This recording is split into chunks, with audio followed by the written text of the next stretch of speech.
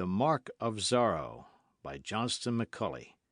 Chapter 1 Pedro the Boaster. Again the sheet of rain beat against the roof of red Spanish tile, and the wind shrieked like a soul in torment, and smoke puffed from the big fireplace as the sparks were showered over the hard dirt floor. "'Tis a night for evil deeds," declared Sergeant Pedro Gonzalez, stretching his great feet in their loose boots toward the roaring fire, and grasping the hilt of his sword in one hand and a mug filled with thin wine in the other. "Devils howl in the wind, and demons are in the raindrops. 'Tis an evil night indeed, eh, signor?"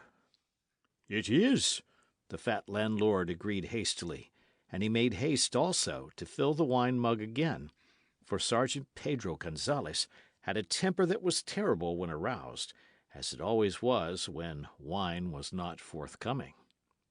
"An evil night," the big sergeant repeated, and drained the mug without stopping to draw breath, a feat that had attracted considerable attention in its time, and had gained the sergeant a certain amount of notoriety up and down El Camino Real, as they called the highway that connected the missions in one long chain. Gonzalez sprawled closer to the fire, and cared not that other men thus were robbed of some of its warmth. Sergeant Pedro Gonzalez often had expressed his belief that a man should look out for his own comfort before considering others, and being of great size and strength, and having much skill with the blade, he found few who had the courage to declare that they believed otherwise. Outside the wind shrieked, and the rain dashed against the ground in a solid sheet. It was a typical February storm for Southern California. At the missions, the frailes had cared for the stock, and had closed the buildings for the night. At every great hacienda, big fires were burning in the houses. The timid natives kept to their little adobe huts, glad for shelter. And here in the little pueblo of Reina de los Angeles, where in years to come a great city would grow, the tavern on one side of the plaza housed for the time being men who would sprawl before the fire until the dawn rather than face the beating rain. Sergeant Pedro Gonzalez, by virtue of his rank and size, hogged the fireplace, and a corporal and 3 soldiers from the Presidio sat at table a little in rear of him, drinking their thin wine and playing at cards. An Indian servant crouched on his heels in one corner, no neophyte who had accepted the religion of the frailes, but a Gentile and renegade. For this was in the day of the decadence of the missions, and there was little peace between the robed Franciscans who followed in the footsteps of the sainted Junipero Serra, who had founded the first mission at San Diego de la Cala, and thus made possible an empire, and those who followed the politicians and had high places in the army. The men who drank wine in the tavern at Reina de los Angeles had no wish for a spying neophyte about them. Just now conversation had died out, a fact that annoyed the fat landlord and caused him some fear. For Sergeant Pedro Gonzalez in an argument was Sergeant Gonzalez at peace, and unless he could talk, the big soldier might feel moved to action and start a brawl. Twice before Gonzalez had done so, to the great damage of furniture and men's faces, and the landlord had appealed to the commandante of the Presidio, Captain Ramon, only to be informed that the captain had an abundance of troubles of his own, and that running an inn was not one of them. So the landlord regarded Gonzalez warily, and edged closer to the long table, and spoke in an attempt to start a general conversation and so avert trouble. "They are saying in the pueblo," he announced, "that this Señor Zorro is abroad again." His words had an effect that was both unexpected and terrible to witness. Sergeant Pedro Gonzalez hurled his half-filled wine mug to the hard dirt floor, straightened suddenly on the bench, and crashed a ponderous fist down upon the table, causing wine mugs and cards and coins to scatter in all directions. The corporal and the 3 soldiers retreated a few feet in sudden fright, and the red face of the landlord blanched. The native sitting in the corner started to creep toward the door, having determined that he preferred the storm outside to the big sergeant's anger. "Señor Zorro, eh?" Gonzales cried in a terrible voice. "Is it my fate always to hear that name? Señor Zorro, eh? Mr. Fox, in other words. He imagines, I take it, that he is as cunning as one. By the saints, he raises as much stench." Gonzales gulped, turned to face them squarely, and continued his tirade. "He runs up and down the length of El Camino Real like a goat of the high hills. He wears a mask, and he flashes a pretty blade, they tell me. He uses the point of it to carve his hated letter Z on the cheek of his foe. Ha! The Mark of Zorro, they are calling it. A pretty blade he has, in truth. But I cannot swear as to the blade. I have never seen it. He will not do me the honour of letting me see it.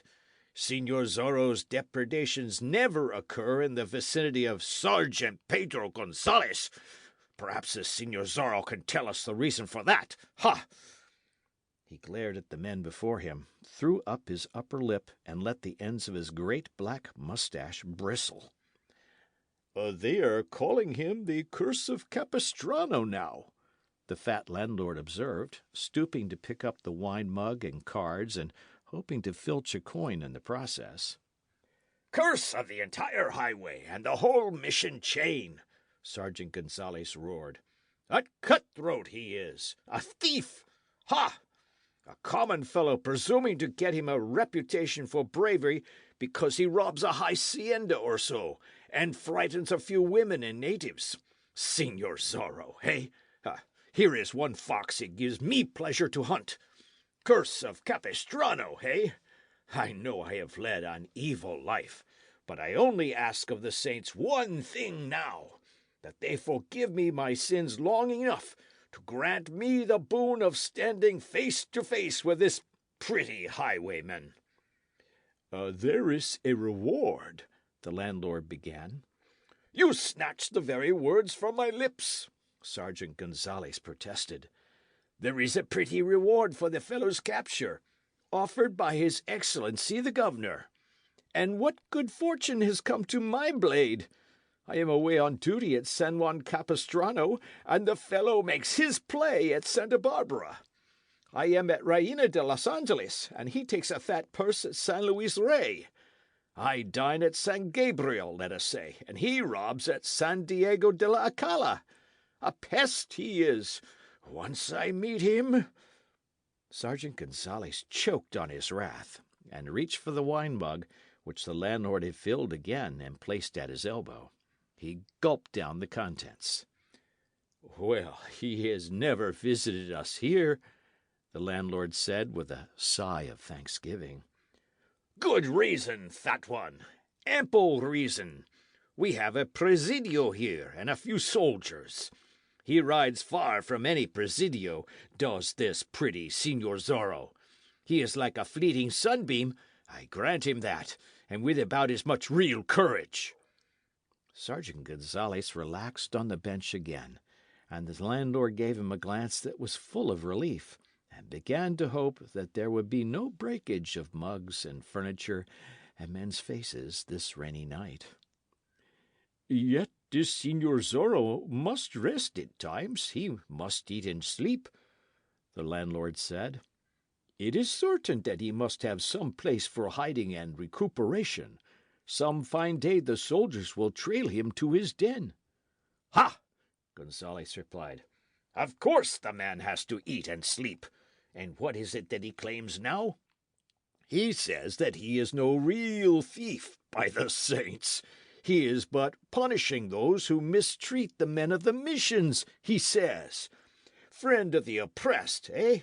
He left a placard at Santa Barbara recently stating as much, did he not? Ha!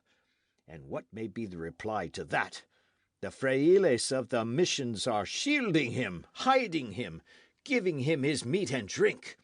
Shake down a robed fray, and you'll find some trace of this pretty highwayman's whereabouts. Else I am a lazy civilian." I have no doubt that you speak the truth, the landlord replied.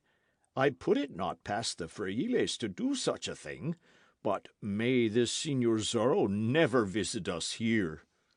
And why not, fat one? Sergeant Gonzalez cried in a voice of thunder. Am I not here? Have I not a blade at my side? Are you an owl?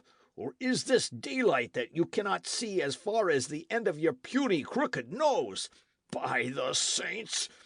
I mean, said the landlord quickly and with some alarm, that I have no wish to be robbed. To be robbed of what, fat one? Of a jug of weak wine and a meal? Have you riches, fool? Ha! Let the fellow come. Let this bold and cunning Señor Zorro but enter that door and step before us. Let him make a bow, as they say he does, and let his eyes twinkle through his mask. Let me but face the fellow for an instant, and I claim the generous reward offered by his excellency. He perhaps is afraid to venture so near the presidio, the landlord said. More wine! Gonzales howled. More wine, fat one, and place it to my account.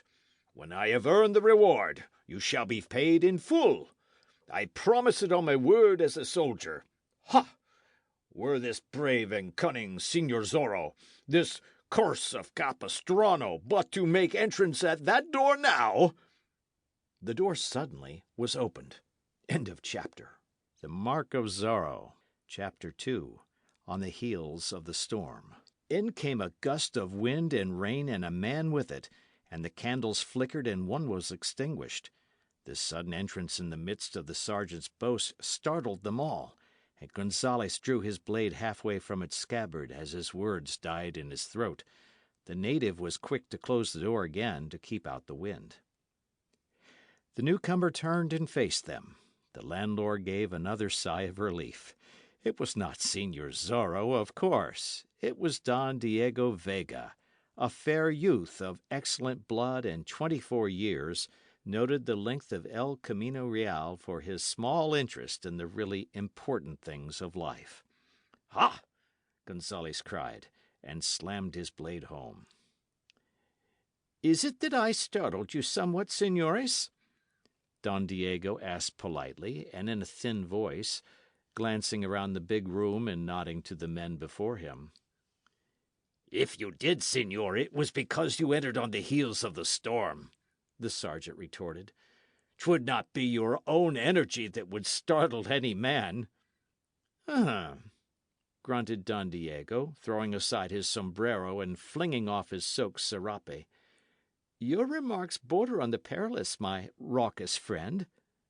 Can it be that you intend to take me to task? It is true, continued Don Diego, that I do not have a reputation for riding like a fool at the risk of my neck, fighting like an idiot with every newcomer, and playing the guitar under every woman's window like a simpleton. Yet I do not care to have these things you deem my shortcomings flaunted in my face. Ah! Gonzales cried, half in anger. We have an agreement, Sergeant Gonzales, that we can be friends, and I can forget the wide difference in birth and breeding that yawns between us, only as long as you curb your tongue and stand my comrade. Your boasts amuse me, and I buy for you the wine that you crave. It is a pretty arrangement. But ridicule me again, señor, either in public or private, and the agreement is at an end. I may mention that I have some small influence. Oh, your pardon, Caballero, and my very good friend, the alarmed Sergeant Gonzales cried now. You are storming worse than the tempest outside, and merely because my tongue happened to slip. Hereafter, if any man ask, you are nimble of wit and quick with a blade, always ready to fight or to make love. You are a man of action, Caballero. Ha! Does any dare doubt it? He glared around the room, half drawing his blade again, and then he slammed the sword home and threw back his head and roared with laughter. and then clapped Don Diego between the shoulders. And the fat landlord hurried with more wine, knowing well that Don Diego Vega would stand the score. For this peculiar friendship between Don Diego and Sergeant Gonzalez was the talk of El Camino Real. Don Diego came from a family of blood that ruled over thousands of broad acres, countless herds of horses and cattle, great fields of grain. Don Diego, in his own right, had a hacienda that was like a small empire, and a house in the pueblo also, and was destined to inherit from his father more than thrice what he had now. But Don Diego was unlike the other full-blooded youths of the times. It appeared that he disliked action. He seldom wore his blade, except as a matter of style and apparel. He was damnably polite to all women and paid court to none. He sat in the sun and listened to the wild tales of other men, and now and then he smiled. He was the opposite of Sergeant Pedro Gonzalez in all things, and yet they were together frequently. It was as Don Diego had said. He enjoyed the sergeant's boasts, and the sergeant enjoyed the free wine.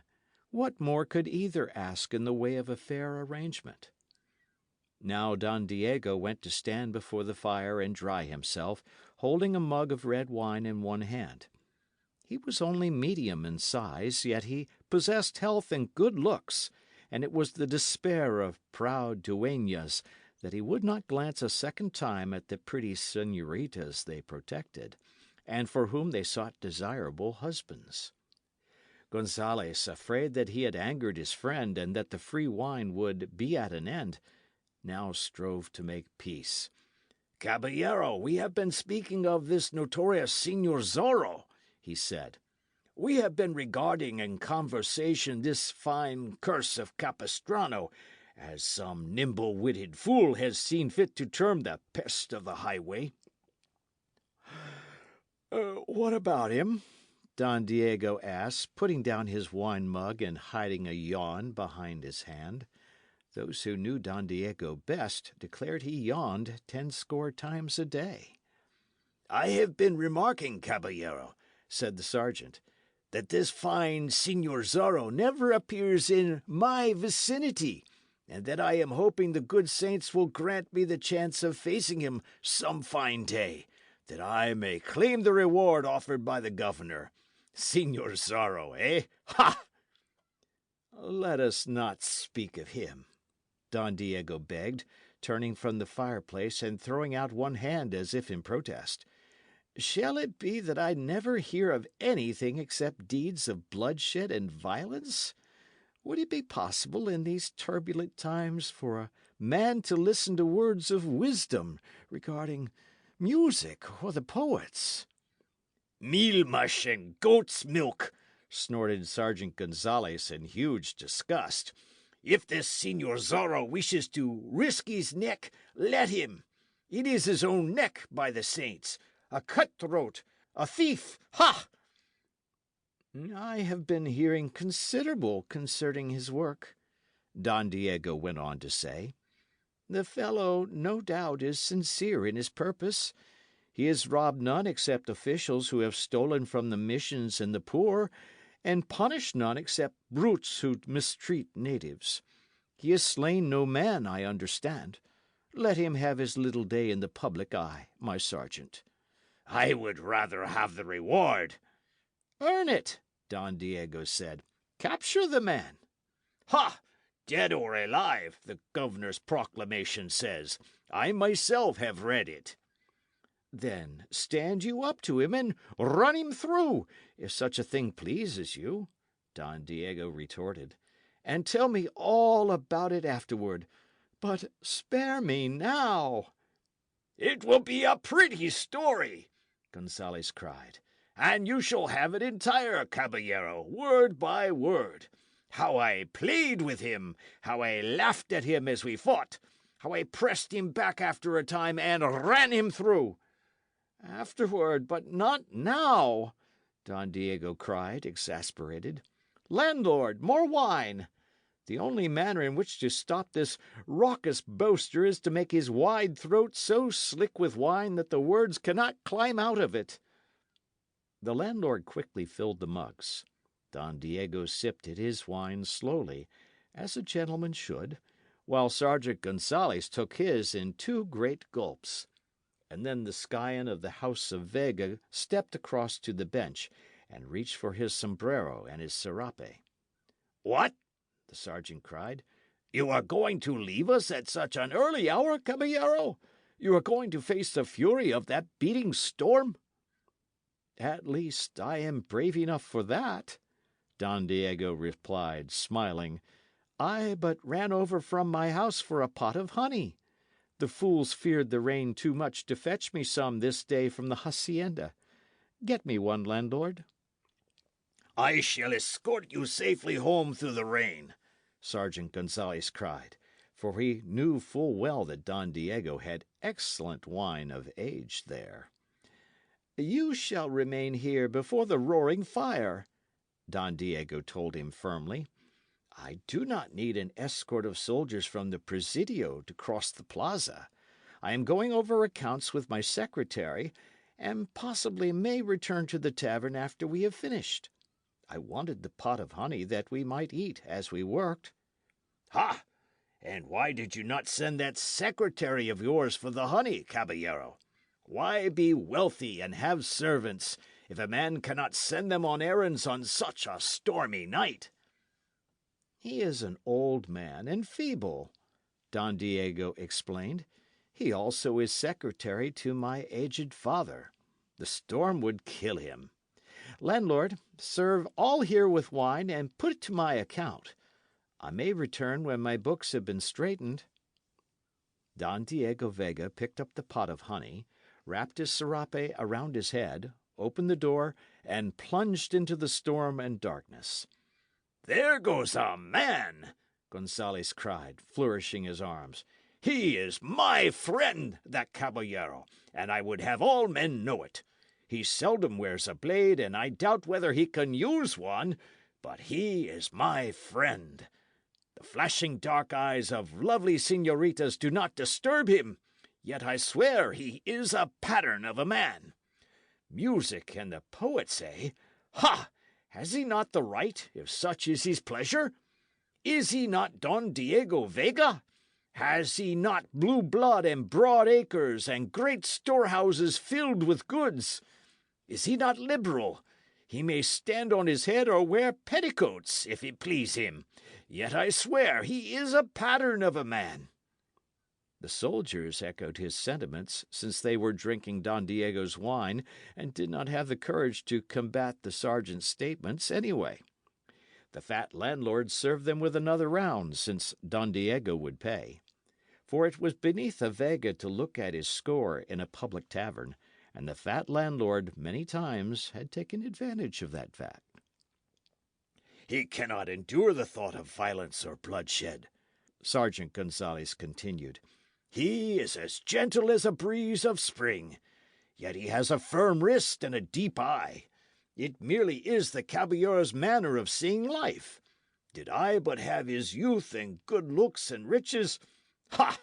There would be a stream of broken hearts from San Diego de Alcala to San Francisco de Assis." "And broken heads," the corporal offered. "Ha! And broken heads, comrade! I would rule the country. No youngster should stand long in my way. Out with blade and at them! Cross Pedro Gonzalez, eh? Ha! Through the shoulder, neatly, ha! Through a lung!" Gonzalez was upon his feet now, and his blade had leaped from its scabbard. He swept it back and forth through the air, thrust, parried, lunged, advanced and retreated, shouted his oaths and roared his laughter as he fought with shadows. "That is the manner of it!" he screeched at the fireplace. "What have we here? 2 of you against 1? Ha! So much the better, señores! We love brave odds! Ha! Have at you, dog! Die, hound! One side, poltroon!" He reeled against the wall, gasping, his breath almost gone, the point of his blade resting on the floor, his great face purple with the exertion and the wine he had consumed, while the corporal and the soldiers and the fat landlord laughed long and loudly at this bloodless battle from which Sergeant Pedro Gonzalez had emerged the unquestioned victor. Were this fine, Señor Zorro, only before me here and now, the sergeant gasped. And again the door was opened suddenly, and a man entered the inn on a gust of the storm. End of chapter. Chapter 3 of The Mark of Zorro. Señor Zorro pays a visit. The native hurried forward to fasten the door against the force of the wind, and then retreated to his corner again. The newcomer had his back toward those in the long room. They could see that his sombrero was pulled far down on his head, as if to prevent the wind from whisking it away, and that his body was enveloped in a long cloak that was wringing wet. With his back still toward them, he opened the cloak and shook the raindrops from it, and then folded it across his breast again as the fat landlord hurried forward, rubbing his hands together in expectation, for he deemed that here was some caballero off the highway who would pay good coin for food and bed and care for his horse. When the landlord was within a few feet of him and the door, the stranger whirled around. The landlord gave a little cry of fear and retreated with speed. The corporal gurgled deep down in his throat. The soldiers gasped. Sergeant Pedro Gonzalez allowed his lower jaw to drop and let his eyes bulge.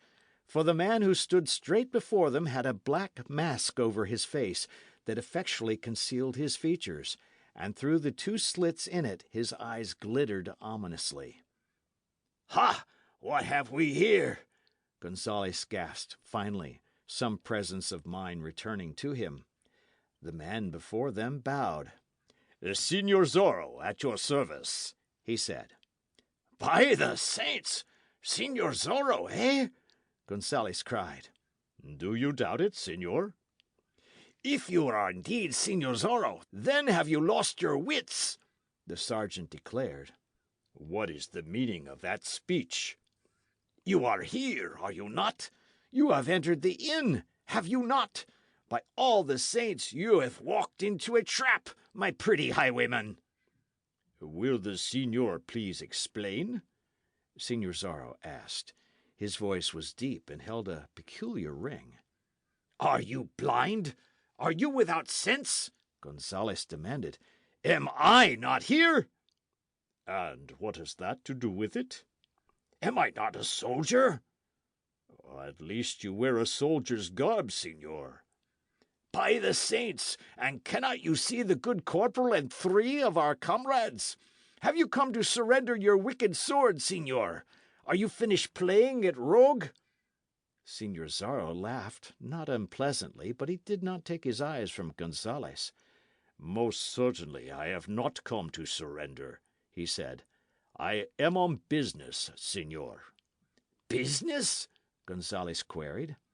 4 days ago, señor, you brutally beat a native who had won your dislike. The affair happened on the road between here and the mission at San Gabriel." "He was a surly dog and got in my way. And how does it concern you, my pretty highwayman?" "I am the friend of the oppressed, señor, and I have come to punish you." "Come to punish me, fool? You punish me? I shall die of laughter before I can run you through. You are as good as dead, Señor Zorro. His Excellency has offered a pretty price for your carcass. If you are a religious man, say your prayers. I would not have it said that I slew a man without giving him time to repent his crimes. I give you the space of 100 heartbeats." "You are generous, señor, but there is no need for me to say my prayers." "Then must I do my duty," said Gonzalez, and lifted the point of his blade. "Corporal, you will remain by the table, and the men also. This fellow and the reward he means are mine." He blew out the ends of his moustache and advanced carefully, not making the mistake of underestimating his antagonist, for there had been certain tales of the man's skill with the blade. And when he was within the proper distance, he recoiled suddenly, as if a snake had warned of a strike. For Señor Zorro had allowed one hand to come from beneath his cloak, and the hand held a pistol, most damnable of weapons to Sergeant Gonzales. "Back, señor," Señor Zorro warned. "Ha! So that is the way of it!" Gonzales cried. "You carry that devil's weapon, and threaten men with it. Such things are for use only at a long distance and against inferior foes. Gentlemen prefer the trusty blade." "Back, señor. There is death in this you call the devil's weapon. I shall not warn again." "Somebody told me you were a brave man," Gonzales taunted, retreating a few feet. "It has been whispered that you would meet any man foot to foot and cross blades with him. I have believed it of you. And now I find you resorting to a weapon fit for nothing except to use against red natives. Can it be, señor, that you lack the courage I have heard you possess?" Señor Zorro laughed again. "As to that, you shall see presently," he said. "The use of this pistol is necessary at the present time. I find myself pitted against large odds in this tavern, señor. I shall cross blades with you gladly when I have made such a proceeding safe." "I wait anxiously," Gonzales sneered. "The corporal and soldiers will retreat to that far corner," Señor Zorro directed. "Landlord, you will accompany them. The native will go there also. Quickly, señores!" "Thank you. I do not wish to have any of you disturbing me while I am punishing the sergeant here." "Ha!" Gonzales screeched in fury. "We shall soon see as to the punishing, my pretty fox." "I shall hold the pistol in my left hand," Señor Zorro continued. "I shall engage this sergeant with my right, in the proper manner, and as I fight I shall keep an eye on the corner. The first move from any of you, señores, means that I fire. I am expert with this you have termed the devil's weapon, and if I fire some men shall cease to exist on this earth of ours. It is understood?" The corporal and soldiers and landlord did not take the trouble to answer. Señor Zorro looked Gonzales straight in the eyes again, and a chuckle came from behind his mask. "Sergeant, you will turn your back until I can draw my blade," he directed. "I give you my word as a caballero that I shall not make a foul attack." "As a caballero?" Gonzales sneered. "I said it, señor," Zorro replied, his voice ringing a threat. Gonzales shrugged his shoulders and turned his back. In an instant he heard the voice of the highwayman again. "On guard, señor." End of chapter. Chapter 4 of the Mark of Zorro. Swords clash and Pedro explains. Gonzales whirled at the word, and his blade came up. He saw that Señor Zorro had drawn his sword, and that he was holding the pistol in his left hand high above his head. Moreover, Señor Zorro was chuckling still, and the sergeant became infuriated. The blades clashed. Sergeant Gonzales had been accustomed to battling with men who gave ground when they pleased and took it when they could, who went this way and that, seeking an advantage, now advancing, now retreating, now swinging to left or right as their skill directed them. But here he faced a man who fought in quite a different way. For Señor Zorro, it appeared, was as if rooted to one spot and unable to turn his face in any other direction. He did not give an inch, nor did he advance, nor step to either side. Gonzales attacked furiously, as was his custom, and he found the point of his blade neatly parried. He used more caution then, and tried what tricks he knew, but they seemed to avail him nothing. He attempted to pass around the man before him, and the other's blade drove him back. He tried a retreat, hoping to draw the other out, but Señor Zorro stood his ground and forced Gonzales to attack again. As for the highwayman, he did not except put up a defence. Anger got the better of Gonzales then, for he knew the corporal was jealous of him, and that the tale of this fight would be told to all the pueblo tomorrow, and so travel up and down the length of El Camino Real. He attacked furiously, hoping to drive Señor Zorro off his feet and make an end of it. but he found that his attack ended as if against a stone wall. His blade was turned aside, his breast crashed against that of his antagonist, and Signor Zorro merely threw out his chest and hurled him back half a dozen steps. "Fight, Signor," Signor Zorro said. "Fight yourself, cutthroat and thief!" the exasperated sergeant cried. "Don't stand like a piece of the hills, fool! Is it against your religion to take a step?" "You cannot taunt me into doing it," the highwayman replied, chuckling again. Sergeant Gonzalez realized then that he had been angry, and he knew an angry man cannot fight with the blade as well as a man who controls his temper. So he became deadly cold now, and his eyes narrowed, and all boasting was gone from him. He attacked again, but now he was alert, seeking an unguarded spot through which he could thrust without courting disaster himself. He fenced as he never had fenced in his life before. He cursed himself for having allowed wine and food to rob him of his wind. From the front, from either side, he attacked, only to be turned back again, all his tricks solved almost before he tried them. He had been watching his antagonist's eyes, of course, and now he saw a change. They had seemed to be laughing through the mask, and now they had narrowed and seemed to send forth flakes of fire. "We have had enough of playing," Signor Zorro said. "It is time for the punishment." And suddenly he began to press the fighting, taking step after step, slowly and methodically going forward and forcing Gonzalez backwards. The tip of his blade seemed to be a serpent's head with 1,000 tongues. Gonzalez felt himself at the other's mercy, but he gritted his teeth and tried to control himself, and fought on. Now he was with his back against the wall, but in such a position that Signor Zorro could give him battle and watch the men in the corner at the same time. He knew the highwayman was playing with him. He was ready to swallow his pride and call upon the corporal and soldiers to rush in and give him aid. And then there came a sudden battering at the door, which the native had bolted. The heart of Gonzalez gave a great leap. Somebody was there, wishing to enter. Whoever it was would think it peculiar that the door was not thrown open instantly by the fat landlord or his servant. Perhaps help was at hand. "We are interrupted, signor," the highwayman said. "I regret it, for I will not have the time to give you the punishment you deserve, and will have to arrange to visit you another time. You scarcely are worth a double visit." The pounding at the door was louder now. Gonzalez raised his voice. "Ha! We have Signor Zorro here!" "Poltroon!" the highwayman cried.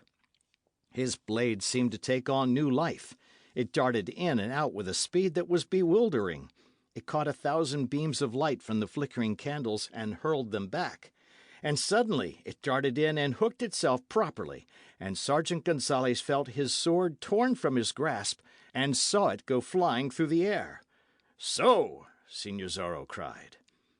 Gonzalez awaited the stroke. A sob came into his throat that this must be the end, instead of on a field of battle where a soldier wishes it.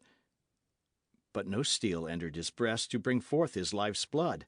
Instead, Signor Zorro swung his left hand down, passed the hilt of his blade to it, and grasped it beside the pistol's butt, and with his right he slapped Pedro Gonzalez once across the cheek.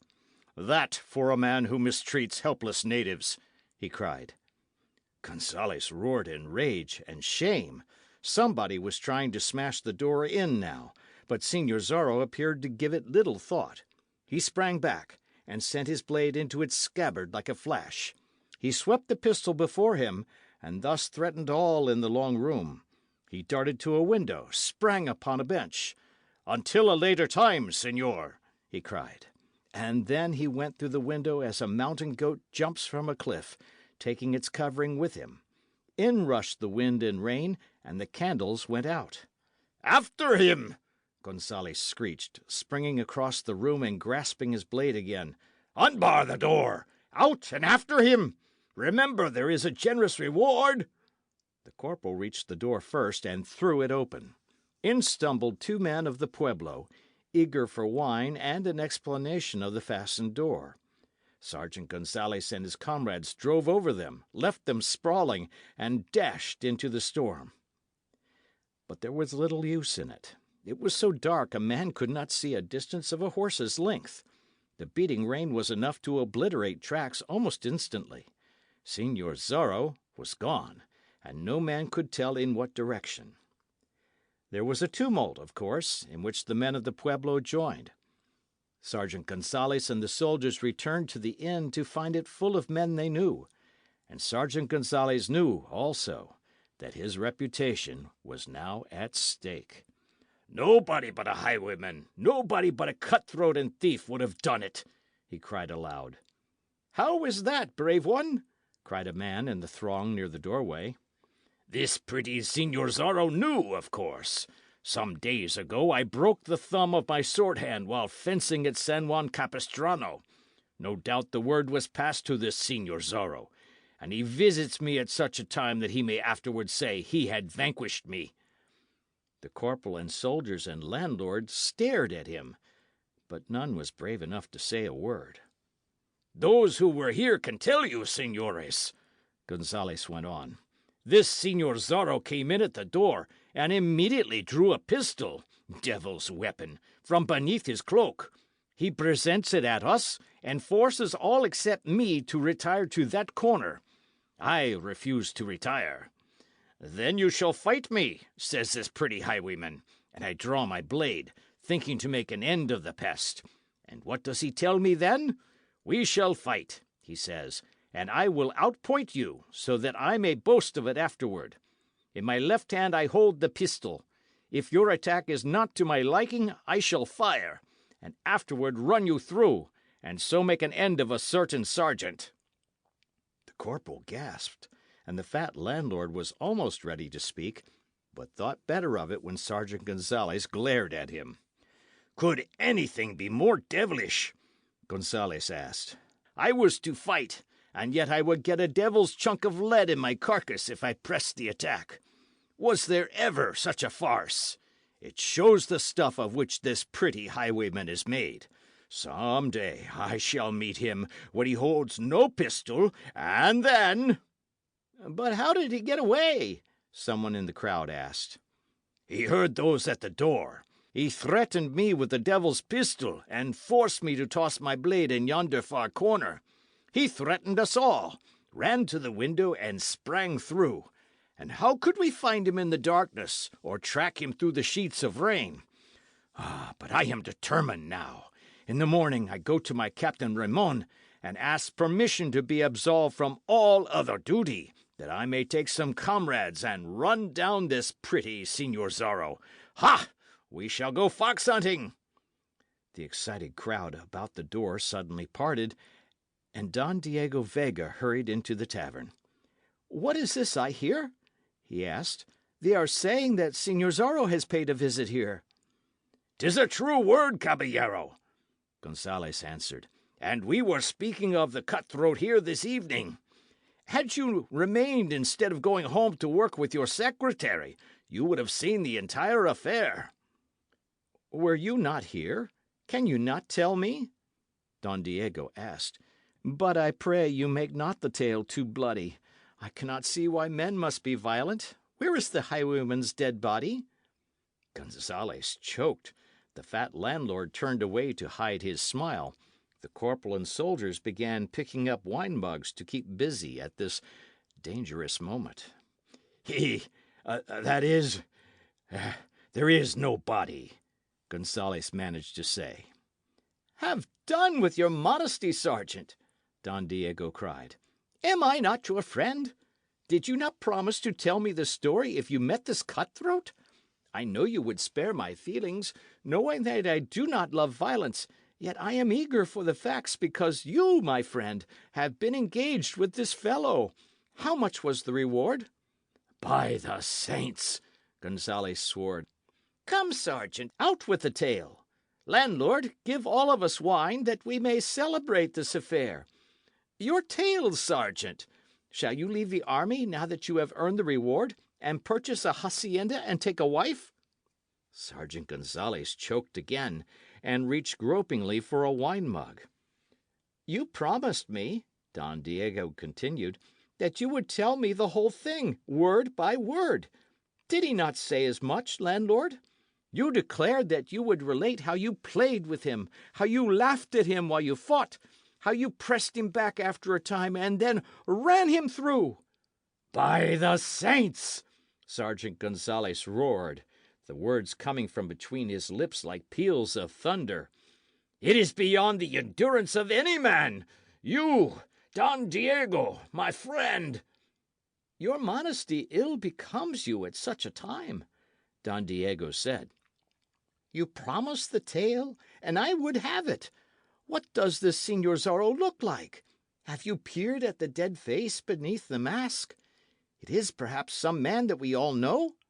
Cannot some one of you tell me the facts? You stand here like so many speechless images of men. Whine, or I choke! Gonzales howled. Don Diego, you are my good friend, and I will cross swords with any man who belittles you. But do not try me too far this night. I fail to understand, Don Diego said. I have but asked you to tell me the story of the fight, how you mocked him as you battled, how you pressed him back at will, and presently ended it by running him through. Enough! Am I to be taunted? The big sergeant cried. He gulped down the wine and hurled the mug far from him. Is it possible that you did not win the battle? Don Diego asked. But surely this pretty highwayman could not stand up before you, my sergeant. How was the outcome? He had a pistol.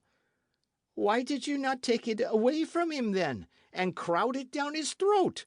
But perhaps that is what you did. Here is more wine, my sergeant. Drink! But Sergeant Gonzales was thrusting his way through the throng at the door. I must not forget my duty, he said. I must hurry to the Presidio and report this occurrence to the Commandante.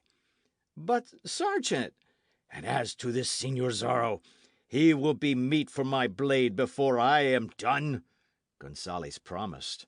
And then, cursing horribly, he rushed away through the rain, the first time in his life he had ever allowed duty to interfere with his pleasure and had run from good wine. Don Diego Vega smiled as he turned toward the fireplace.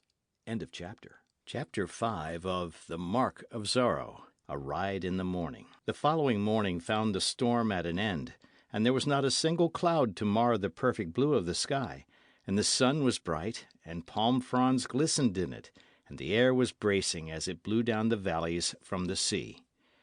At mid-morning, Don Diego Vega came from his house in the pueblo, drawing on his sheepskin riding mittens, and stood for a moment before it, glancing across the plaza at the little tavern. From the rear of the house an Indian servant led a horse. Though Don Diego did not go galloping across the hills and up and down El Camino Real like an idiot, yet he owned a fairish bit of horseflesh. The animal had spirit and speed and endurance, and many a young blood would have purchased him, except that Don Diego had no use for more money and wanted to retain the beast.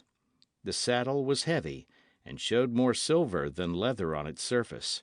The bridle was heavily chased with silver, too, and from its sides dangled leather globes studded with semi-precious stones, that now glittered in the bright sunshine as if to advertise Don Diego's wealth and prestige to all the world. Don Diego mounted, while half a score of men loitering around the plaza watched, and made efforts to hide their grins. It was quite the thing in those days for a youngster to spring from the ground into his saddle, gather up the reins, rake the beast's flanks with his great spurs, and disappear in a cloud of dust, all in one motion. But Don Diego mounted a horse as he did everything else, without haste or spirit. The native held a stirrup, and Don Diego inserted the toe of his boot. Then he gathered the reins in one hand, pulled himself into the saddle as if it had been quite a task. Having done that much, the native held the other stirrup and guided Don Diego's other boot into it, and then he backed away, and Don Diego clucked to the magnificent beast and started it, at a walk, along the edge of the plaza toward the trail that ran to the north. Having reached the trail, Don Diego allowed the animal to trot, and after having covered a mile in this fashion, he urged the beast into a slow gallop, and so rode along the highway. Men were busy in the fields and orchards, and natives were tending the herds. Now and then Don Diego passed a lumbering carreta, and saluted whoever happened to be in it. Once a young man he knew passed him at a gallop, going toward the pueblo, and Don Diego stopped his own horse to brush the dust from his garments after the man had gone his way. Those same garments were more gorgeous than usual this bright morning. A glance at them was enough to establish the wealth and position of the wearer. Don Diego had dressed with much care, admonishing his servants because his newest serape was not pressed properly, and spending a great deal of time over the polishing of his boots. He travelled for a distance of 4 miles, and then turned from the high road and started up a narrow, dusty trail that led to a group of buildings against the side of a hill in the distance. Don Diego Vega was about to pay a visit to the hacienda of Don Carlos Pulido. This same Don Carlos had experienced numerous vicissitudes during the last few years. Once he had been second to none except Don Diego's father in position, wealth, and breeding. But he had made the mistake of getting on the wrong side of the fence politically, and he found himself stripped of a part of his broad acres, and tax gatherers bothering him in the name of the governor, until there remained but a remnant of his former fortune, but all his inherited dignity of birth. On this morning Don Carlos was sitting on the veranda of the hacienda, meditating on the times, which were not at all to his liking. His wife, Doña Catalina, the sweetheart of his youth and age, was inside directing her servants. His only child, the Señorita Lolita, likewise was inside, plucking at the strings of a guitar, and dreaming as a girl of 18 dreams. Don Carlos raised his silvered head and peered down the long, twisting trail, and saw in the distance a small cloud of dust. The dust cloud told him that a single horseman was approaching, and Don Carlos feared another gatherer of taxes. He shaded his eyes with a hand and watched the approaching horseman carefully. He noted the leisurely manner in which he rode his mount, and suddenly hope sang in his breast, for he saw the sun flashing from the silver on saddle and bridle, and he knew that men of the army did not have such rich harness to use while on duty. The rider had made the last turning now, and was in plain sight from the veranda of the house, and Don Carlos rubbed his eyes and looked again to verify the suspicion he had. Even at that distance the aged Don could establish the identity of the horseman. "'Tis Don Diego Vega," he breathed. "May the saints grant that here is a turn in my fortunes for the better at last." Don Diego, he knew, might only be stopping to pay a friendly visit, and yet that would be something, for when it was known abroad that the Vega family was on excellent terms with the Pulido establishment, even the politicians would stop to think twice before harassing Don Carlos further, for the Vegas were a power in the land. So Don Carlos slapped his hands together, and a native hurried out from the house, and Don Carlos bade him draw the shades so that the sun would be kept from a corner of the veranda, and place a table and some chairs, and hurry with small cakes and wine. He sent word into the house to the women, too, that Don Diego Vega was approaching. Doña Catalina felt her heart beginning to sing, and she herself began to hum a little song, and Señorita Lolita ran to a window to look out at the trail. When Don Diego stopped before the steps that led to the veranda, there was a native waiting to care for his horse, and Don Carlos himself walked halfway down the steps and stood waiting, his hand held out in welcome. "I am glad to see you a visitor at my poor hacienda, Don Diego," he said, as the young man approached, drawing off his mittens. "It is a long and dusty road," Don Diego said. "It wearies me, too, to ride a horse the distance." Don Carlos almost forgot himself and smiled at that, for surely riding a horse a distance of 4 miles was not enough to tire a young man of blood. But he remembered Don Diego's lifelessness and did not smile, lest the smile cause anger. He led the way to the shady nook on the veranda, and offered Don Diego wine and cakes, and waited for his guest to speak. As became the times, the women remained inside the house, not ready to show themselves unless the visitor asked for them, or their lord and master called. "How are things in the pueblo of Reina de los Angeles?" Don Carlos asked. "It has been a space of several score days since I visited there." "Everything is the same," said Don Diego, "except that this Señor Zorro invaded the tavern last evening and had a duel with the big Sergeant Gonzales." "Ha! Señor Zorro, eh? And what was the outcome of the fighting?" "Though the sergeant has a crooked tongue while speaking of it," said Don Diego, "it has come to me through a corporal who was present, that this Señor Zorro played with the sergeant, and finally disarmed him and sprang through a window to make his escape in the rain. They could not find his tracks." "A clever rogue," Don Carlos said. "At least, I have nothing to fear from him.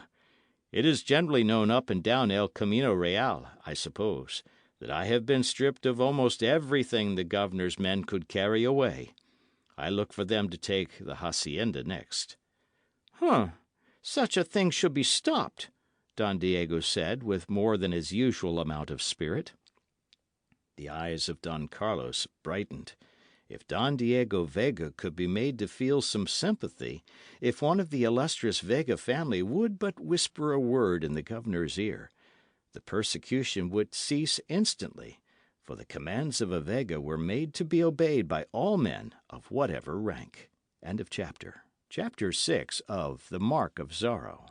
Diego seeks a bride. Don Diego sipped his wine slowly, and looked out across the mesa, and Don Carlos looked at him in puzzled fashion, realizing that something was coming, and scarcely knowing what to expect.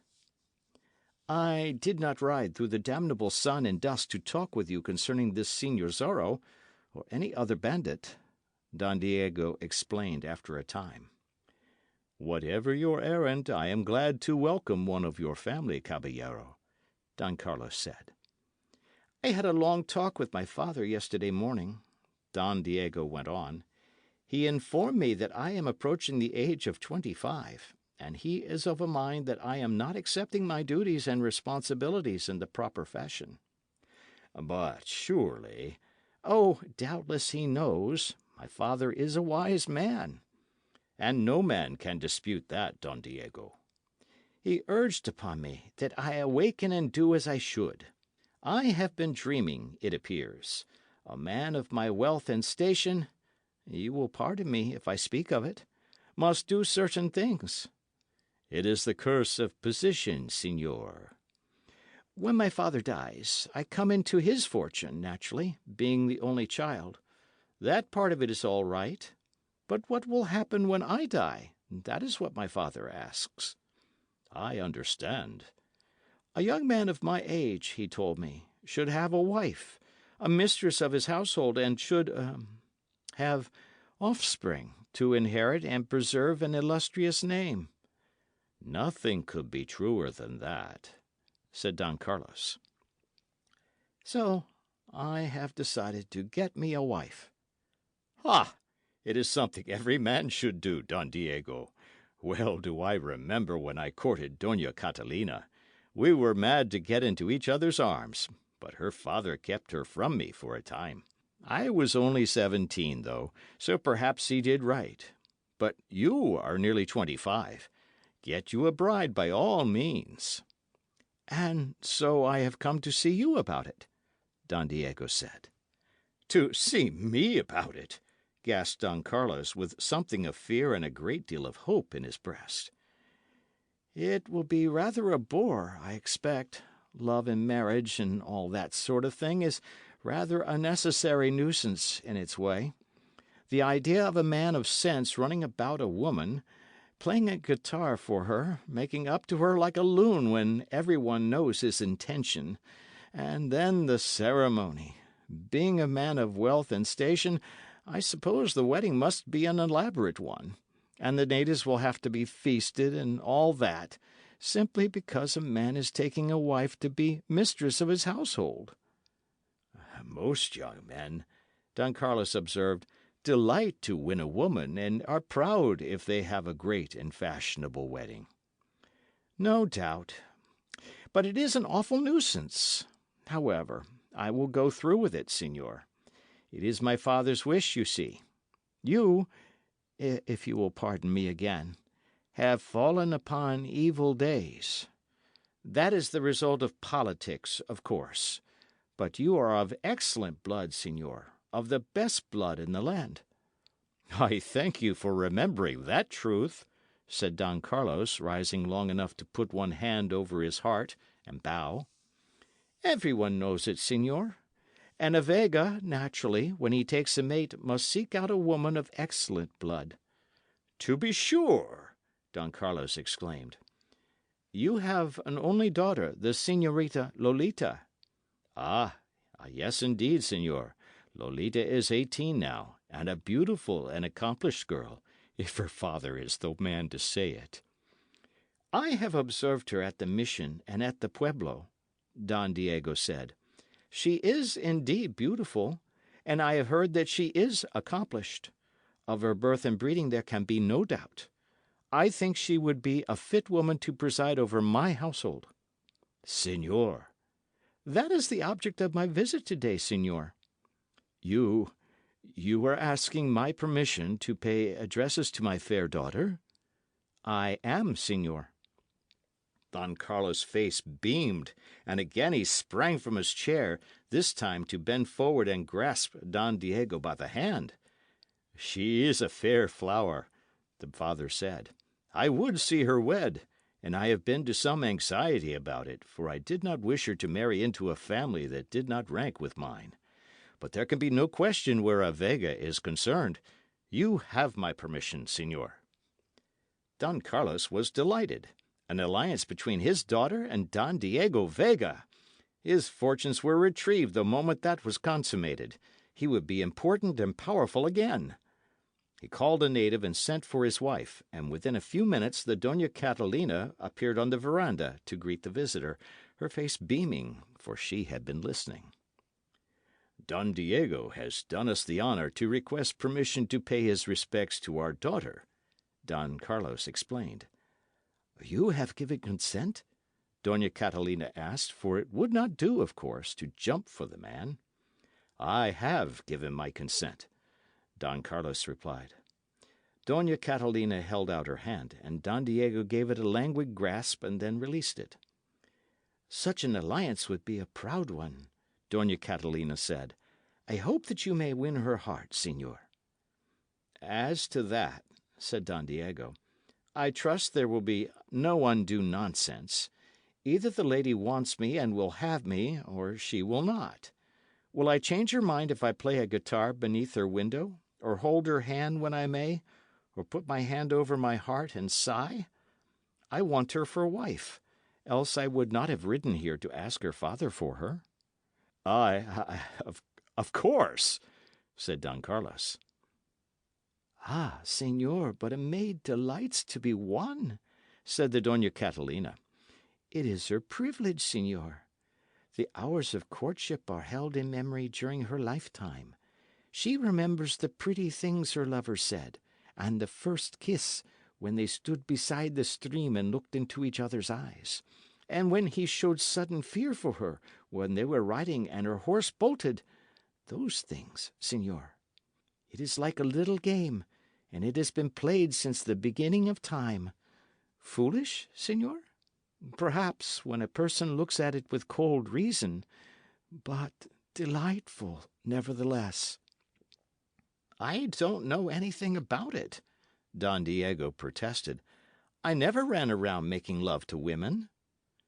The woman you marry will not be sorry because of that, Signor. You think it is necessary for me to do these things? Oh, said Don Carlos, afraid of losing an influential son-in-law. A little bit would not hurt. A maid likes to be wooed, of course, even though she has made up her mind. I have a servant who is a wonder at the guitar, Don Diego said. Tonight I shall order him to come out and play beneath the señorita's window. And not come yourself? Doña Catalina gasped. Ride out here again tonight, when the chill wind blows in from the sea? Gasped Don Diego. It would kill me, and the native plays the guitar better than I. I never heard of such a thing, Doña Catalina gasped, her sense of the fitness of things outraged. Let Don Diego do as he wills, Don Carlos urged. I had thought, said Don Diego, that you would arrange everything and let me know. I would have my house put in order, of course, and get me more servants. Perhaps I should purchase a coach and drive with my bride as far as Santa Barbara and visit a friend there. Is it not possible for you to attend to everything else? Just merely send me word when the wedding is to be. Don Carlos Pulido was nettled a little himself now. Caballero, he said, when I courted Doña Catalina, she kept me on needles and pins. One day she would frown, and the next day smile. It added a spice to the affair. I would not have it different. You will regret it, señor, if you do not do your own courting. Would you like to see the señorita now? I suppose I must, Don Diego said. Doña Catalina threw up her head and went into the house to fetch the girl. And soon she came, a dainty little thing with black eyes that snapped, and black hair that was wound around her head in a great coil, and dainty little feet that peeped from beneath skirts of bright hue. I am happy to see you again, Don Diego, she said. He bowed over her hand and assisted her to one of the chairs. You are as beautiful as you were when I saw you last, he said. Always tell a señorita that she is more beautiful than when you saw her last, groaned Don Carlos. Ah, that I were young again and could make love anew. He excused himself and entered the house, and Doña Catalina moved to the other end of the veranda, so that the pair could talk without letting her hear the words, but from where she could watch, as a good dueña always must. Señorita, Don Diego said, I have asked your father this morning for permission to seek you in marriage. Oh, señor, the girl gasped. Do you think I would make a proper husband? Why, that is... Just say the word, señorita, and I shall tell my father, and your family will make arrangements for the ceremony. They can send word in to me by some native. It fatigues me to ride abroad when it is not at all necessary. Now the pretty eyes of the Señorita Lolita began flashing warning signals, but Don Diego, it was evident, did not see them, and so he rushed forward to his destruction. Shall you agree to becoming my wife, señorita? He asked, bending slightly toward her.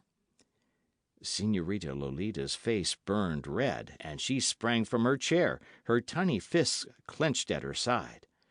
Don Diego Vega, she replied, you are of noble family, and have much wealth, and will inherit more, but you are lifeless, señor. Is this your idea of courtship and romance? Can you not take the trouble to ride 4 miles on a smooth road to see the maid you would wed? What sort of blood is in your veins, señor? Doña Catalina heard that, and now she rushed across the veranda toward them, making signals to her daughter, which Señorita Lolita refused to see. The man who weds me must woo me and win my love, the girl went on. He must touch my heart. Think you that I am some bronze native wench to give myself to the first man who asks? The man who becomes my husband must be a man with life enough in him to want me. Send your servant to play a guitar beneath my window? Oh, I heard, señor. Send him, señor, and I'll throw boiling water upon him and bleach his red skin. Buenos dias, señor. She threw up her head proudly, lifted her silken skirts aside, and so passed him to enter the house, disregarding her mother also. Doña Catalina moaned once for her lost hopes. Don Diego Vega looked after the disappearing señorita, and scratched at his head thoughtfully, and glanced toward his horse. I believe she is displeased with me, he said, in his timid voice. End of chapter. Chapter 7 of The Mark of Zorro. A different sort of man. Don Carlos lost no time in hurrying out to the veranda again, since he had been listening, and so knew what had happened, and endeavouring to placate the embarrassed Don Diego Vega. Though there was consternation in his heart, he contrived to chuckle and make light of the occurrence.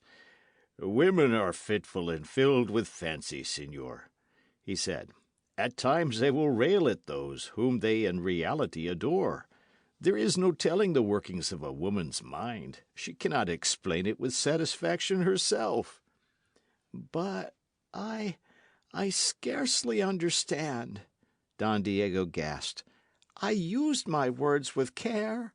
Surely I said nothing to insult or anger the señorita?" "She would be wooed, I take it, in the regular fashion. Do not despair, señor. Both her mother and myself have agreed that you are a proper man for her husband. It is customary that a maid fight off a man to a certain extent, and then surrender. It appears to make the surrender the sweeter. Perhaps the next time you visit us she will be more agreeable. I feel quite sure of it." So Don Diego shook hands with Don Carlos Pulido, and mounted his horse and rode slowly down the trail. And Don Carlos turned about and entered his house again, and faced his wife and daughter, standing before the latter with his hands on his hips and regarding her with something akin to sorrow. "He is the greatest catch in all the country," Doña Catalina was wailing, and she dabbed at her eyes with a delicate square of filmy lace. "He has wealth and position, and could mend my broken fortunes if he were but my son-in-law," Don Carlos declared, not taking his eyes from his daughter's face.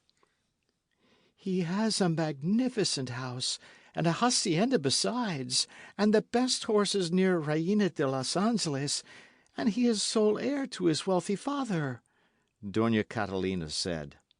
"One whisper from his lips into the ear of His Excellency the Governor, and a man is made or unmade," added Don Carlos. "He is handsome, I grant you that," exclaimed the Señorita Lolita, lifting her pretty head and glaring at them bravely. "That is what angers me. What a lover the man could be if he would.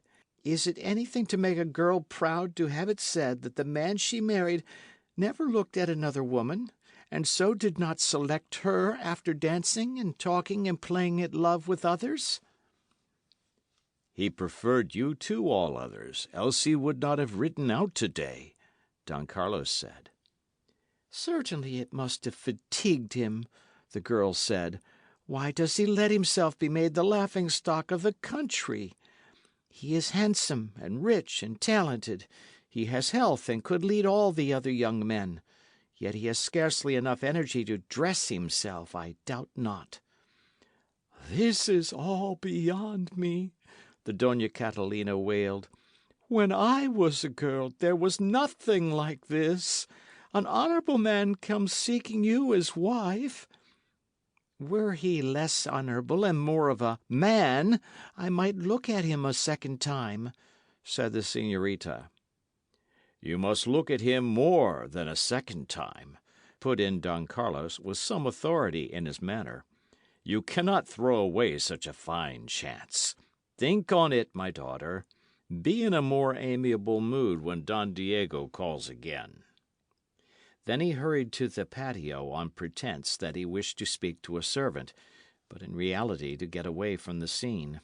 Don Carlos had proved himself to be a courageous man in his youth, and now he was a wise man also, and hence he knew better than to participate in an argument between women. Soon the siesta hour was at hand, and the Señorita Lolita went into the patio and settled herself on a little bench near the fountain. Her father was dozing on the veranda, and her mother in her room, and the servants were scattered over the place, sleeping also. But Señorita Lolita could not sleep, for her mind was busy. She knew her father's circumstances, of course, for it had been some time since he could hide them, and she wanted, naturally, to see him in excellent fortune again. She knew, too, that did she wed with Don Diego Vega, her father was made whole, for a Vega would not let the relatives of his wife be in any but the best of circumstances.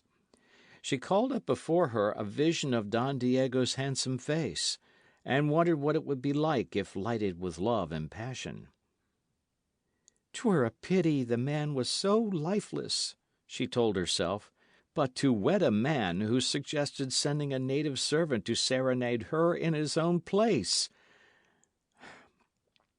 The splashing of the water in the fountain lulled her to sleep, and she curled up on one end of the bench, her cheek pillowed on one tiny hand, her black hair cascading to the ground. And suddenly she was awakened by a touch on her arm, and sat up quickly, and then would have screamed except that a hand was crushed against her lips to prevent her. Before her stood a man whose body was enveloped in a long cloak, and whose face was covered with a black mask, so that she could see nothing of his features except his glittering eyes. She had heard Señor Zorro, the highwayman, described, and she guessed that this was he, and her heart almost ceased to beat, she was so afraid. "Silence, and no harm comes to you, señorita," the man whispered hoarsely. You are?" she questioned on her breath. He stepped back, removed his sombrero, and bowed low before her. "You have guessed it, my charming señorita," he said. "I am known as Señor Zorro, the curse of Capistrano." "And you are here—" "I mean you no harm. No harm to any of this hacienda, señorita.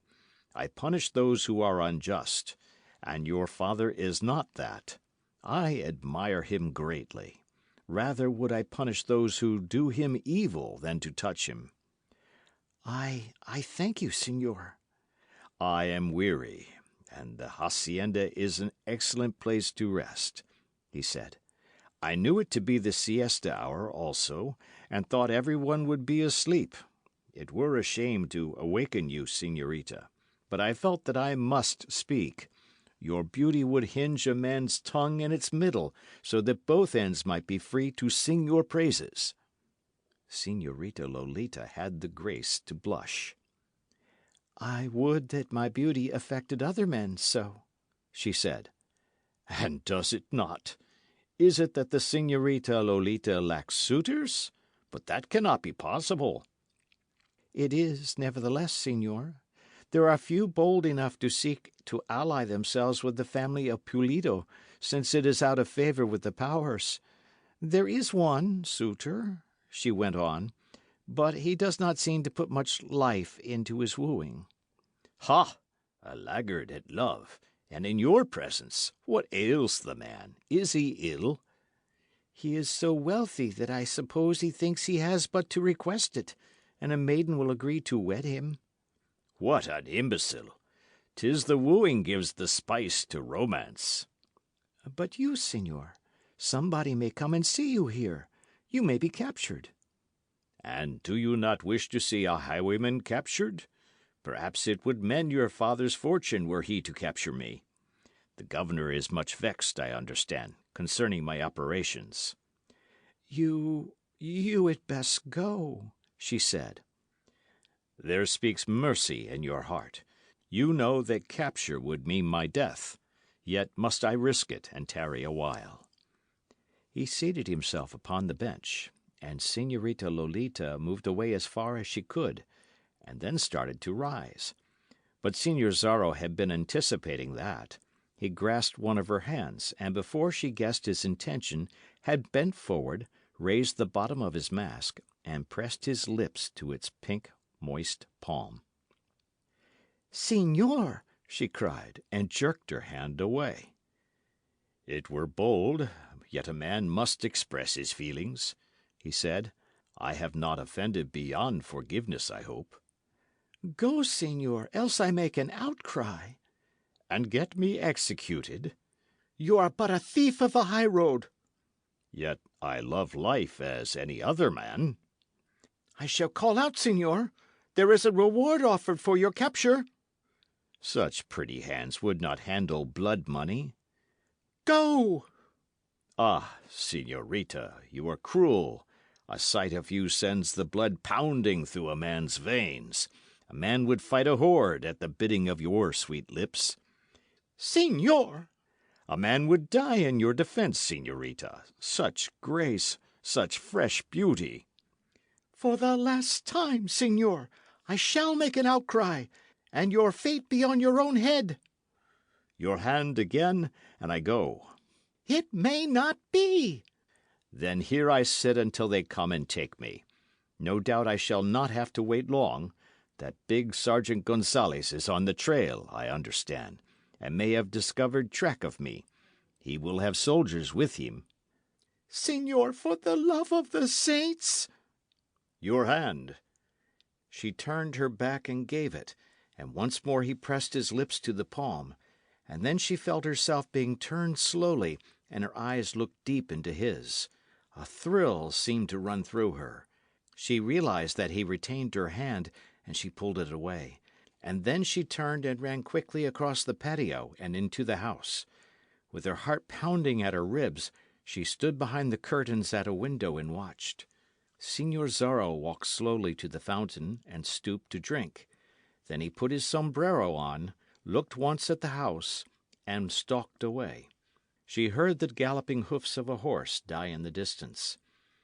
A thief, yet a man, she breathed. If Don Diego had only half as much dash and courage. End of chapter. Chapter 8 of The Mark of Zorro. Don Carlos plays a game. She turned away from the window, thankful that none of the household had seen Señor Zorro or knew of his visit. The remainder of the day she spent on the veranda, half the time working on some lace she was making, and the other half gazing down the dusty trail that ran toward the highway. And then came evening, and down by the natives' adobe huts big fires were lighted, and the natives gathered around them to cook and eat and speak of the events of the day. Inside the house the evening meal had been prepared, and the family was about to sit at table, when someone knocked upon the door. An Indian ran to open it, and Señor Zorro strode into the room. His sombrero came off, he bowed, and then he raised his head and looked at the speechless Doña Catalina and the half-terrified Don Carlos. "I trust you will pardon this intrusion," he said. "I am the man known as Señor Zorro. But do not be frightened, for I have not come to rob." Don Carlos got slowly upon his feet, while Señorita Lolita gasped at this display of the man's courage, and feared he would mention the visit of the afternoon, of which she had refrained from telling her mother. "Scoundrel!" Don Carlos roared. "You dare to enter an honest house?" "I am no enemy of yours, Don Carlos," Señor Zorro replied. "In fact, I have done some things that should appeal to a man who has been persecuted." That was true, Don Carlos knew, but he was too wise to admit it and so speak treason. Heaven knew he was enough in the bad graces of the governor now, without offending him more by treating with courtesy this man for whose carcass the governor had offered a reward. "What do you wish here?" he asked. "I crave your hospitality, señor. In other words, I would eat and drink. I am a caballero, hence make my claim in justice." "Whatever good blood once flowed in your veins has been fouled by your actions," Don Carlos said. "A thief and highwayman has no claim upon the hospitality of this hacienda." "I take it that you fear to feed me, since the governor may hear of it," Señor Zorro answered. "You may say that you were forced to do it, and that will be the truth." Now one hand came from beneath the cloak, and it held a pistol. Doña Catalina shrieked and fainted, and Señorita Lolita cowered in her chair. "Doubly a scoundrel, since you frighten women!" Don Carlos exclaimed angrily. "Since it is death to refuse, you may have meat and drink. But I ask you to be caballero enough to allow me to remove my wife to another room and call a native woman to care for her." By all means, Signor Zorro said. But the señorita remains here as hostage for your good conduct and return. Don Carlos glanced at the man and then at the girl, and saw that the latter was not afraid. He picked his wife up in his arms and bore her through the doorway, roaring for servants to come. Signor Zorro walked around the end of the table, bowed to Lolita again, and sat down in a chair beside her. "This is foolhardiness, no doubt, but I had to see your beaming face again," he said. Signor! "The sight of you this afternoon started a conflagration in my heart, señorita. The touch of your hand was new life to me." Lolita turned away, her face flaming, and Signor Zorro moved his chair nearer and reached for her hand, but she eluded him. "The longing to hear the music of your voice, señorita, may lure me here often," he said. Signor, you must never come again. I was lenient with you this afternoon, but I cannot be again. The next time I shall shriek, and you will be taken.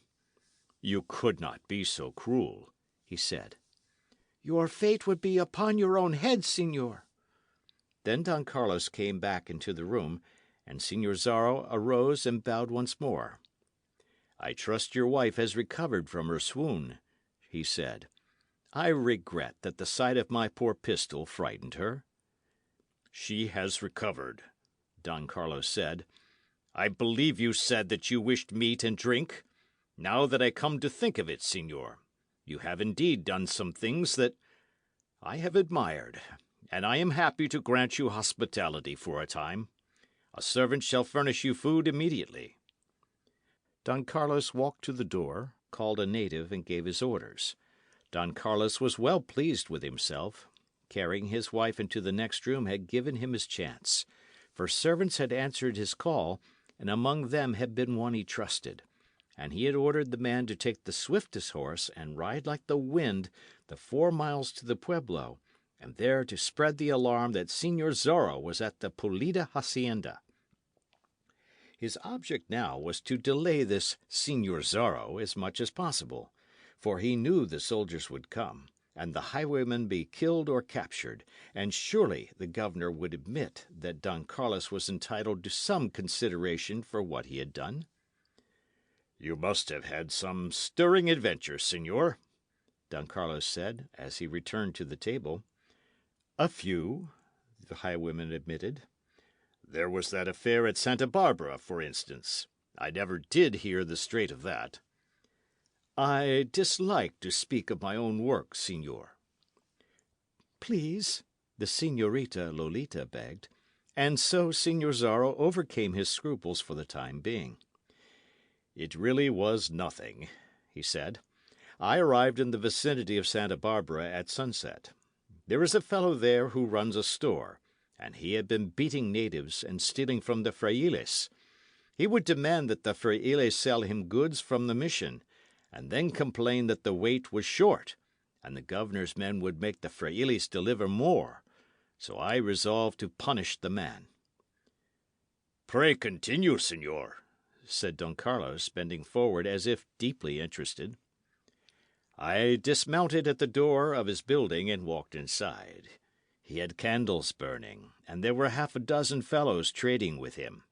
I covered them with my pistol and drove them into a corner, and ordered the storekeeper before me. I frightened him thoroughly, and forced him to disgorge the money he had in a secret hiding place. And then I lashed him with a whip taken from his own wall, and told him why I had done it." "Excellent!" Don Carlos cried. Then I sprang on my horse and dashed away. At a native's hut I made a placard saying that I was a friend of the oppressed. Feeling particularly bold that evening, I galloped up to the door of the presidio, brushed aside the sentry, who took me for a courier, and pinned the placard to the door of the presidio with my knife. Just then the soldiers came rushing out. I fired over their heads, and while they were bewildered, I rode away toward the hills. "And escaped!" Don Carlos exclaimed. "I am here. That is your answer." "And why is the governor so particularly bitter against you, signor?" Don Carlos asked. "There are other highwaymen to whom he gives not a thought." "Ha! I had a personal clash with his Excellency. He was driving from San Francisco de Assis to Santa Barbara on official business, with an escort of soldiers about him. They stopped at a brook to refresh themselves, and the soldiers scattered while the governor spoke with his friends. I was hiding in the forest, and suddenly dashed out and at them. Instantly I was at the open door of the coach. I presented my pistol at his head, and ordered him to hand over his fat purse, which he did. Then I spurred through his soldiers, upsetting several as I did so. "And escaped!" Don Carlos cried. "I am here," assented Señor Zorro. The servant brought a tray of food and placed it before the highwayman, retreating as soon as possible, his eyes big with fear and his hands trembling, for many weird tales had been told of this same Señor Zorro and his brutality, none of which was true. "I am sure that you will pardon me," Señor Zorro said, "when I ask you to sit at the far end of the room. As I take each bite, I must raise the bottom of my mask, for I have no wish to become known. I put the pistol before me on the table, so, to discourage treachery. And now, Don Carlos Pulido, I shall do justice to the meal you have furnished." Don Carlos and his daughter sat where they had been directed, and the bandit ate with evident relish. Now and then he stopped to talk to them, and once he had Don Carlos send out for more wine, declaring it to be the best he had tasted for a year. Don Carlos was only too glad to oblige him. He was playing to gain time. He knew the horse the native rode, and judged that he had reached the Presidio at Reina de los Angeles before this, and that the soldiers were on their way. If he could hold this Señor Zorro until they arrived— "I am having some food prepared for you to carry with you, señor," he said. "You will pardon me while I get it? My daughter will entertain you." Señor Zorro bowed, and Don Carlos hurried from the room. But Don Carlos had made a mistake in his eagerness. It was an unusual thing for a girl to be left alone in the company of a man in such fashion, especially with a man known to be an outlaw. Señor Zorro guessed at once that he was being delayed purposely. For again, it was an unusual thing for a man like Don Carlos to go for the package of food himself, when there were servants that could be called by a mere clapping of the hands. Don Carlos, in fact, had gone into the other room to listen at a window for sounds of galloping horses. "Señor," Lolita whispered across the room. "What is it, señorita?" "You must go at once. I am afraid that my father has sent for the soldiers." "And you are kind enough to warn me?" "Do I wish to see you taken here? Do I wish to see fighting and bloodshed?" she asked. "That is the only reason, señorita?" "Will you not go, señor?" "I am loath to rush away from such a charming presence, señorita. May I come again at the next siesta hour?" "By the saints, no! This must end, Señor Zorro. Go your way, and take care. You have done some things that I admire, hence I would not see you captured. Go north as far as San Francisco de Assis, and turn honest, señor. It is the better way." "Little priest," he said. "Shall you go, señor?" "But your father has gone to fetch food for me, and could I depart without thanking him for this meal?" Don Carlos came back into the room then, and Señor Zorro knew by the expression on his face that the soldiers were coming up the trail. The Don put a package on the table. "Some food to carry with you, señor," he said. "And we would relish more of your reminiscences before you start on your perilous journey." "I have spoken too much of myself already, señor, and it ill becomes a caballero to do that. It were better that I thank you and leave you now." "At least, señor, drink another mug of wine." "I fear," said Señor Zorro, "that the soldiers are much too close, Don Carlos." The face of the Don went white at that, for the highwayman was picking up his pistol, and Don Carlos feared he was about to pay the price for his treacherous hospitality. But Señor Zorro made no move to fire. I forgive you this breach of hospitality, Don Carlos, because I am an outlaw and there has been a price put upon my head, he said. And also I hold you no ill will because of it. Buenas noches, señorita. Señor, adios. Then a terrified servant who knew little concerning the events of the evening rushed in at the door. Master, the soldiers are here, he cried. They are surrounding the house. End of chapter. Chapter 9 of The Mark of Zorro, The Clash of Blades. On the table, near its middle, was an imposing candelero, in which half a score of candles burned brightly. Señor Zorro sprang toward it now, and with one sweep of his hand dashed it to the floor, extinguishing all the candles in an instant, and plunging the room in darkness. He evaded the wild rush of Don Carlos, springing across the room so lightly that his soft boots made not the slightest noise to give news of his whereabouts. For an instant the Señorita Lolita felt a man's arm around her waist, gently squeezing it, felt a man's breath on her cheek, and heard a man's whisper in her ear. Until later, señorita. Don Carlos was bellowing like a bull to direct the soldiers to the scene, and already some of them were pounding at the front door. Señor Zorro rushed from the room and into the one adjoining, which happened to be the kitchen. The native servants fled before him as if he had been a ghost, and he quickly extinguished all the candles that burned there.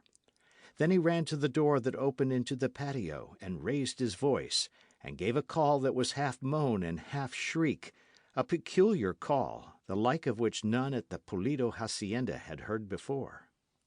As the soldiers rushed in at the front door, and as Don Carlos called for a brand with which to light the candles again, the sound of galloping hoofs was heard from the rear of the patio. Some powerful horse was getting under way there, the soldiers guessed immediately. The sound of hoofs died away in the distance, but the soldiers had noted the direction in which the horse was travelling. "The fiend escapes!" Sergeant Gonzalez shrieked, he being in charge of the squad. "To horse, and after him! I give the man who overtakes him 1/3 of all the reward." The big sergeant rushed from the house, the men at his heels, and they tumbled into their saddles and rode furiously through the darkness, following the sound of the beating hoofs. "Lights! Lights!" Don Carlos was shrieking inside the house. A servant came with a brand, and the candles were lighted again. Don Carlos stood in the middle of the room, shaking his fists in impotent rage. Señorita Lolita crouched in a corner, her eyes wide with fear. Doña Catalina, fully recovered now from her fainting spell, came from her own room to ascertain the cause of the commotion. "The rascal got away," Don Carlos said. "It is to be hoped that the soldiers capture him." "At least he is clever and brave," Señorita Lolita said.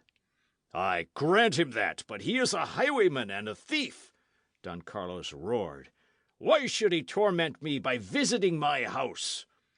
Señorita Lolita thought she knew, but she would be the last one to explain to her parents.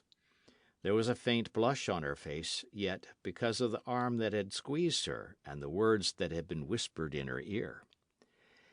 Don Carlos threw the front door open wide and stood in it, listening.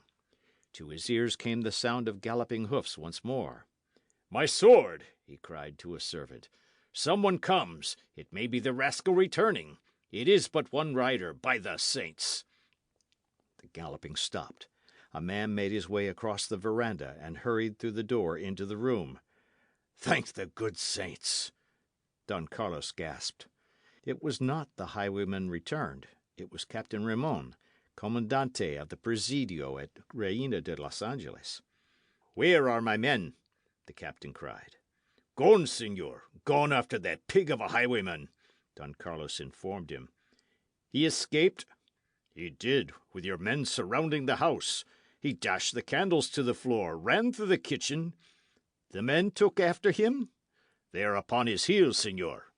"Ha! It is to be hoped that they catch this pretty bird. He is a thorn in the side of the soldiery. We do not catch him, and because we do not, the governor sends sarcastic letters by his courier. This Signor Zorro is a clever gentleman, but he will be captured yet." And then Captain Ramon walked further into the room, and perceived the ladies, and swept off his cap and bowed before them. "You must pardon my bold entrance," he said.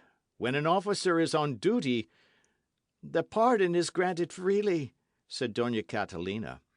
"You have met my daughter?" "I have not had the honour."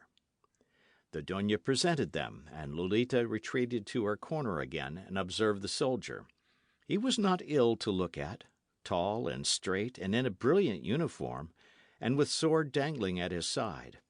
As for the captain, he never had set eyes upon Señorita Lolita before, for he had been at the post at Reina de los Angeles but a month, having been transferred there from Santa Barbara.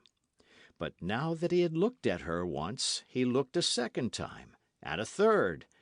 There was a sudden light in his eyes that pleased Dona Catalina. If Lolita could not look with favour upon Don Diego Vega, perhaps she would look with favour upon this Captain Ramon, and to have her wedded to an officer would mean that the Pulido family would have some protection.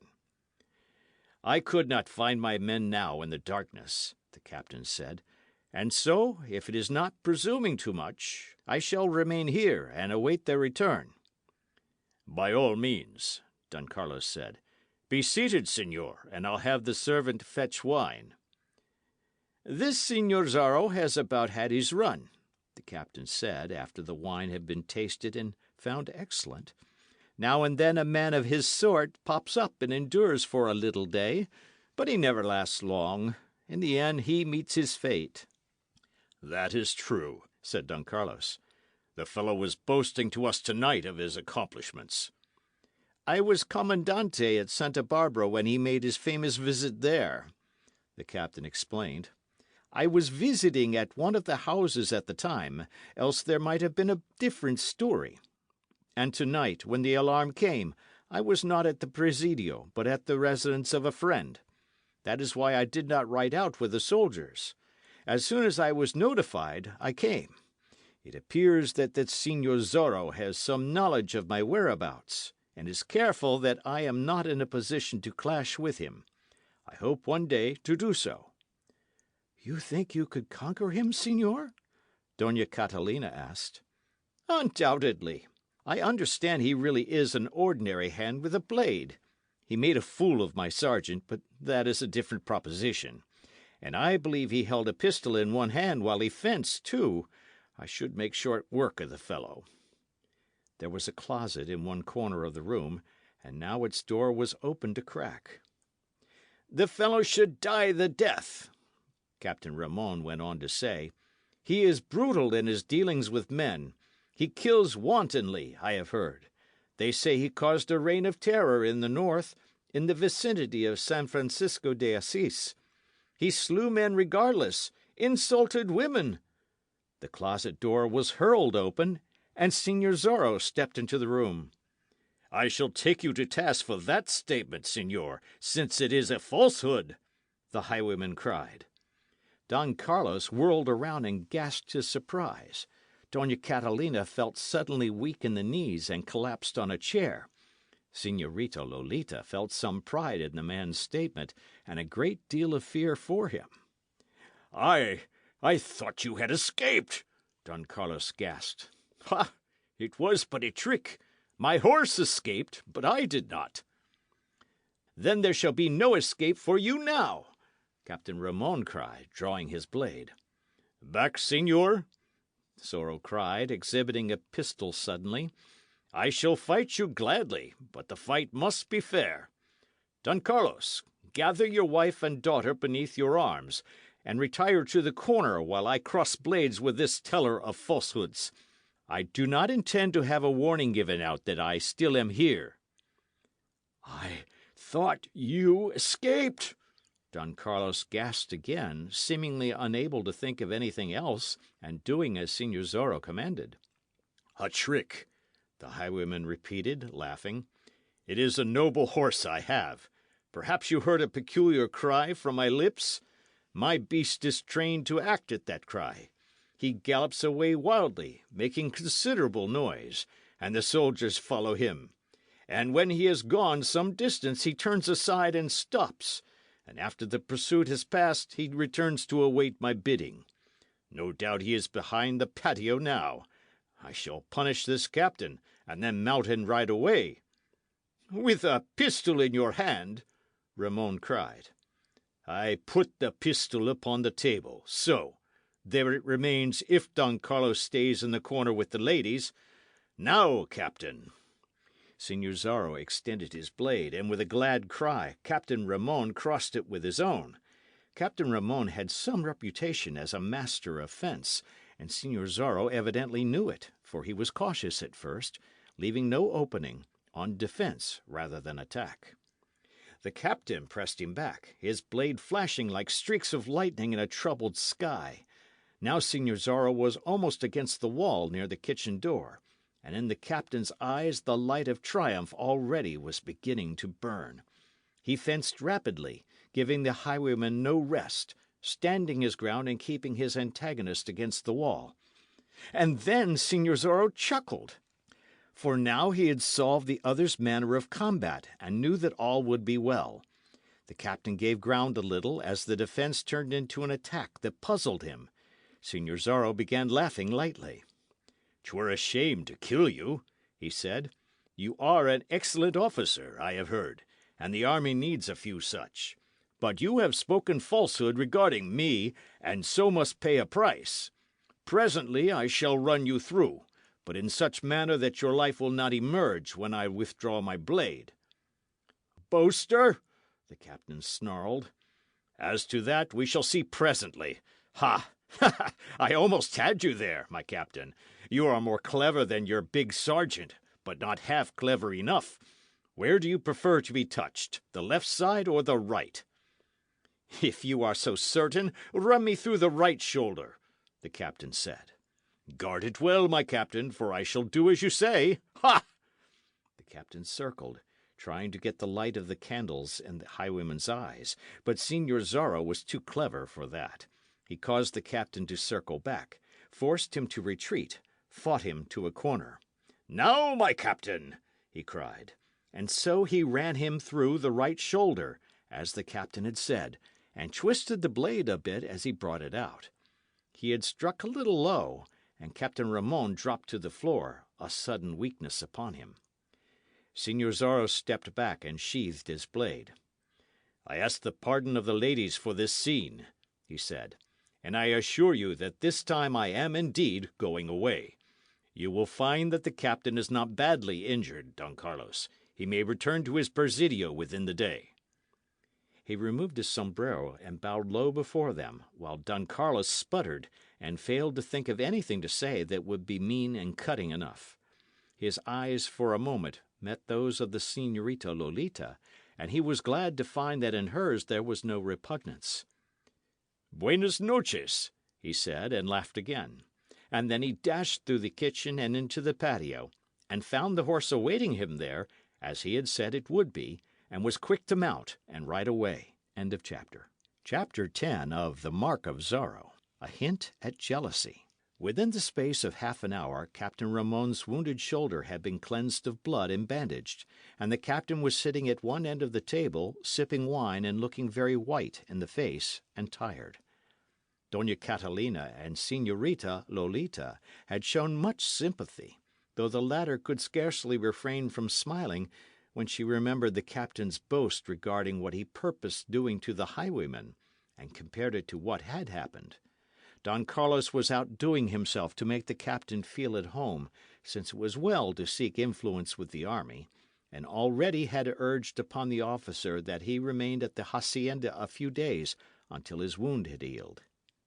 Having looked into the eyes of the Señorita Lolita, the captain had answered that he would be glad to remain at least for a day, and despite his wound was attempting polite and witty conversation, yet failing miserably. Once more there could be heard the drumming of a horse's hoofs, and Don Carlos sent a servant to the door to open it, so that the light would shine out, for they supposed that it was one of the soldiers returning.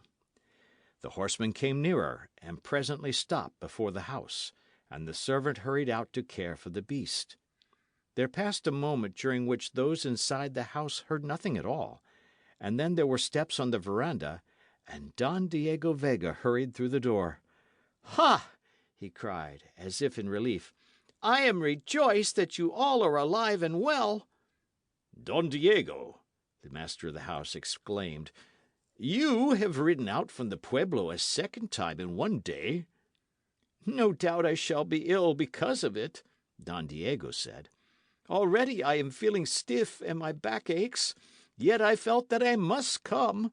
There was an alarm in the pueblo, and it was noised abroad that this Señor Zorro, the highwayman, had paid a visit to the hacienda. I saw the soldiers ride furiously in this direction, and fear came into my heart. You understand, Don Carlos, I feel sure."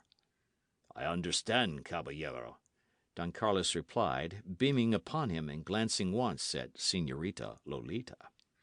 "I felt it my duty to make the journey, and now I find that it has been made for naught. You all are alive and well. How does it happen?" Lolita sniffed, but Don Carlos was quick to make reply. "The fellow was here, but he made his escape after running Captain Ramon through the shoulder." "Ha!" Don Diego said, collapsing into a chair. "So you have felt his steel, eh, Captain? That should feed your desire for vengeance. Your soldiers are after the rogue?" "They are," the captain replied shortly, for he did not like to have it said that he had been defeated in combat. "And they will continue to be after him until he is captured. I have a big sergeant, Gonzales. I think he is a friend of yours, Don Diego, who is eager to make the arrest and earn the governor's reward. I shall instruct him, when he returns, to take his squad and pursue this highwayman until he has been dealt with properly." "Let me express the hope that the soldiers will be successful, señor. The rogue has annoyed Don Carlos and the ladies, and Don Carlos is my friend. I would have all men know it." Don Carlos beamed, and Dona Catalina smiled bewitchingly. But the Señorita Lolita fought to keep her pretty upper lip from curling with scorn. "A mug of your refreshing wine, Don Carlos," Don Diego Vega continued. "I am fatigued. Twice today have I ridden here from Reina de los Angeles, and it is about all a man can endure." "'Tis not much of a journey, 4 miles," said the captain. "Possibly not for a rough soldier," Don Diego replied, "but it is for a caballero." "May not a soldier be a caballero?" Ramon asked, nettled somewhat at the other's words. "It has happened before now, but we come across it rarely," Don Diego said. He glanced at Lolita as he spoke, intending that she should take notice of his words, for he had seen the manner in which the captain glanced at her, and jealousy was beginning to burn in his heart. "Do you mean to insinuate, señor, that I am not of good blood?" Captain Ramon asked. "I cannot reply as to that, señor, having seen none of it. No doubt the Señor Zorro could tell me. He saw the colour of it, I understand." "By the saints!" Captain Ramon cried. "You would taunt me?" "Never be taunted by the truth," Don Diego observed. "He ran you through the shoulder, eh? 'Tis a mere scratch, I doubt not. Should you not be at the Presidio, instructing your soldiers?" "I await their return here," the captain replied. "Also, it is a fatiguing journey from here to the Presidio, according to your own ideas, señor." "But a soldier is inured to hardship, señor." "True, but there are many pests he must encounter," the captain said, glancing at Don Diego with meaning. "You term me a pest, señor?" "Did I say as much?" This was perilous ground, and Don Carlos had no mind to let an officer of the army and Don Diego Vega have trouble in his hacienda, for fear he would get into greater difficulties. "More wine, señores!" he exclaimed in a loud voice, and stepping between their chairs in utter disregard of proper breeding. "Drink, my captain, for your wound has made you weak. And you, Don Diego, after your wild ride." "I doubt its wildness," Captain Ramon observed. Don Diego accepted the proffered wine mug and turned his back upon the captain. He glanced across at Señorita Lolita and smiled. He got up deliberately and picked up his chair, and carried it across the room to set it down beside her. "And did the rogue frighten you, Señorita?" he asked. "Suppose he did, señor. Would you avenge the matter? Would you put blade at your side and ride abroad until you found him, and then punish him as he deserves?" "By the saints, were it necessary, I might do as much. But I am able to employ a raft of strong fellows who would like nothing better than to run down the rogue. Why should I risk my own neck?" "Oh!" she exclaimed, exasperated. "Let us not talk further of this bloodthirsty Señor Zorro," he begged. "There are other things fit for a conversation. Have you been thinking, Señorita, on the subject of my visit earlier in the day?" Señorita Lolita thought of it now. She remembered again what the marriage would mean to her parents and their fortunes, and she recalled the highwayman too, and remembered his dash and spirit, and wished that Don Diego could be such a man. And she could not say the word that would make her the betrothed of Don Diego Vega. I have scarcely had time to think of it, Caballero," she replied. "I trust you will make up your mind soon," he said. "You are so eager?" "My father was at me again this afternoon. He insists that I should take a wife as soon as possible. It is rather a nuisance, of course, but a man must please his father." Lolita bit her lips because of her quick anger. Was ever girl so courted before, she wondered? "I shall make up my mind as soon as possible, señor," she said finally. "Does this Captain Ramon remain long at the hacienda?" A little hope came into Lolita's breast. Could it be possible that Don Diego Vega was jealous? If that were true, possibly there might be stuff in the man after all. Perhaps he would awaken, and love and passion come to him, and he would be as other young men.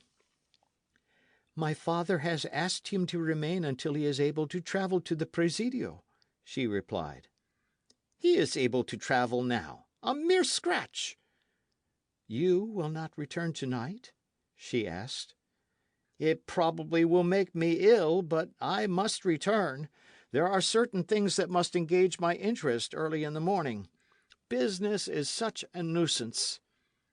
"Perhaps my father will offer to send you in the carriage." "Ha! It were kindness if he does.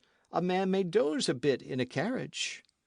"But if this highwayman should stop you?" "I need not fear, señorita. Have I not wealth? Could I not purchase my release?" "You would pay ransom rather than fight him, señor?" "I have lots of money, but only one life, señorita. Would I be a wise man to risk having my blood let out?" "It would be the manly part, would it not?" she asked. "Any male can be manly at times, but it takes a clever man to be sagacious," he said. Don Diego laughed lightly, as if it cost him an effort, and bent forward to speak in lower tones. On the other side of the room, Don Carlos was doing his best to make Captain Ramon comfortable, and was glad that he and Don Diego remained apart for the time being. "Don Carlos," the captain said, "I come from a good family, and the governor is friendly toward me, as no doubt you have heard. I am but 23 years of age, else I would hold a higher office. But my future is assured." "I am rejoiced to learn it, señor." "I never set eyes upon your daughter until this evening, but she has captivated me, señor. Never have I seen such grace and beauty, such flashing eyes. I ask your permission, señor, to pay my addresses to the señorita." End of chapter. Chapter 11 of The Mark of Zorro. 3 suitors. Here was a fix. Don Carlos had no wish to anger Don Diego Vega or a man who stood high in the governor's regard. And how was he to evade it? If Lolita could not force her heart to accept Don Diego, perhaps she could learn to love Captain Ramon. After Don Diego, he was the best potential son-in-law in the vicinity. "Your answer, señor?" the captain was asking. "I trust you will not misunderstand me, señor," Don Carlos said in lower tones. "I must make a simple explanation." "Proceed, señor." "But this morning Don Diego Vega asked me the same question." "Ha!" "You know his blood and his family, señor. Could I refuse him?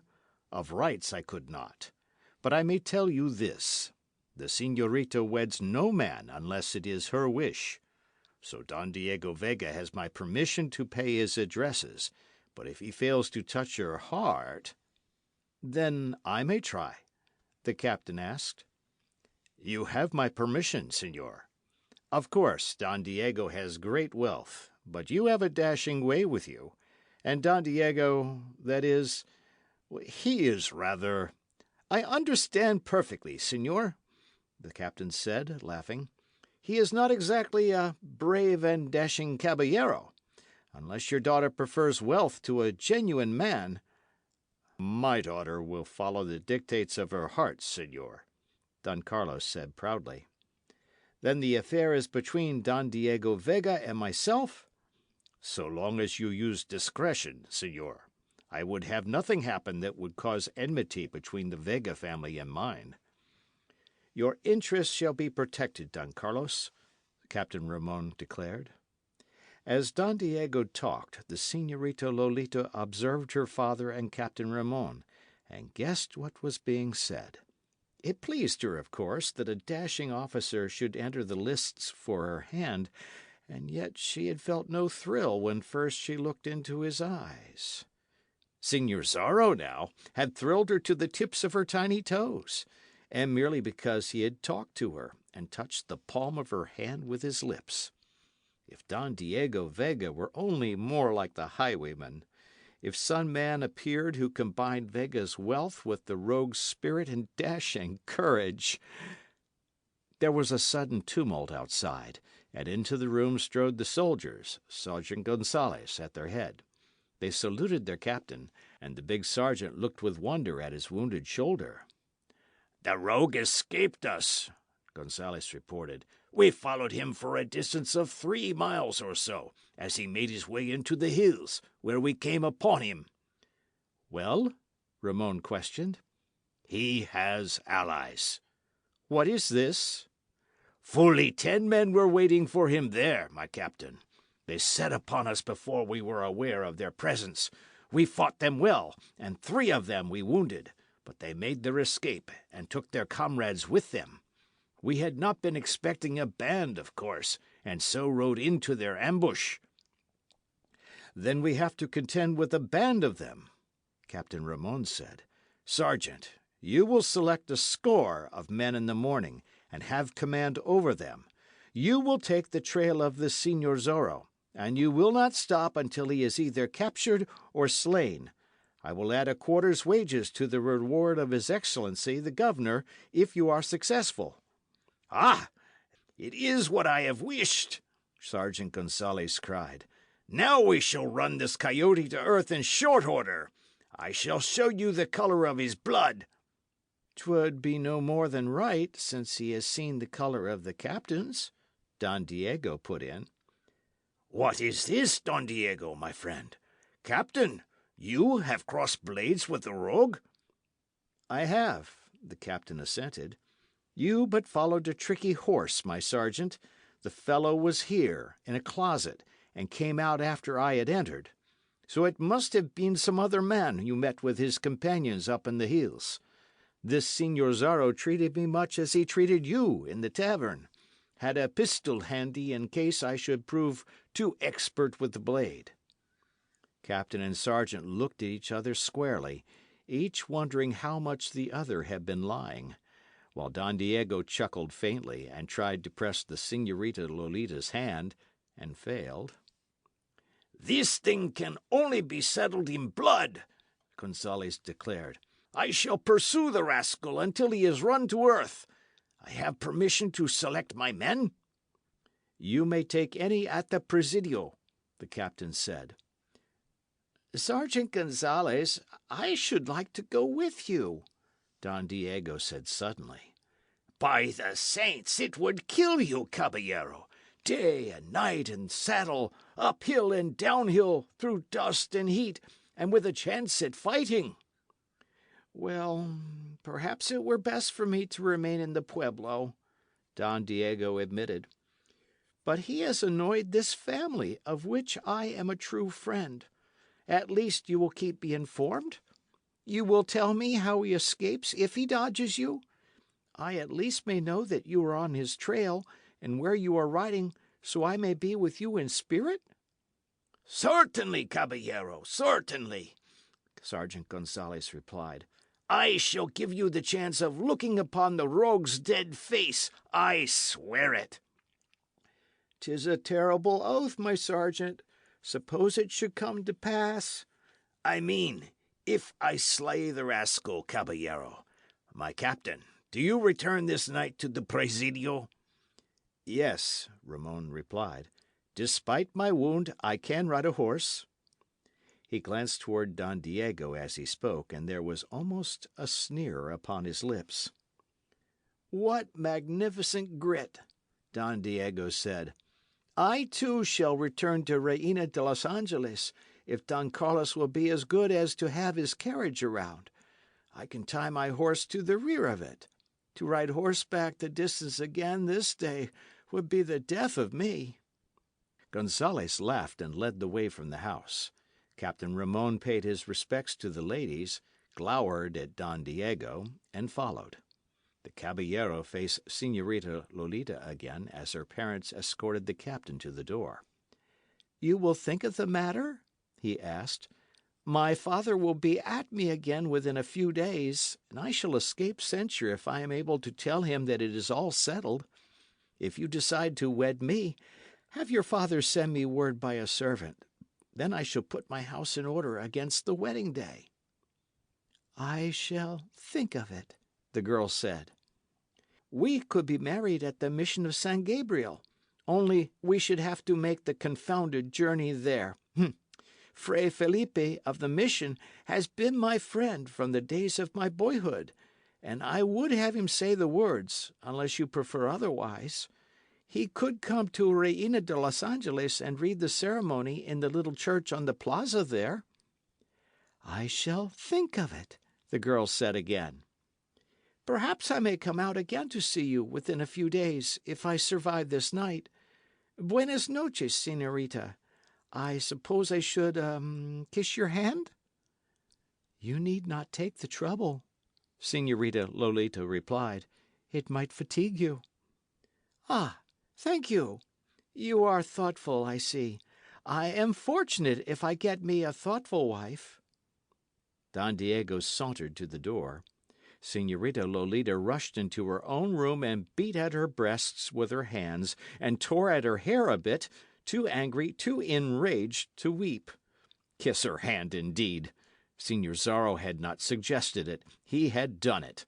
Señor Zorro had dared death to visit her. Señor Zorro had laughed as he fought, and then had escaped by a trick. Ah, if Don Diego Vega were half the man the highwayman appeared! She heard the soldiers gallop away, and after a little time she heard Don Diego Vega depart in her father's carriage, and then she went out into the great room again to her parents. My father, it is impossible that I wed with Don Diego Vega, she said. What has caused your decision, my daughter? I scarcely can tell, except that he is not the sort of man I wish for my husband. He is lifeless. Existence with him would be a continual torment. Captain Ramon also has asked permission to pay you his addresses, Doña Catalina said. And he is almost as bad. I do not like the look in his eyes, the girl replied. You are too particular, Don Carlos told her. If the persecution continues another year, we shall be beggars. Here is the best catch in the country seeking you, and you would refuse him. And you do not like a high army officer because you do not fancy the look in his eyes. Think on it, girl, An alliance with Don Diego Vega is much to be desired. Perhaps, when you know him better, you will like him more, and the man may awaken. I thought I saw a flash of it this night, deemed him jealous because of the presence of the captain here. If you can arouse his jealousy—" Señorita Lolita burst into tears, but soon the tempest of weeping passed, and she dried her eyes. "I shall do my best to like him," she said, "but I cannot bring myself to say yet that I will be his wife." She hurried into her room again, and called for the native woman who attended her. Soon the house was in darkness, and the grounds about it, save for the fires down by the adobe huts, where the natives told one another grim tales of the night's events, each trying to make his falsehood the greatest. A gentle snore came from the apartment of Don Carlos Pulido and his wife. But the Señorita Lolita did not slumber. She had her head propped on one hand, and she was looking through a window at the fires in the distance, and her mind was full of thoughts of Señor Zorro. She remembered the grace of his bow, the music of his deep voice, the touch of his lips upon her palm. "I would he were not a rogue," she sighed. "How a woman could love such a man!" End of chapter. Chapter 12 of The Mark of Zorro. A visit. Shortly after daybreak the following morning there was considerable tumult in the plaza at Reina de los Angeles. Sergeant Pedro Gonzalez was there with a score of troopers, almost all that were stationed at the local presidio, and they were preparing for the chase of Señor Zorro. The big sergeant's voice roared out above the din as men adjusted saddles and looked to bridles and inspected their water bottles and small supplies of provisions. For Sergeant Gonzalez had ordered that his force travel light and live off the country as much as possible. He had taken the commands of his captain seriously. He was going after Señor Zorro, and did not propose to return until he had him, or had died in an effort to effect a capture. "I shall nail the fellow's pelt to the presidio door, my friend," he told the fat landlord. "Then I shall collect the governor's reward, and pay the score I owe you." "I pray the saints it may be true," the landlord said. "What, fool, that I pay you? Do you fear to lose a few small coins?" "I meant that I pray you may be successful in capturing the man," the landlord said, telling the falsehood glibly. Captain Ramon was not up to see the start, having a small fever because of his wound, but the people of the pueblo crowded around Sergeant Gonzalez and his men, asking a multitude of questions, and the sergeant found himself the centre of interest. "This curse of Capistrano soon shall cease to exist," he boasted loudly. "Pedro Gonzalez is on his trail. Ha! When I stand face to face with the fellow—" The front door of Don Diego Vega's house opened at that juncture, and Don Diego himself appeared, at which the townsmen wondered a bit, since it was so early in the morning.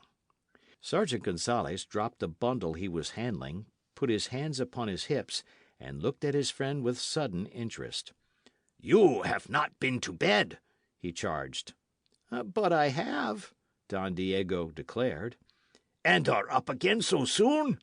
Here is some devilish mystery that needs an explanation." "You made noise enough to awaken the dead," Don Diego said. "It could not be helped, Caballero, since we are acting under orders." "Were it not possible to make your preparations at the presidio instead of here in the plaza? Or did you think not enough persons would see your importance there?" "Now, by the—" "Do not say it," Don Diego commanded. "As a matter of fact, I am up early because I must make a confounded trip to my hacienda, a journey of some 10 miles, to inspect the flocks and herds. Never become a wealthy man, Sergeant Gonzalez, for wealth asks too much of a man." "Something tells me that never shall I suffer on that account," said the sergeant, laughing. "You go with escort, my friend?" "A couple of natives, that is all."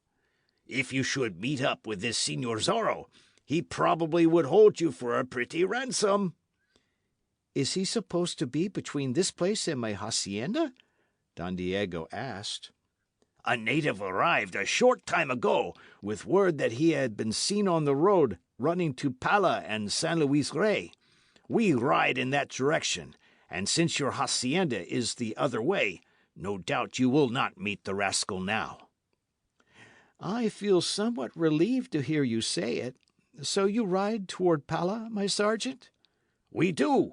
We shall try to pick up his trail as soon as possible, and once we have it, we shall run this fox down.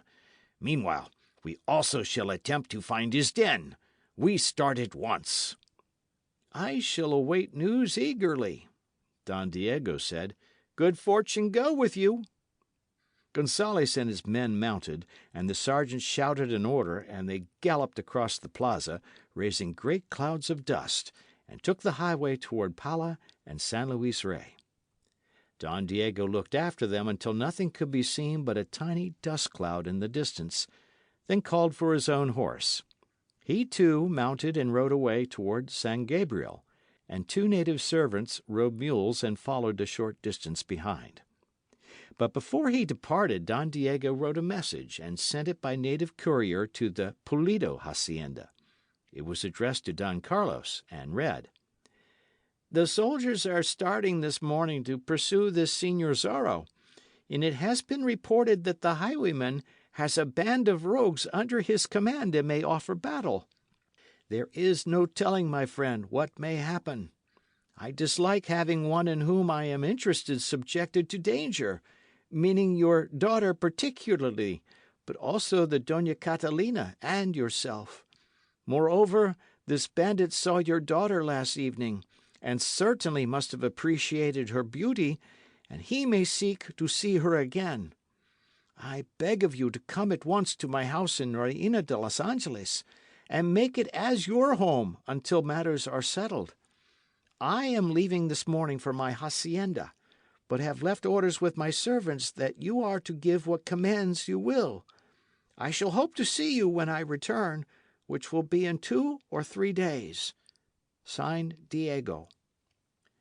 Don Carlos read that epistle aloud to his wife and daughter, and then looked up to see how they took it. He scoffed at the danger himself, being an old war horse, but did not wish to put his womenfolk in jeopardy. "What think you?" he asked. "It has been some time since we have visited the pueblo," Dona Catalina said. "I have some friends left among the ladies there. I think it will be an excellent thing to do." "It certainly will not injure our fortunes to have it become known we are house guests of Don Diego Vega," Don Carlos said. "What does our daughter think?" It was a concession to ask her, and Lolita realized that she was granted this unusual favour because of Don Diego's wooing. She hesitated some time before answering.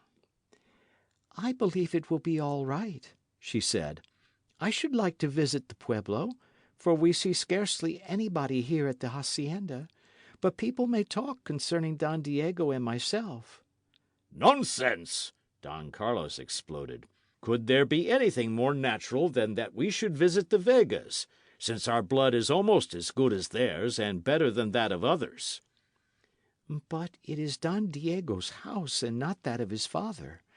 Still, he will not be there for 2 or 3 days, he says, and we can return when he comes."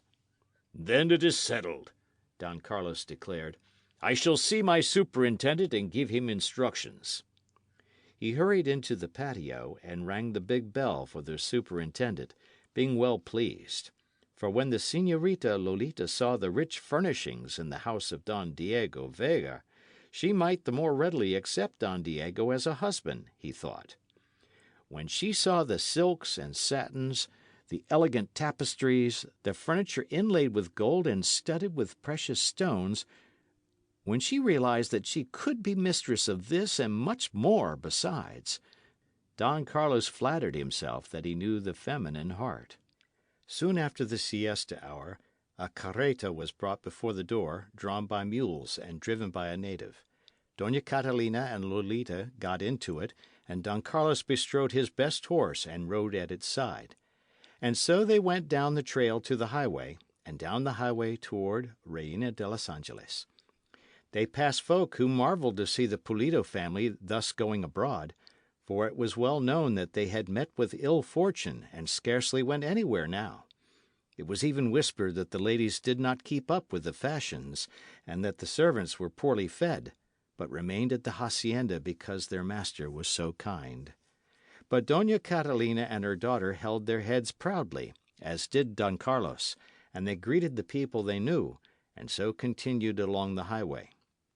Presently they made a turning and could see the pueblo in the distance, the plaza and the church with its high cross on one side of it, and the inn and storehouses, and a few residences of the more pretentious sort, like Don Diego's, and the scattered huts of natives and poor folk. The carreta stopped before Don Diego's door, and servants rushed out to make the guests welcome, spreading a carpet from the carreta to the doorway, that the ladies would not have to step in the dust. Don Carlos led the way into the house, after ordering that the horse and mules be cared for and the carreta put away, and there they rested for a time, and the servants brought out wine and food. They went through the rich house then, and even the eyes of Dona Catalina, who had seen many rich houses, widened at what she saw here in Don Diego's home. "To think that our daughter can be mistress of all this when she speaks the word!" she gasped. Señorita Lolita said nothing, but she began thinking that perhaps it would not be so bad after all to become the wife of Don Diego. She was fighting a mental battle, was Señorita Lolita. On the one side was wealth and position, and the safety and good fortune of her parents, and a lifeless man for husband. And on the other side was the romance and ideal love she craved. Until the last hope was gone, she could not give the latter up. Don Carlos left the house and crossed the plaza to the inn, where he met several gentlemen of age, and renewed acquaintance with them, albeit he noticed that none were enthusiastic in his greeting.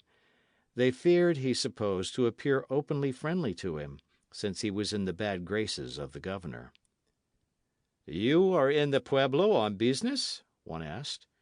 "Not so, señor," Don Carlos replied, and gladly, since here was a chance to set himself right in part. "This Señor Zorro is abroad, and the soldiers after him." "We are aware of that." "There may be a battle, or a series of raids, since it is whispered that now Señor Zorro has a band of cutthroats with him, and my hacienda is off by itself and would be at the mercy of the thief." "Ah, and so you bring your family to the pueblo until the matter is at an end?" "I had not thought of doing so, but this morning Don Diego Vega sent out to me a request that I bring my family here and make use of his house for the time being. Don Diego has gone to his hacienda, but will return within a short time." The eyes of those who heard opened a bit at that, but Don Carlos pretended not to notice, and went on sipping his wine. "Don Diego was out to visit me yesterday morning," he continued.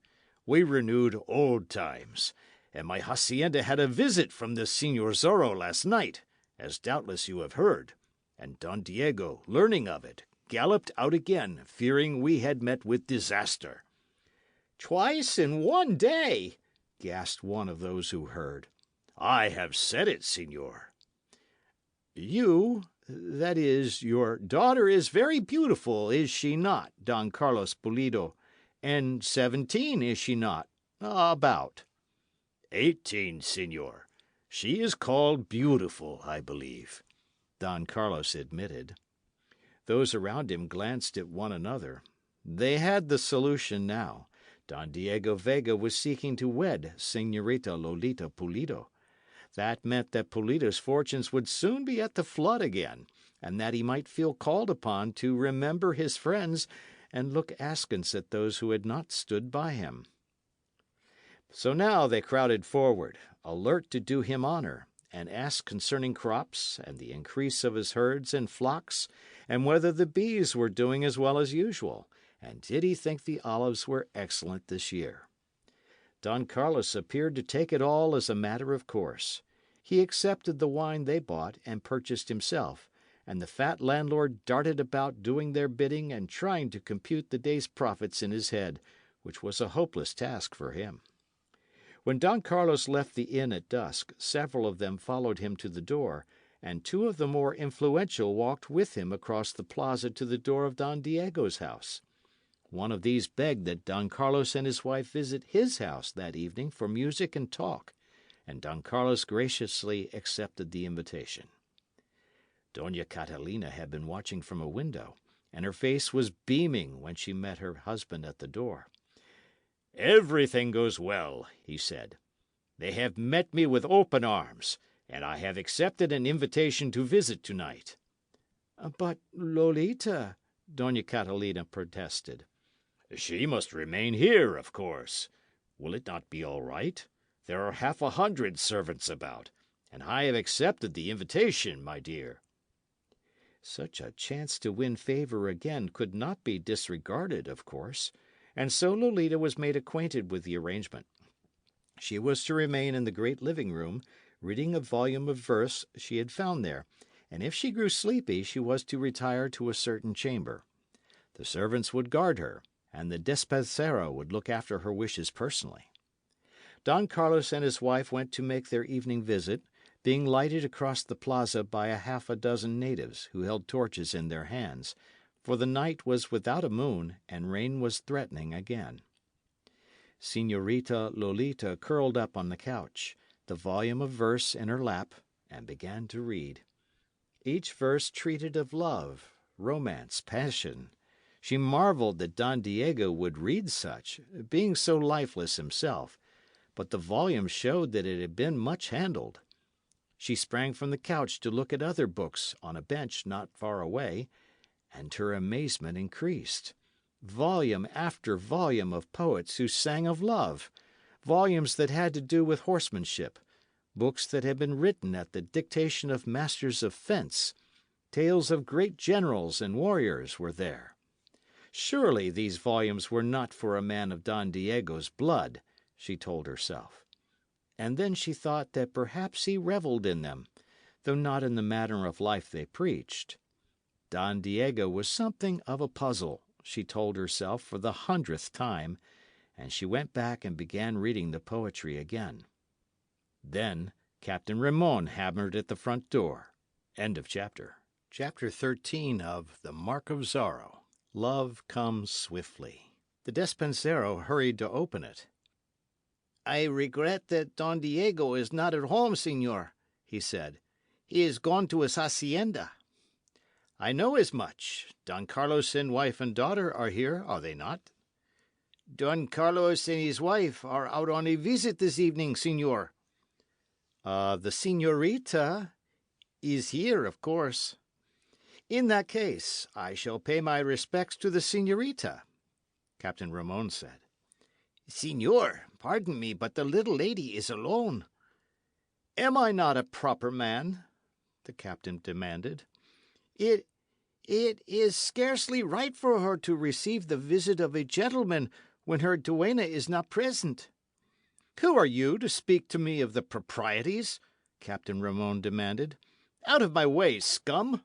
Cross me, and you shall be punished. I know things concerning you." The face of the despensero went white at that, for the captain spoke the truth, and at a word could cause him considerable trouble and mayhap a turn in carcel. Yet he knew what was right. "But, señor," he protested.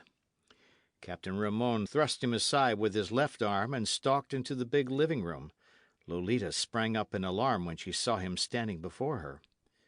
"Ah, señorita, I trust that I did not startle you," he said. "I regret that your parents are absent, yet must have a few words with you. This servant would deny me entrance, but I imagine you have naught to fear from a man with one wounded arm." It is scarcely proper, is it, señor?" the girl asked, a bit frightened. "I feel sure no harm can come of it," he said. He went across the room and sat down on one end of the couch, and admired her beauty frankly. The despensero hovered near. "Go to your kitchen, fellow," Captain Ramon commanded. No, allow him to remain, Lolita begged. My father commanded it, and he courts trouble if he leaves. "And if he remains, go, fellow." The servant went. Captain Ramon turned toward the girl again, and smiled upon her. He flattered himself that he knew women. They loved to see a man show mastery over other men. "More beautiful than ever, señorita," he said in a purring voice. "I really am glad to find you thus alone, for there is something I would say to you." What can that be, señor? Last night at your father's hacienda, I asked his permission to pay my addresses to you. Your beauty has inflamed my heart, señorita, and I would have you for my wife. Your father consented, except that he said Don Diego Vega also had received permission. So it appears that it lies between Don Diego and myself. Should you speak of it, señor? She asked. Certainly Don Diego Vega is not the man for you, he went on. Has he courage, spirit? Is he not a laughing-stock because of his weakness? You speak ill of him in his own house? The señorita asked, her eyes flashing. I speak the truth, señorita. I would have your favour. Can you not look upon me with kindness? Can you not give me hope that I may win your heart and hand? Captain Ramon, all this is unworthy, she said. It is not the proper manner, and you know it. I beg you to leave me now. I await your answer, señorita. Her outraged pride rose up at that. Why could she not be wooed as other señoritas in the proper fashion? Why was this man so bold in his words? Why did he disregard the conventions? You must leave me, she said firmly. This is all wrong, and you are aware of it. Would you make my name a byword, Captain Ramon? Suppose somebody was to come and find us like this, alone. Nobody will come, señorita. Can you not give me an answer? No, she cried, starting to get to her feet. It is not right that you should ask it. My father, I assure you, shall hear of this visit. Your father, he sneered. A man who has the ill will of the governor. A man who is being plucked because he possessed no political sense. I fear not your father. He should be proud of the fact that Captain Ramon looks at his daughter. Señor! Do not run away, he said, clutching her hand. I have done you the honour to ask you to be my wife. Done me the honour? She cried angrily and almost in tears. It is the man who is done the honour when a woman accepts him. I like you when you rage, he observed. Sit down again, beside me, here, and now give me your answer. Señor! You will wed me, of course. I shall intercede with the governor for your father and get a part of his estate restored. I shall take you to San Francisco de Assis, to the governor's house, where you will be admired by persons of rank. Señor, let me go. My answer, señorita. You have held me off enough. She wrenched away from him, confronted him with blazing eyes, her tiny hands clenched at her sides. Wed with you? She cried. Rather would I remain a maid all my life. Rather would I wed with a native. Rather would I die than wed with you.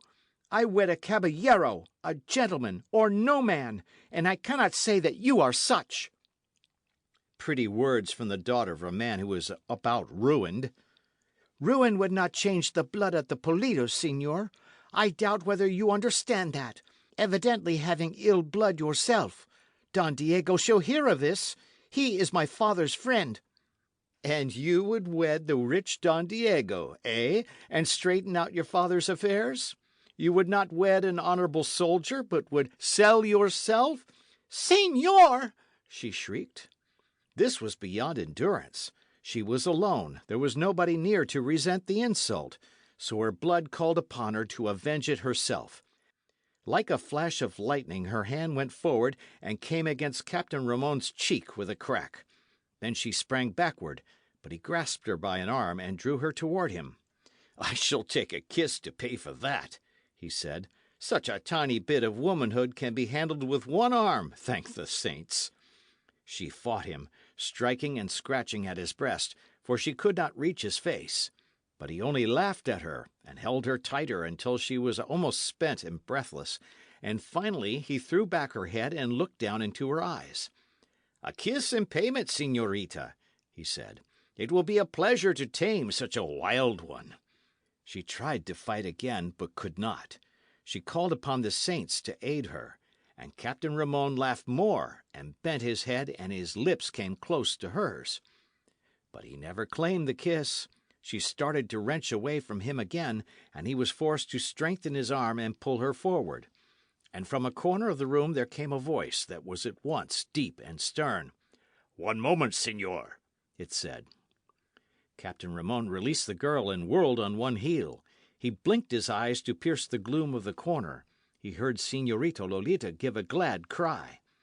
Then Captain Ramon, disregarding the presence of the lady, cursed once and loudly, for Señor Zorro stood before him. He did not pretend to know how the highwayman had entered the house. He did not stop to think of it. He realized that he was without a blade at his side, and that he could not use it had he one, because of his wounded shoulder. And Señor Zorro was walking toward him from the corner.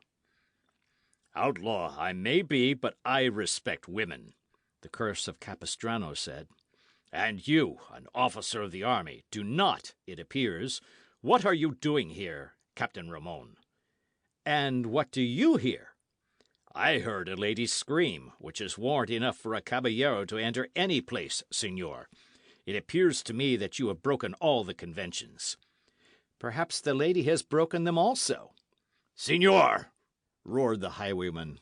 "Another thought like that, and I cut you down where you stand, though you are a wounded man. How shall I punish you?" "Dispensero! Natives!" the captain shouted suddenly. "Here is Señor Zorro! A reward if you take him!" The masked man laughed. "'Twill do you small good to call for help," he said. "Spend your breath in saying your prayers, rather."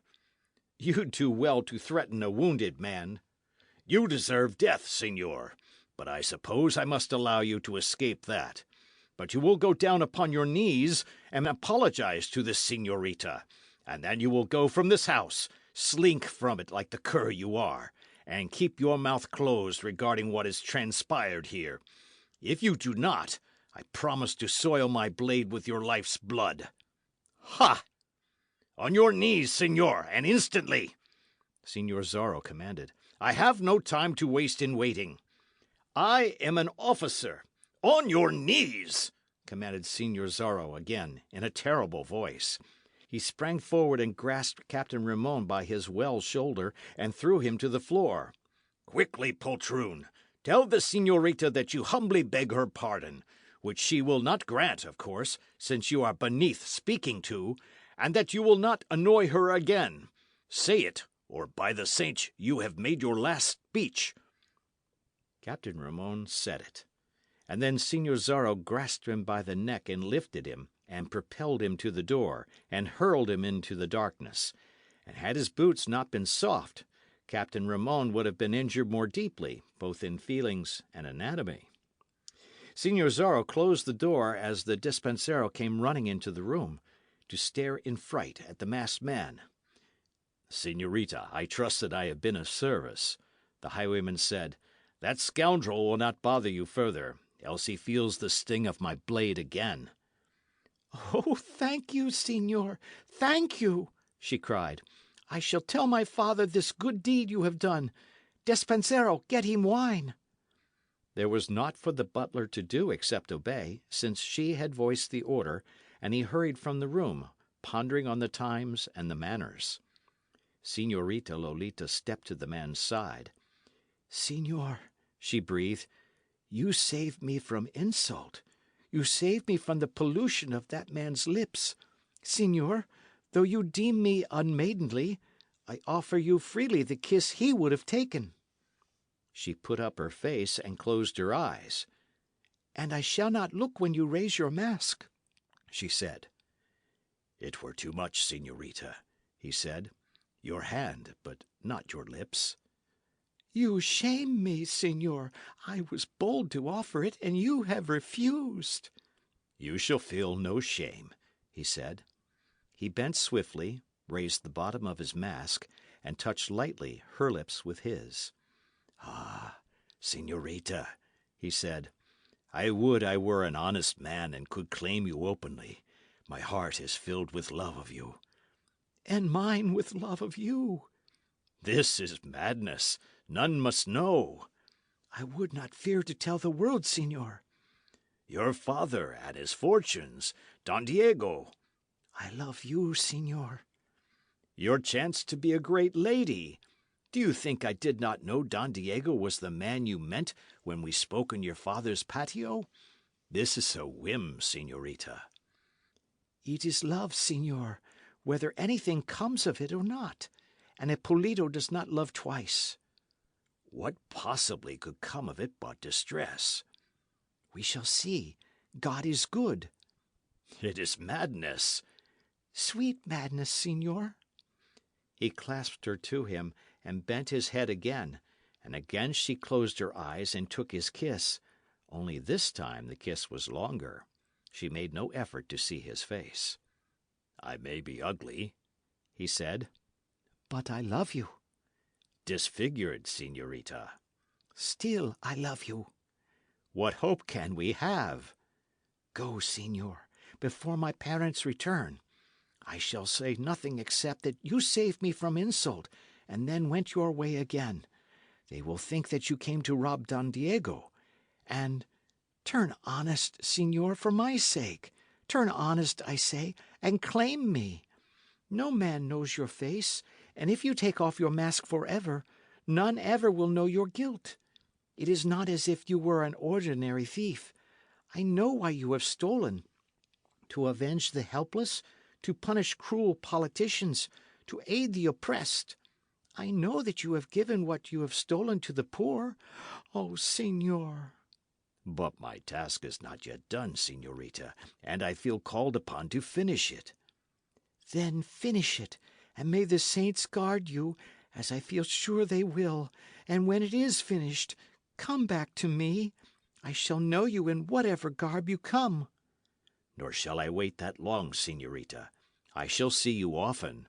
I could not exist else. Guard yourself. I shall in truth now, since I have double reason.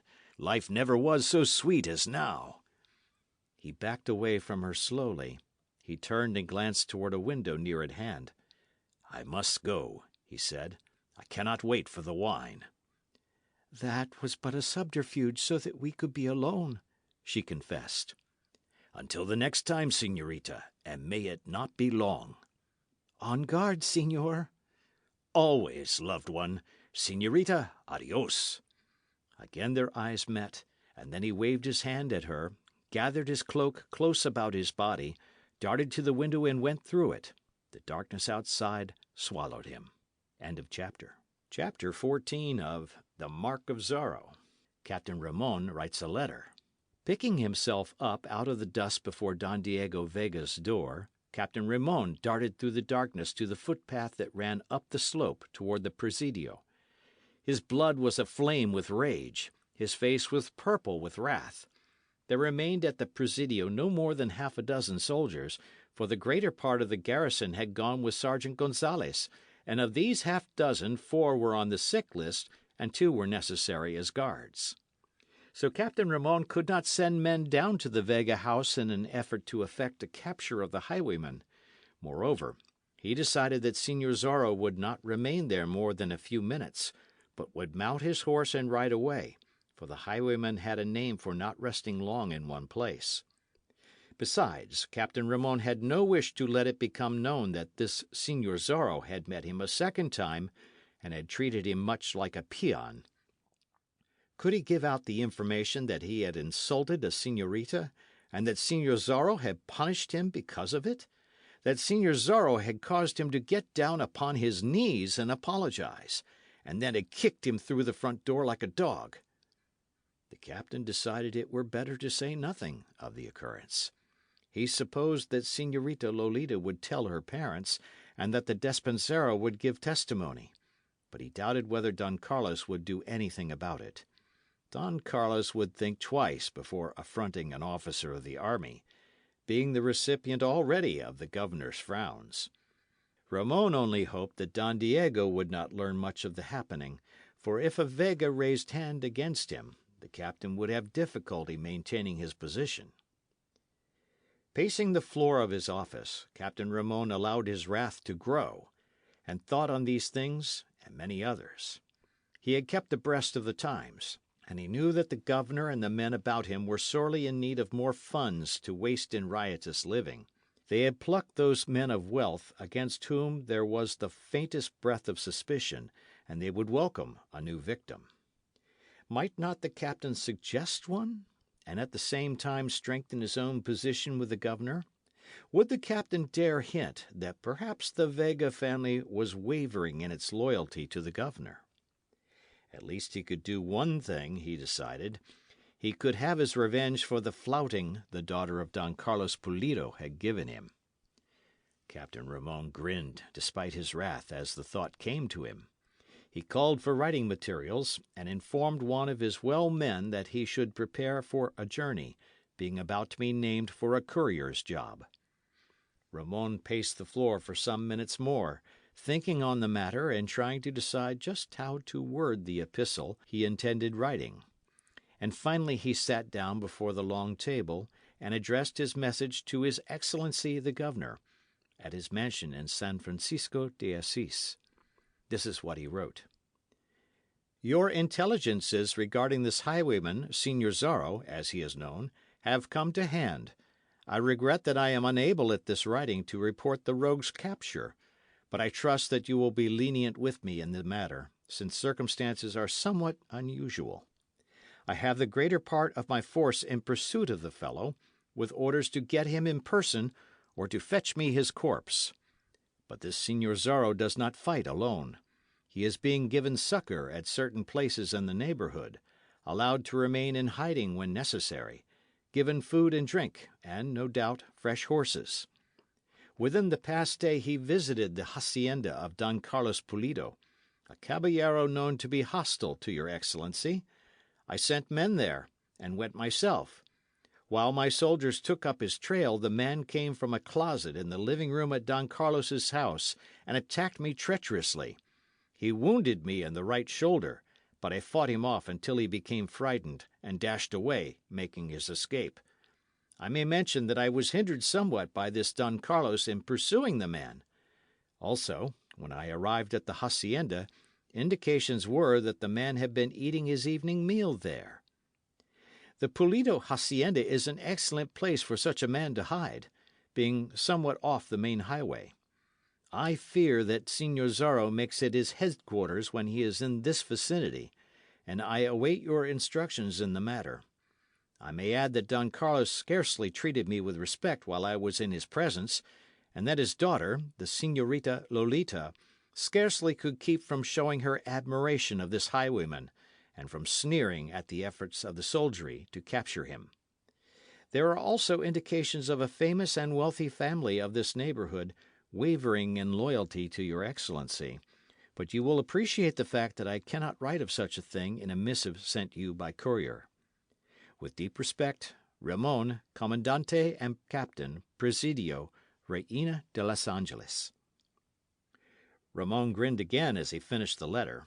That last paragraph, he knew, would get the governor guessing. The Vega family was about the only famous and wealthy one that would fit the description. As for the Pulidos, Captain Ramon imagined what would happen to them. The governor would not hesitate to deal out punishment, and perhaps the Señorita Lolita would find herself without protection, and in no position to reject the advances of a captain of the army. Now Ramon addressed himself to the task of making a second copy of the letter, intending to send one by his courier and preserve the other for his files, in case something came up and he wished to refer to it. Having finished the copy, he folded the original and sealed it, carried it to the soldiers' lounging room, and gave it to the man he had selected as courier. The soldier saluted, hurried out to his horse, and rode furiously toward the north, toward San Fernando and Santa Barbara, and on to San Francisco de Assis, with the orders ringing in his ears that he should make all haste and get a change of horses at every mission and pueblo in the name of His Excellency. Ramon returned to his office and poured out a measure of wine, and began reading over the copy of the letter. He half wished that he had made it stronger, yet he knew that it were better to make it mild, for then the governor would not think he was exaggerating. He stopped reading now and then to curse the name of Señor Zorro, and frequently he reflected on the beauty and grace of the Señorita Lolita, and told himself she should be punished for the manner in which she had treated him. He supposed that Señor Zorro was miles away by this time, and putting more miles between himself and Reina de los Angeles. But he was mistaken in that. For the curse of Capistrano, as the soldiers called him, had not hurried away after leaving the house of Don Diego Vega. End of chapter. Chapter 15 of The Mark of Zorro. At the Presidio. Señor Zorro had gone a short distance through the darkness to where he had left his horse in the rear of a native's hut, and there he stood, thinking of the love that had come to him. Presently he chuckled as if well pleased, then mounted and rode slowly toward the path that led to the Presidio. He heard a horseman galloping away from the place, and thought Captain Ramon had sent a man to call back Sergeant Gonzales and the troopers and put them on the fresher trail. Señor Zorro knew how affairs stood at the Presidio, knew to a man how many of the soldiery were there, and that 4 were ill with a fever, and that there was but one well man now besides the captain, since one had ridden away. He laughed again, and made his horse climb the slope slowly, so as to make little noise. In the rear of the Presidio building, he dismounted and allowed the reins to drag on the ground, knowing that the animal would not move from the spot. Now he crept through the darkness to the wall of the building, and made his way around it carefully until he came to a window. He raised himself on a pile of adobe bricks and peered inside. It was Captain Ramon's office into which he looked. He saw the Commandante sitting before a table reading a letter which, it appeared, he had just finished writing. Captain Ramon was talking to himself, as does many an evil man. "This will cause consternation for the pretty señorita," he was saying. "That will teach her not to flaunt an officer of His Excellency's forces. When her father is in the carcel charged with high treason, and his estates have been taken away, then perhaps she will listen to what I have to say." Señor Zorro had no difficulty in distinguishing the words. He guessed instantly that Captain Ramon had planned a revenge, that he contemplated mischief toward the Pulidos. Beneath his mask the face of Señor Zorro grew black with rage. He got down from the pile of adobe bricks and slipped on along the wall until he came to the corner of the building. In a socket at the side of the front door a torch was burning, and the only able-bodied man left in the garrison was pacing back and forth before the doorway, a pistol in his belt and a blade at his side. Señor Zorro noted the length of the man's pacing. He judged the distance accurately, and just as the man turned his back to resume his march, the highwayman sprang. His hands closed around the soldier's throat as his knees struck the man in the back. Instantly they were upon the ground, the surprised trooper now doing his best to put up a fight. But Señor Zorro, knowing that a bit of noise might mean disaster for him, silenced the man by striking him on the temple with the heavy butt of his pistol. He pulled the unconscious soldier back into the shadows, gagged him with a strip torn from the end of his serape, and bound his hands and feet with other strips. Then he drew his cloak about him, looked to his pistol, listened a moment, to be sure the short fight with the soldier had not attracted the attention of any inside the building, and slipped once more toward the door. He was inside in an instant.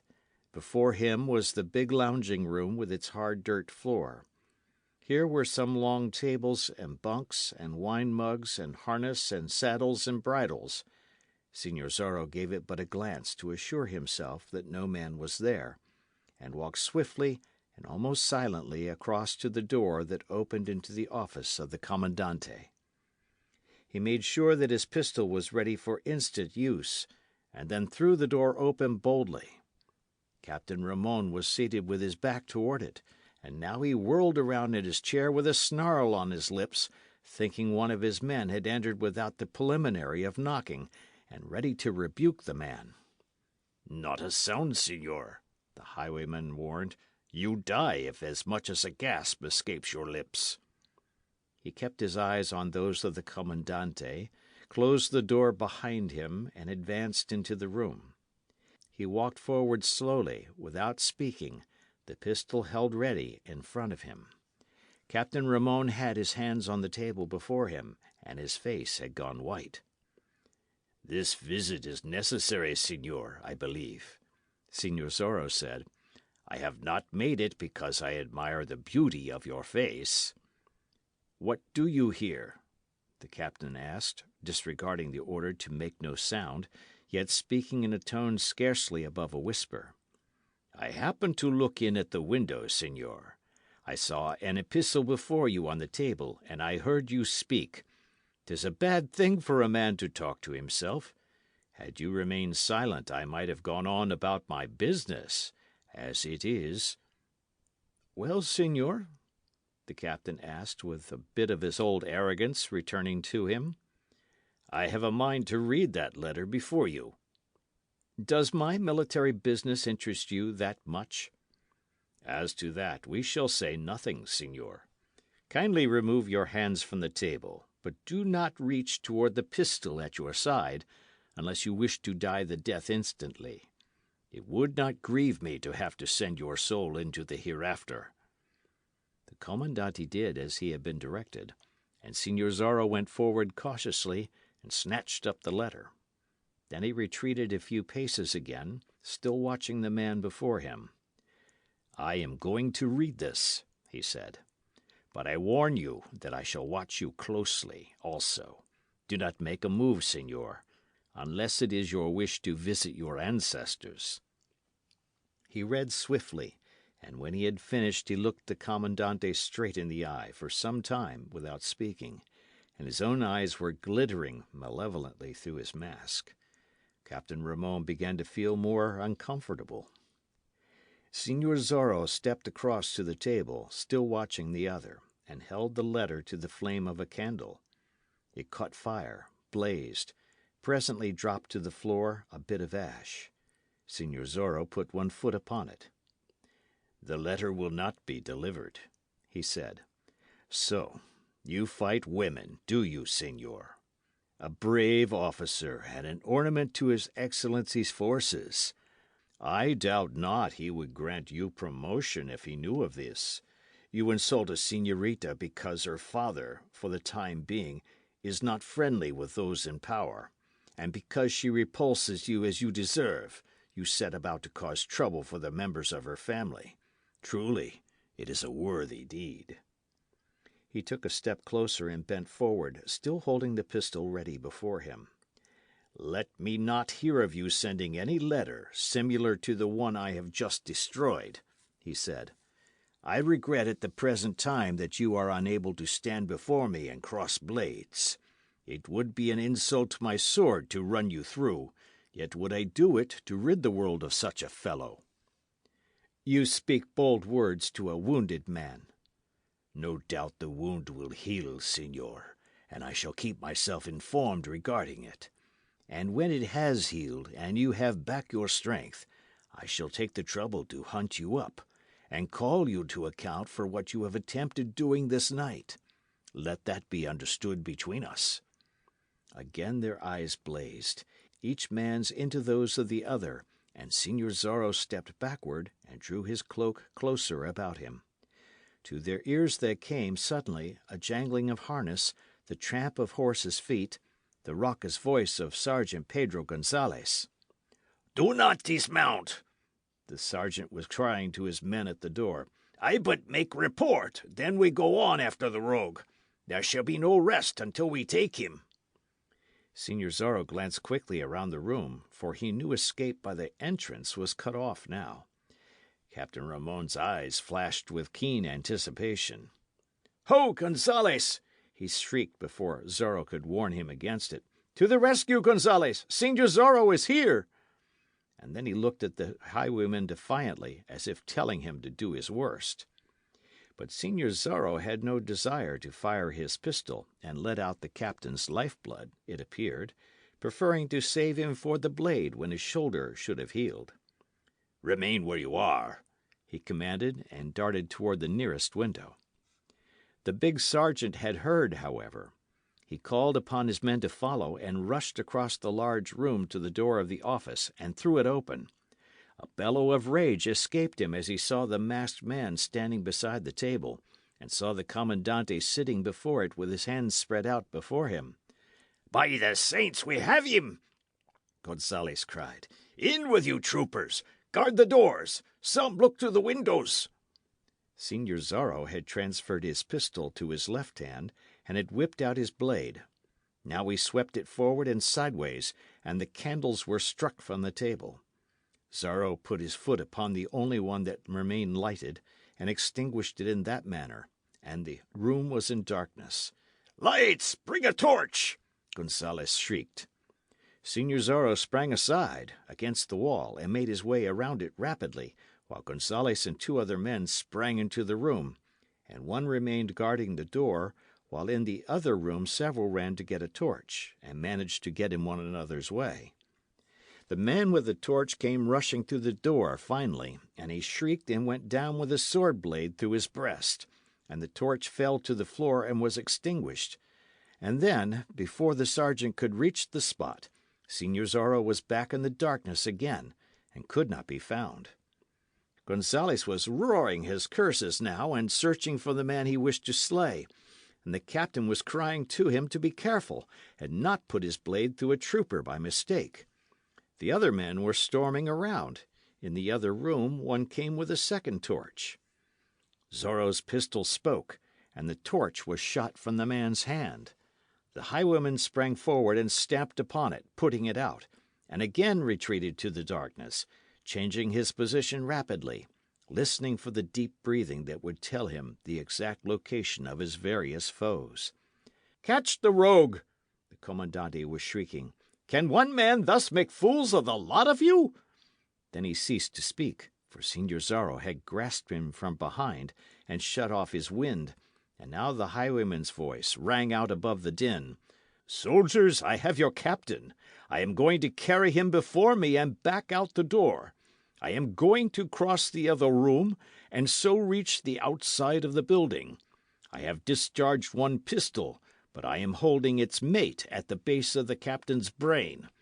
And when one of you attacks me, I fire, and you are without a captain." The captain could feel cold steel at the back of his head, and he shrieked for the men to use caution.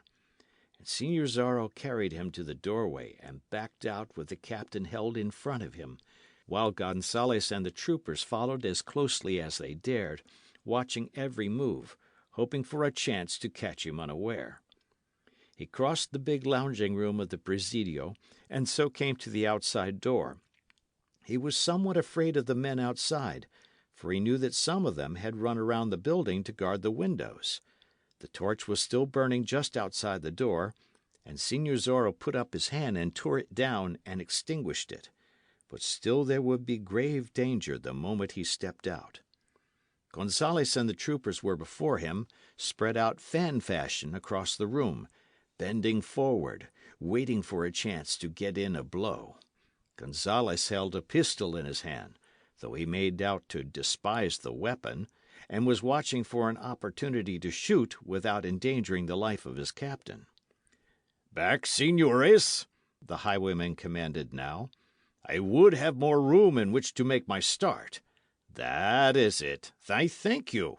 Sergeant Gonzales, were not the odds so heavy, I might be tempted to play at fence with you and disarm you again." "By the saints! Some other time, my sergeant. And now, señores, attention. It desolates me to say it, but I had only the one pistol. What the captain has been feeling all this time at the base of his brain is naught except a bridle buckle I picked up from the floor. Is it not a pretty jest? Señores, adios!" Suddenly he whirled the captain forward, darted into the darkness, and started toward his horse with the whole pack at his heels, and pistol flashes splitting the blackness of the night, and bullets whistling by his head. His laughter came back to them on the stiffening breeze that blew in from the distant sea. End of chapter. Chapter 16 of The Mark of Zorro. The Chase That Failed. Señor Zorro urged his horse down the treacherous slope of the hill, where there was loose gravel, and a misstep would spell disaster, and where the troopers were slow to follow. Sergeant Gonzalez possessed courage enough, and some of the men followed him, while others galloped off to right and left, planning to intercept the fugitive when he reached the bottom and turned. Señor Zorro, however, was before them, and took the trail toward San Gabriel at a furious gallop, while the troopers dashed along behind, calling to one another, and now and then discharging a pistol with a great waste of powder and ball, and no result so far as capturing or wounding the highwayman was concerned. Soon the moon came up. Señor Zorro had been anticipating that, and knew that it would make his escape more difficult. But his horse was fresh and strong, while those ridden by the troopers had covered many miles during the day, and so hope was not gone. Now he could be seen plainly by those who pursued, and he could hear Sergeant Gonzalez crying upon his men to urge their beasts to the utmost and effect a capture. He glanced behind him as he rode, and observed that the troopers were scattering out in a long line, the stronger and fresher horses gaining on the others. So they rode for some 5 miles, the troopers holding the distance, but not making any gain, and Señor Zorro knew that soon their horses would weaken, and that the good steed he bestrode, which gave no signs of fatigue as yet, would outdistance them. Only one thing bothered him. He wanted to be travelling in the opposite direction. Here the hills rose abruptly on either side of the highway, and it was not possible for him to turn aside and make a great circle, nor were there any trails he could follow, and if he attempted to have his horse climb, he would have to make slow progress, and the troopers would come near enough to fire their pistols and mayhap wound him. So he rode straight ahead, gaining a bit now, knowing that 2 miles further up the valley there was a trail that swung off to the right, and that by following it he would come to higher ground, and so could double back on his tracks. He had covered one of the 2 miles before he remembered that it had been noised abroad that a landslide had been caused by the recent torrential rain, and had blocked this higher trail. So he could not use that even when he reached it, and now a bold thought came to his mind. As he topped a slight rise in the terrain, he glanced behind once more and saw that no 2 of the troopers were riding side by side. They were well scattered, and there was some distance between each 2 of them. It would help his plan. He dashed around a bend in the highway and pulled up his horse. He turned the animal's head back toward whence he had come, and bent forward in the saddle to listen. When he could hear the hoof-beats of his nearest pursuer's horse, he drew his blade, took a turn of the reins around his left wrist, and suddenly struck his beast in the flanks cruelly with his sharp rowels. The animal he rode was not used to such treatment, never having felt the spurs except when in a gallop and his master wished greater speed. Now he sprang forward like a thunderbolt, dashed around the curve like a wild stallion, and bore down upon the nearest of Señor Zorro's foes. "Make way!" Señor Zorro cried. The first man gave ground readily, not sure that this was the highwayman coming back, and when he was sure of it, he shrieked the intelligence to those behind, but they could not understand because of the clatter of hoofs on the hard road.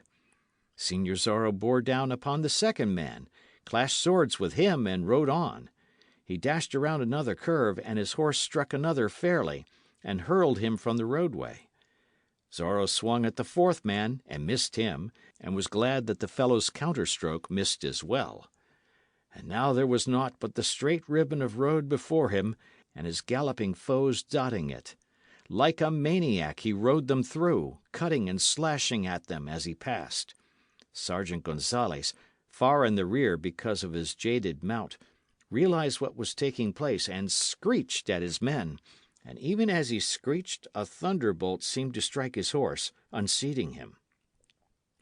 And then Senior Zorro was through them and gone, and they were following him again, a cursing sergeant at their head, but at a distance slightly greater than before. He allowed his horse to go somewhat slower now, since he could keep his distance, and rode to the first cross trail, into which he turned. He took to higher ground, and he looked back to see the pursuit streaming out over the hill, losing itself in the distance, but still determined.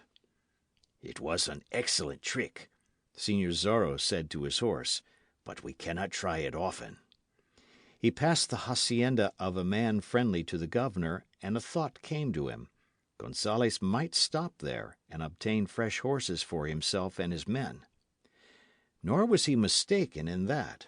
The troopers dashed up the driveway, and dogs howled a welcome. The master of the hacienda came to the door, holding a candelero high above his head. "We chase Senior Zorro!" Gonzales cried. "We require fresh steeds in the name of the governor." The servants were called, and Gonzales and his men hurried to the corral. Magnificent horses were there, horses almost as good as the one the highwayman rode, and all were fresh. The troopers quickly stripped saddles and bridles from their jaded mounts, and put them on the fresh steeds, and then dashed for the trail again, and took up the pursuit. Senior Zorro had gained quite a lead, but there was only one trail he could follow, and they might overtake him. 3 miles away, on the crest of a small hill, there was a hacienda that had been presented to the mission of San Gabriel by a caballero who had died without leaving heirs. The governor had threatened to take it for the state, but so far had not done so, the Franciscans of San Gabriel having a name for protecting their property with determination. In charge of this hacienda was one Fray Felipe, a member of the order who was along in years, and under his direction the neophytes made the estate a profitable one, raising much livestock, and sending to the storehouses great amounts of hides and tallow and honey and fruit, as well as wine. Gonzales knew the trail they were following led to this hacienda, and that just beyond it there was another trail that split, one part going to San Gabriel, and the other returning to Reina de los Angeles by a longer route. If Senior Zorro passed the hacienda, it stood to reason that he would take the trail that ran toward the pueblo, since, had he wished to go to San Gabriel, he would have continued along the highway in the first place, instead of turning and riding back through the troopers at some risk to himself. But he doubted whether Zorro would pass, for it was well known that the highwaymen dealt harshly with those who prosecuted the frailes, and it was to be believed that every Franciscan held a friendly feeling for him and would give him aid. The troopers came within sight of the hacienda, and could see no light. Gonzales stopped them where the driveway started, and listened in vain for sounds of the man they pursued. He dismounted and inspected the dusty road, but could not tell whether a horseman had ridden toward the house recently. He issued quick orders, and the troops separated, half of the men remaining with their sergeant, and the others scattering in such manner that they could surround the house, search the huts of the natives, and look at the great barns. Then Sergeant Gonzales rode straight up the highway with half his men at his back, forced his horse up the steps to the veranda as a sign that he held this place in little respect, and knocked on the door with the hilt of his sword. End of chapter. Chapter 17 of The Mark of Zorro. Sergeant Gonzales meets a friend. Presently light showed through the windows, and after a time the door was thrown open. Fray Felipe stood framed in it, shading a candle with his hand, a giant of a man now past 60, but one who had been a power in his time. "What is all this noise?" he demanded in his deep voice. "And why do you, son of evil, ride your horse on my veranda?" "We are chasing this pretty Senior Zorro, Fray, this man they call the Curse of Capistrano," Gonzales said. "And you expect to find him in this poor house?" "Stranger things have happened. Answer me, Fray. Have you heard a horseman gallop past within a short time? I have not. And has this Signor Zorro paid you a visit recently? I do not know the man you mean. You have heard of him, doubtless.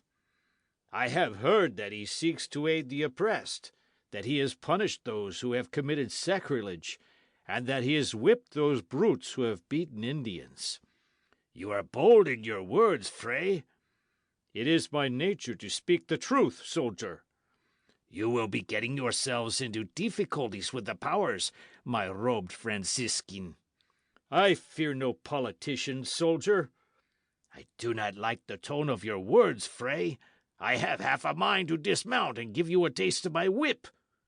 Signor, Fray Felipe cried, take 10 years off my shoulders and I can drag you in the dirt.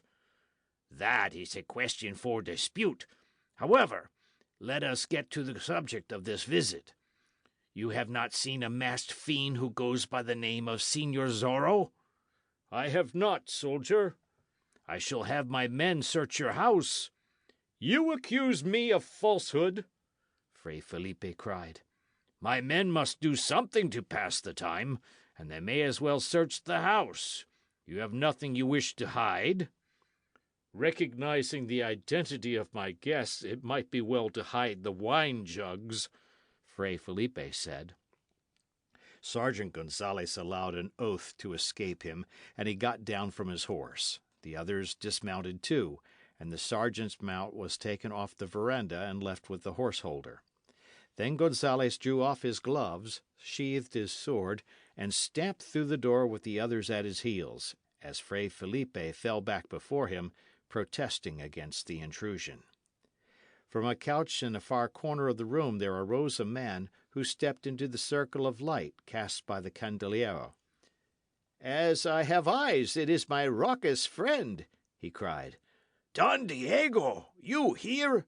Gonzalez gasped. "I have been at my hacienda looking over business affairs, and I rode over to spend the night with Fray Felipe, who has known me from babyhood. These turbulent times, I thought that here, at least, in this hacienda that is a bit out of the way and has a Fray in charge of it, I could for a time rest in peace without hearing of violence and bloodshed. But it appears that I cannot. Is there no place in this country where a man may meditate and consult musicians and the poets?" "Meal mushing goat's milk," Gonzalez cried. "Don Diego, you are my good friend and a true caballero. Tell me, have you seen the Signor Zorro tonight?" "I have not, my sergeant." "You did not hear him ride past the hacienda?" "I did not. But a man could ride past and not be heard here in the house. Fray Felipe and I have been talking together, and were just about to retire when you came." "Then the rogue has ridden on and taken the trail toward the pueblo," the sergeant declared. "You had him in view?" Don Diego asked. "Ha! We were upon his heels, caballero. But at a turn in the highroad he made connection with some 20 men of his band. They rode at us and attempted to scatter us, but we drove them aside and kept on after Signor Zorro. We managed to separate him from his fellows and give chase." "You say he has a score of men?" "Fully a score, as my men will testify. He is a thorn in the flesh of the soldiery, but I have sworn to get him, and when once we stand face to face—" "You will tell me of it afterward?" Don Diego asked, rubbing his hands together. "You will relate how you mocked him as he fought, how you played with him, pressed him back, and ran him through." "By the saints, you make mock of me, caballero!" "'Tis but a jest, my sergeant. Now that we understand each other, perhaps Fray Felipe will give wine to you and your men. After such a chase, you must be fatigued." "Wine would taste good," the sergeant said. His corporal came in then to report that the huts and barns had been searched, and the corral also, and that no trace had been found of Signor Zorro or his horse. Fray Felipe served the wine, though he appeared to do it with some reluctance, and it was plain that he was but answering Don Diego's request. And what shall you do now, my sergeant? Don Diego asked after the wine had been brought to the table. Are you always to go chasing around the country and creating a tumult? The rogue evidently has turned back toward Reina de Los Angeles, Caballero, the sergeant replied. He thinks he is clever, no doubt, but I can understand his plan. Ha! And what is it? He will ride around Reina de Los Angeles and take the trail to San Luis Rey. He will rest for a time, no doubt, to throw off all pursuit, and then will continue to the vicinity of San Juan Capistrano. That is where he began this wild life of his, and for that reason the curse of Capistrano he is called. Yes, he will go to Capistrano.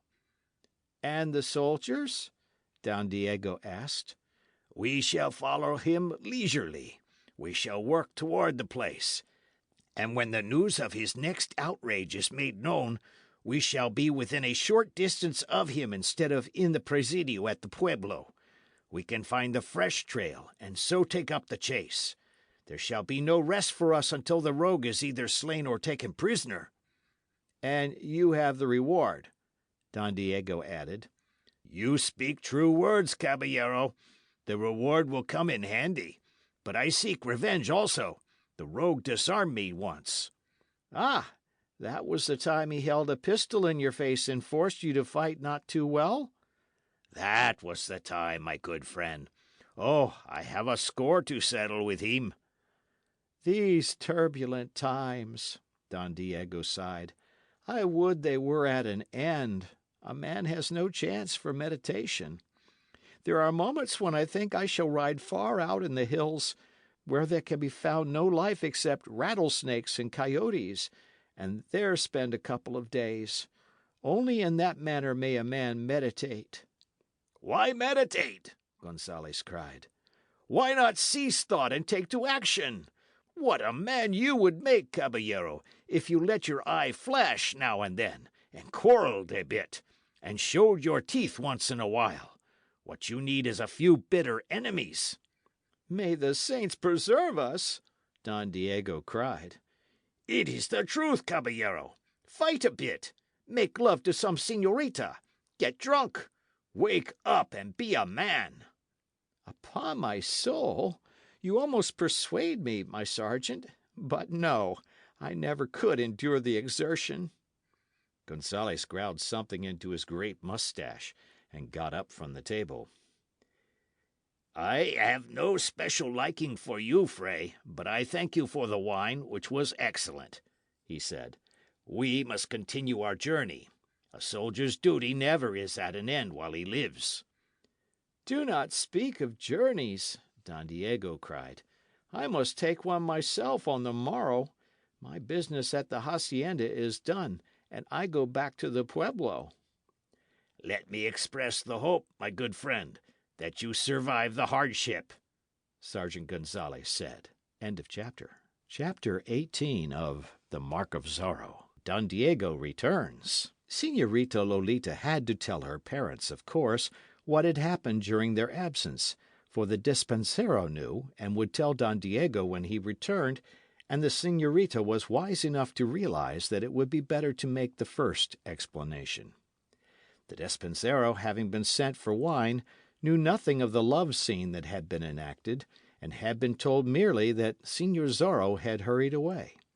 That seemed reasonable, since the señor was pursued by the soldiers. So the girl told her father and mother that Captain Ramon had called while they were absent, and that he had forced his way into the big living room to speak to her, despite the entreaties of the servant. Perhaps he had been drinking too much wine, else was not himself because of his wound, the girl explained. But he grew too bold, and pressed his suit with ardour that was repugnant, and finally insisted that he should have a kiss. Whereupon, said the señorita, this Señor Zorro had stepped from the corner of the room, and how he came to be there she did not know, and had forced Captain Ramon to apologize, and then had thrown him out of the house. After which, and here she neglected to tell the entire truth, Señor Zorro made a courteous bow and hurried away. Don Carlos was for getting a blade and going at once to the Presidio and challenging Captain Ramon to mortal combat. But Dona Catalina was more calm, and showed him that to do that would be to let the world know that their daughter had been affronted, and also it would not aid their fortunes any if Don Carlos quarrelled with an officer of the army. And yet again, the Don was of an age, and the captain probably would run him through in 2 passes, and leave Dona Catalina a weeping widow, which she did not wish to be. So the Don paced the floor of the great living room and fumed and fussed, and wished he were 10 years the younger, or that he had political power again, and he promised that when his daughter should have wedded Don Diego, and he was once more in good standing, he would see that Captain Ramon was disgraced and his uniform torn from his shoulders. Sitting in the chamber that had been assigned to her, Señorita Lolita listened to her father's ravings, and found herself confronted with a situation. Of course, she could not wed Don Vega now. She had given her lips and her love to another, a man whose face she never had seen, a rogue pursued by soldiery, and she had spoken truly when she had said that a Pulido loved but once. She tried to explain it all to herself, saying that it was a generous impulse that had forced her to give her lips to the man. And she told herself that it was not the truth, that her heart had been stirred when first he spoke to her at her father's hacienda during the siesta hour. She was not prepared yet to tell her parents of the love that had come into her life, for it was sweet to keep it a secret, and moreover she dreaded the shock to them, and half feared that her father might cause her to be sent away to some place where she never would see Señor Zorro again. She crossed to a window and gazed out at the plaza, and she saw Don Diego approaching in the distance. He rode slowly, as if greatly fatigued, and his 2 native servants rode a short distance behind him. Men called to him as he neared the house, and he waved his hand at them languidly in response to their greeting. He dismounted slowly, one of the natives holding the stirrup and assisting him, brushed the dust from his clothes, and started toward the door. Don Carlos and his wife were upon their feet to greet him, their faces beaming, for they had been accepted anew into society the evening before, and knew it was because they were Don Diego's house guests. "I regret that I was not here when you arrived," Don Diego said, "but I trust that you have been made comfortable in my poor house." "More than comfortable in this gorgeous palace," Don Carlos exclaimed. "Then you have been fortunate, for the saints know I have been uncomfortable enough." "How is that, Don Diego?" Dona Catalina asked. "My work at the hacienda done, I rode as far as the place of Fray Felipe, there to spend the night in quiet. But as we were about to retire, there came a thundering noise at the door, and this Sergeant Gonzales and a troop of soldiers entered. It appears that they had been chasing the highwayman called Señor Zorro, and had lost him in the darkness." In the other room, a dainty señorita gave thanks for that. "These are turbulent times," Don Diego continued, sighing and mopping the perspiration from his forehead. "The noisy fellows were with us an hour or more, and then continued the chase. And because of what they had said of violence, I endured a horrible nightmare, so got very little rest. And this morning I was forced to continue to Reina de los Angeles." "You have a difficult time," Don Carlos said. "Señor Zorro was here, Caballero, in your house, before the soldiers chased him." "What is this intelligence?" Don Diego cried, sitting up straight in his chair and betraying sudden interest. "Undoubtedly he came to steal, else to abduct you and hold you for ransom," Dona Catalina observed. "But I scarcely think that he stole. Don Carlos and myself were visiting friends, and Señorita Lolita remained here alone. There is a distressing affair to report to you." "I beg of you to proceed," Don Diego said. "While we were gone, Captain Ramon of the Presidio called. He was informed we were absent, but he forced his way into the house and made himself obnoxious to the señorita. This Señor Zorro came in and forced the captain to apologize, and then drove him away." "Well, that is what I call a pretty bandit," Don Diego exclaimed. "The señorita suffers from the experience?" "Indeed, no," said Dona Catalina. "She was of the opinion that Captain Ramon had taken too much wine. I shall call her." Dona Catalina went to the door of the chamber and called her daughter, and Lolita came into the room and greeted Don Diego as became a proper maiden. "It makes me desolate to know that you received an insult in my house," Don Diego said. "I shall consider the affair." Dona Catalina made a motion to her husband, and they went to a far corner to sit, that the young folk might be somewhat alone, which seemed to please Don Diego, but not the señorita. End of chapter. Chapter 19 of The Mark of Zorro. Captain Ramon apologizes. "Captain Ramon is a beast," the girl said in a voice not too loud. "He is a worthless fellow," Don Diego agreed. That is, he wished to kiss me," she said. "And you did not let him, of course?" "Señor!" Confound it, I did not mean that. Certainly you did not let him. I trust that you slapped his face." "I did," said the señorita. "And then he struggled with me, and he told me that I should not be so particular, since I am a daughter of a man who stood in the bad graces of the governor." "Why, the infernal brute!" Don Diego exclaimed. "Is that all you have to say about it, Caballero?" "I cannot use oaths in your presence, of course." "Do you not understand, señor? This man comes into your house and insulted the girl you have asked to be your wife." "Confound the rascal! When next I see his excellency, I shall ask him to remove the officer to some other post." "Oh!" the girl cried. "Have you no spirit at all? Have him removed? Were you a proper man, Don Diego, you would go to the Presidio, you would call this Captain Ramon to account, you would pass your sword through his body, and call upon all to witness that a man could not insult the señorita you admired and escape the consequences." "It is such an exertion to fight," he said. "Let us not speak of violence. Perhaps I shall see the fellow and rebuke him." "Rebuke him!" the girl cried. "Let us talk of something else, señorita. Let us speak of the matter regarding which I talked the other day. My father will be after me again soon to know when I am going to take a wife. Cannot we get the matter settled in some manner? Have you decided upon the day?" "I have not said that I would marry you," she replied. "Why hold off?" he questioned. "Have you looked at my house? I shall make it satisfactory to you, I am sure. You shall furnish it to suit your taste, though I pray you do not disturb it too much, for I dislike to have things in a mess. You shall have a new carriage, and anything you may desire." "Is this your manner of wooing?" she asked, glancing at him from the corners of her eyes. "What a nuisance to woo!" he said. "Must I play a guitar and make pretty speeches? Can you not give me your answer without all that foolishness?" She was comparing this man beside her with Señor Zorro, and Don Diego did not compare to him favourably.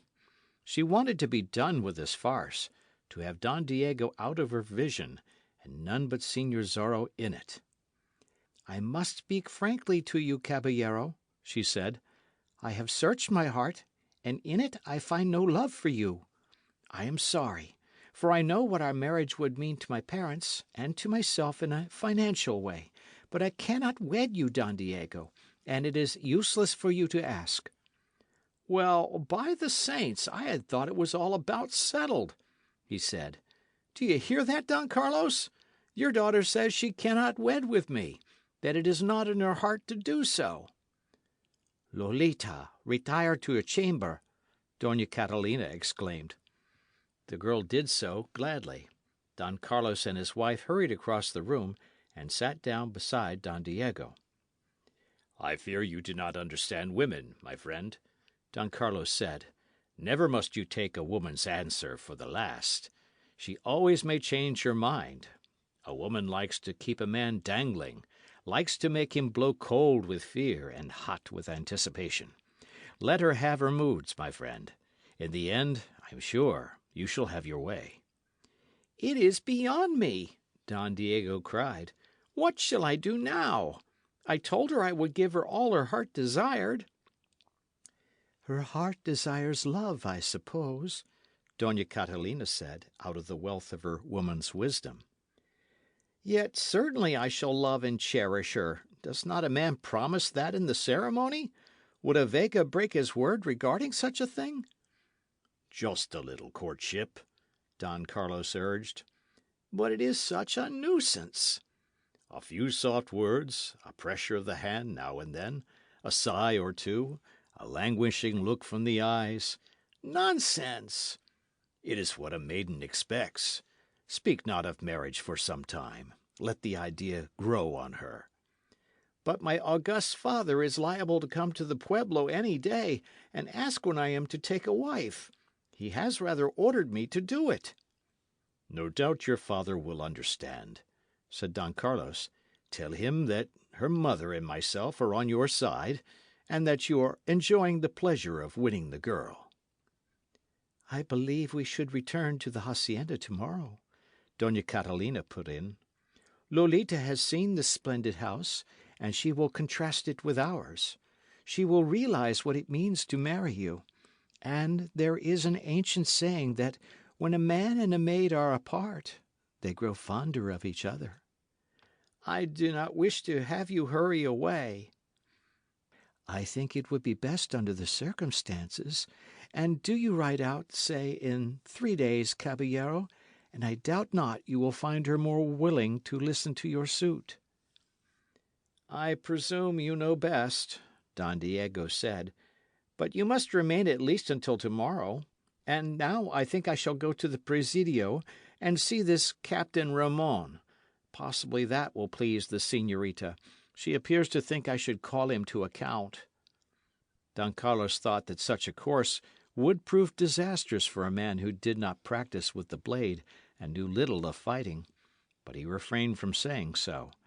A gentleman never intruded his own thoughts at such a time. Even if a caballero went to his death, it was all right so long as he believed he was doing the proper thing, and died as a caballero should. So Don Diego went from the house and walked slowly up the hill toward the Presidio building. Captain Ramon observed his approach, and wondered at it, and snarled at the thought of coming to combat with such a man. But he was cold courtesy itself when Don Diego was ushered into the Commandante's office. "I am proud to know you have visited me here," he said, bowing low before the scion of the Vegas. Don Diego bowed in answer, and took the chair Captain Ramon indicated. The captain marvelled that Don Diego had no blade at his side. "I was forced to climb your confounded hill to speak to you on a certain matter," Don Diego said. "I have been informed that you visited my house during my absence and insulted a young lady who is my guest." "Indeed?" the captain said. "Were you deep in wine?" "Señor?" "That would excuse the offence in part, of course. And then you were wounded, and probably in a fever. Were you in a fever, Captain?"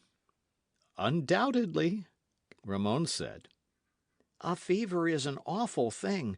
I had a siege of it once. But you should not have intruded upon the señorita. Not only did you affront her, but you affronted me. I have asked the señorita to become my wife. The matter is not settled as yet, but I have some rights in this case." "I entered your house seeking news of this Señor Zorro," the captain lied. "You found him?" Don Diego asked. The face of the Commandante flushed red. "The fellow was there, and he attacked me," he replied. "I was wounded, of course, and wore no weapon, and so he could work his will with me." "It is a most remarkable thing," observed Don Diego, "that none of your soldiers can meet this curse of Capistrano when you can be on equal terms.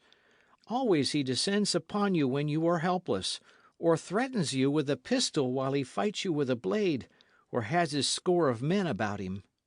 I met Sergeant Gonzales and his men at the hacienda of Fray Felipe last night, and the big sergeant told some harrowing tale of the highwayman and his score of men scattering his troopers. We shall get him yet, the captain promised, and I might call your attention to certain significant things, Caballero. Don Carlos Pulido, as we know, does not stand high with those in authority. This Señor Zorro was at the Pulido hacienda, you will remember, and attacked me there, emerging from a closet to do it. Ha! What mean you? Again, on last night he was in your house while you were abroad, and the Pulidos were your guests. It begins to look as if Don Carlos has a hand in the work of the Señor Zorro. I am almost convinced that Don Carlos is a traitor, and is aiding the rogue. You had better think twice, or half a score of times, before seeking a matrimonial alliance with the daughter of such a man. By the saints, what a speech! Don Diego exclaimed, as if in admiration. You have made my poor head ring with it. You really believe all this? I do, Caballero. Well, the Pulidos are returning to their own place tomorrow, I believe. I but asked them to be my guests, so they could be away from the scenes of this Señor Zorro's deeds. And Señor Zorro followed them to the pueblo, you see? Can it be possible? Don Diego gasped. I must consider the matter. Oh, these turbulent times! But they are returning to their hacienda tomorrow. Of course, I would not have His Excellency think that I harboured a traitor. He got to his feet, bowed courteously, and then stepped slowly toward the door. And there he seemed to remember something suddenly, and turned to face the captain again. Ha! I am at the point of forgetting all about the insult, he exclaimed. What have you to say, my captain, regarding the events of last night? Of course, Caballero. I apologize to you most humbly, Captain Ramon replied. I suppose that I must accept your apology, but please do not let such a thing happen again. You frightened my despensero badly, and he is an excellent servant. Then Don Diego Vega bowed again and left the presidio, and Captain Ramon laughed long and loudly, until the sick men in the hospital room feared that their commandante must have lost his wits. "What a man!" the captain exclaimed. "I have turned him away from that Pulido señorita, I think.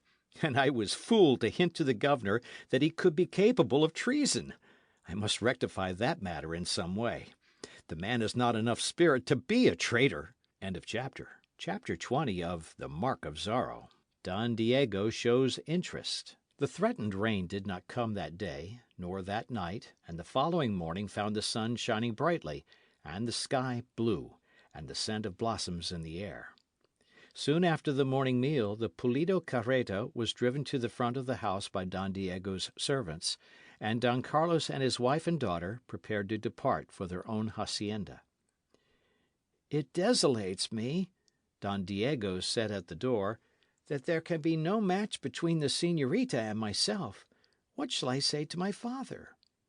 Do not give up hope, Caballero, Don Carlos advised him.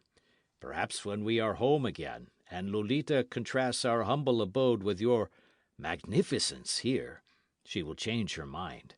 A woman changes her mind, Caballero, as often as she does the method of doing her hair. I had thought all would be arranged before now, Don Diego said. You think there is still hope? I trust so, Don Carlos said, but he doubted it, remembering the look that had been in the señorita's face. However, he intended having a serious talk with her once they were home, and possibly might decide to insist on obedience even in this matter of taking a mate.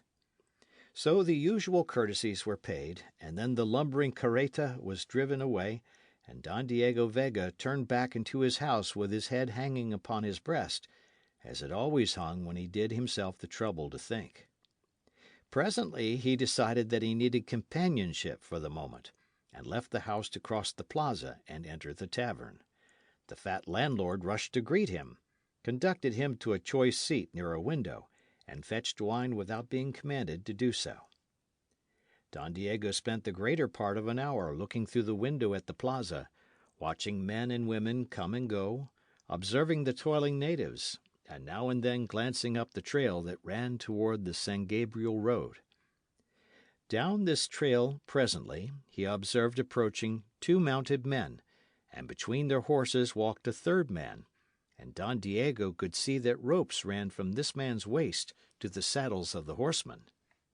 "What in the name of the saints have we here?" he exclaimed, getting up from the bench and going closer to the window. "Ha!" said the landlord at his shoulder. "That will be some prisoner coming now." "Prisoner?" said Don Diego, looking at him with a question in his glance. "A native brought the news a short time ago, Caballero. Once more a fray is in the toils." "Explain, fat one." "The man is to go before the magistrado immediately for his trial. They say that he swindled a dealer in hides, and now must pay the penalty. He wished his trial at San Gabriel, but that was not allowed, since all there are in favour of the missions and the frailes." "Who is this man?" Don Diego asked. "He is called Fray Felipe, Caballero." "What is this? Fray Felipe is an old man and my good friend. I spent night before the last with him at the hacienda he manages." "No doubt he has imposed upon you, Caballero, as upon others," the landlord said. Don Diego showed some slight interest now. He walked briskly from the tavern and went to the office of the magistrado, in a little adobe building on the opposite side of the plaza. The horsemen were just arriving with their prisoner. They were 2 soldiers who had been stationed at San Gabriel, the frailes having been forced to give them bed and board in the governor's name. It was Fray Felipe. He had been forced to walk the entire distance fastened to the saddles of his guards, and there were indications that the horsemen had galloped now and then to test the Fray's power of endurance. Fray Felipe's gown was almost in rags, and was covered with dust and perspiration. Those who crowded around him now gave him jeers and coarse jests, but the Fray held his head proudly, and pretended not to see or hear them. The soldiers dismounted and forced him into the magistrado's office, and the loiterers and natives crowded forward and through the door. Don Diego hesitated a moment, and then stepped toward the door. "One side, scum!" he cried, and the natives gave way before him. He entered and pressed through the throng. The magistrado saw him and beckoned him to a front seat. But Don Diego did not care to sit at that time. "What is it we have here?" he demanded. "This is Fray Felipe, a godly man and my friend." "He is a swindler," one of the soldiers retorted. "If he is, then we can put our trust in no man," Don Diego observed. "All this is quite irregular, Caballero," the magistrado insisted, stepping forward. "The charges have been preferred, and the man is here to be tried." Then Don Diego sat down and court was convened. The man who made the complaint was an evil-looking fellow, who explained that he was a dealer in tallow and hides, and had a warehouse in San Gabriel. "I went to the hacienda this Fray manages and purchased 10 hides of him," he testified, "after giving him the coins in payment, and taking them to my storehouse. I found that the hides had not been cured properly. In fact, they were ruined. I returned to the hacienda and told the Fray as much, demanding that he return the money, which he refused to do." "The hides were good," Fray Felipe put in. "I told him I would return the money when he returned the hides." "They were spoiled," the dealer declared. "My assistant here will testify as much. They caused a stench, and I had them burned immediately." The assistant testified as much. "Have you anything to say, Fray?" the magistrado asked. "It will avail me nothing," Fray Felipe said. "I am already found guilty and sentenced. Were I a follower of a licentious governor instead of a robed Franciscan, the hides would have been good." "You speak treason," the magistrado cried.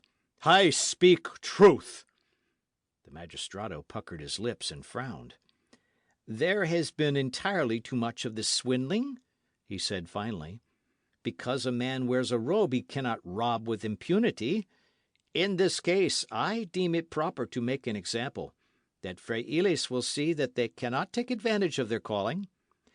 The fray must repay the man the price of the hides, and for the swindle he shall receive across his bare back 10 lashes, and for the words of treason he has spoken, he shall receive 5 lashes additional.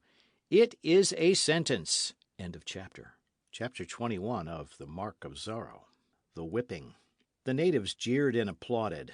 Don Diego's face went white, and for an instant his eyes met those of Fray Felipe, and in the face of the latter he saw resignation. The office was cleared, and the soldiers led the fray to the place of execution in the middle of the plaza. Don Diego observed that the magistrado was grinning, and he realized what a farce the trial had been. "These turbulent times," he said to a gentleman of his acquaintance who stood near. They tore Felipe's robe from his back and started to lash him to the post. But the Fray had been a man of great strength in his day, and some of it remained to him in his advanced years, and it came to him now what ignominy he was to suffer. Suddenly he whirled the soldiers aside and stooped to grasp the whip from the ground. "You have removed my robe," he cried. "I am man now, not Fray. One side, dogs!" He lashed out with the whip. He cut a soldier across the face. He struck at 2 natives who sprang toward him, and then the throng was upon him, beating him down, kicking and striking at him, disregarding even the soldiers' orders. Don Diego Vega felt moved to action. He could not see his friend treated in this manner despite his docile disposition. He rushed into the midst of the throng, calling upon the natives to clear the way, but he felt a hand grasp his arm, and turned to look into the eyes of the magistrado. "These are no actions for a caballero," the judge said in a low tone. "The man has been sentenced properly. When you raise hand to give him aid, you raise hand against his excellency. Have you stopped to think of that, Don Diego Vega?" Apparently Don Diego had not, and he realized, too, that he could do no good to his friend by interfering now. He nodded his head to the magistrado and turned away. But he did not go far. The soldiers had subdued Fray Felipe by now, and had lashed him to the whipping post. This was added insult, for the post was used for none except insubordinate natives. The lash was swung through the air, and Don Diego saw blood spurt from Fray Felipe's bare back. He turned his face away then, for he could not bear to look, but he could count the lashes by the singing of the whip through the air, and he knew that proud old Fray Felipe was making not the slightest sound of pain, and would die without doing so. He heard the natives laughing, and turned back again to find that the whipping was at an end. "The money must be repaid within 2 days, or you shall have 15 lashes more," the magistrado was saying. Fray Felipe was untied and dropped to the ground at the foot of the post. The crowd began to melt away. 2 frailes who had followed him from San Gabriel aided their brother to his feet, and led him aside while the natives hooted. Don Diego Vega returned to his house. "Send me Bernardo," he ordered his despensero. The butler bit his lip to keep from grinning as he went to do as he was bidden. Bernardo was a deaf and dumb native servant, for whom Don Diego had a peculiar use. Within the minute he entered the great living room and bowed before his master. "Bernardo, you are a gem," Don Diego said. "You cannot speak or hear, cannot write or read, and have not sense enough to make your wants known by the sign language. You are the one man in the world to whom I can speak without having my ears talked off in reply. You do not ha me at every turn." Bernardo bobbed his head as if he understood. He always bobbed his head in that fashion when Don Diego's lips ceased to move. "These are turbulent times, Bernardo," Don Diego continued. "A man can find no place where he can meditate. Even at Fray Felipe's night before last there came a big sergeant pounding at the door. A man with nerves is in a sorry state, and this whipping of old Fray Felipe. Bernardo, let us hope that this Señor Zorro, who punishes those who work injustice, hears of the affair and acts accordingly. Bernardo bobbed his head again. As for myself, I am in a pretty pickle, Don Diego went on. My father has ordered that I get me a wife, and the señorita I selected will have none of me. I shall have my father taking me by the ear in short order. Bernardo, it is time for me to leave this pueblo for a few days. I shall go to the hacienda of my father, to tell him I have got no woman to wed me yet, and ask his indulgence. And there, on the wide hills behind his house, may I hope to find some spot where I may rest and consult the poets for one entire day without highwaymen and sergeants and unjust magistrados bothering me. And you, Bernardo, shall accompany me, of course. I can talk to you without your taking the words out of my mouth. Bernardo bobbed his head again. He guessed what was to come. It was a habit of Don Diego's to talk to him thus for a long time, and always there was a journey afterward. Bernardo liked that, because he worshipped Don Diego, and because he liked to visit the hacienda of Don Diego's father, where he always was treated with kindness. The dispensero had been listening in the other room, and had heard what was said, and now he gave orders for Don Diego's horse to be made ready, and prepared a bottle of wine and water for the master to take with him. Within a short time Don Diego set out, Bernardo riding a mule a short distance behind him. They hurried along the high road, and presently caught up with a small carreta, beside which walked two robed Franciscans, and in which was Fray Felipe, trying to keep back moans of pain. Don Diego dismounted beside the carreta as it stopped. He went over to it and clasped Fray Felipe's hands in his own. "My poor friend," he said. "It is but another instance of injustice," Fray Felipe said. "For 20 years we of the missions have been subjected to it, and it grows.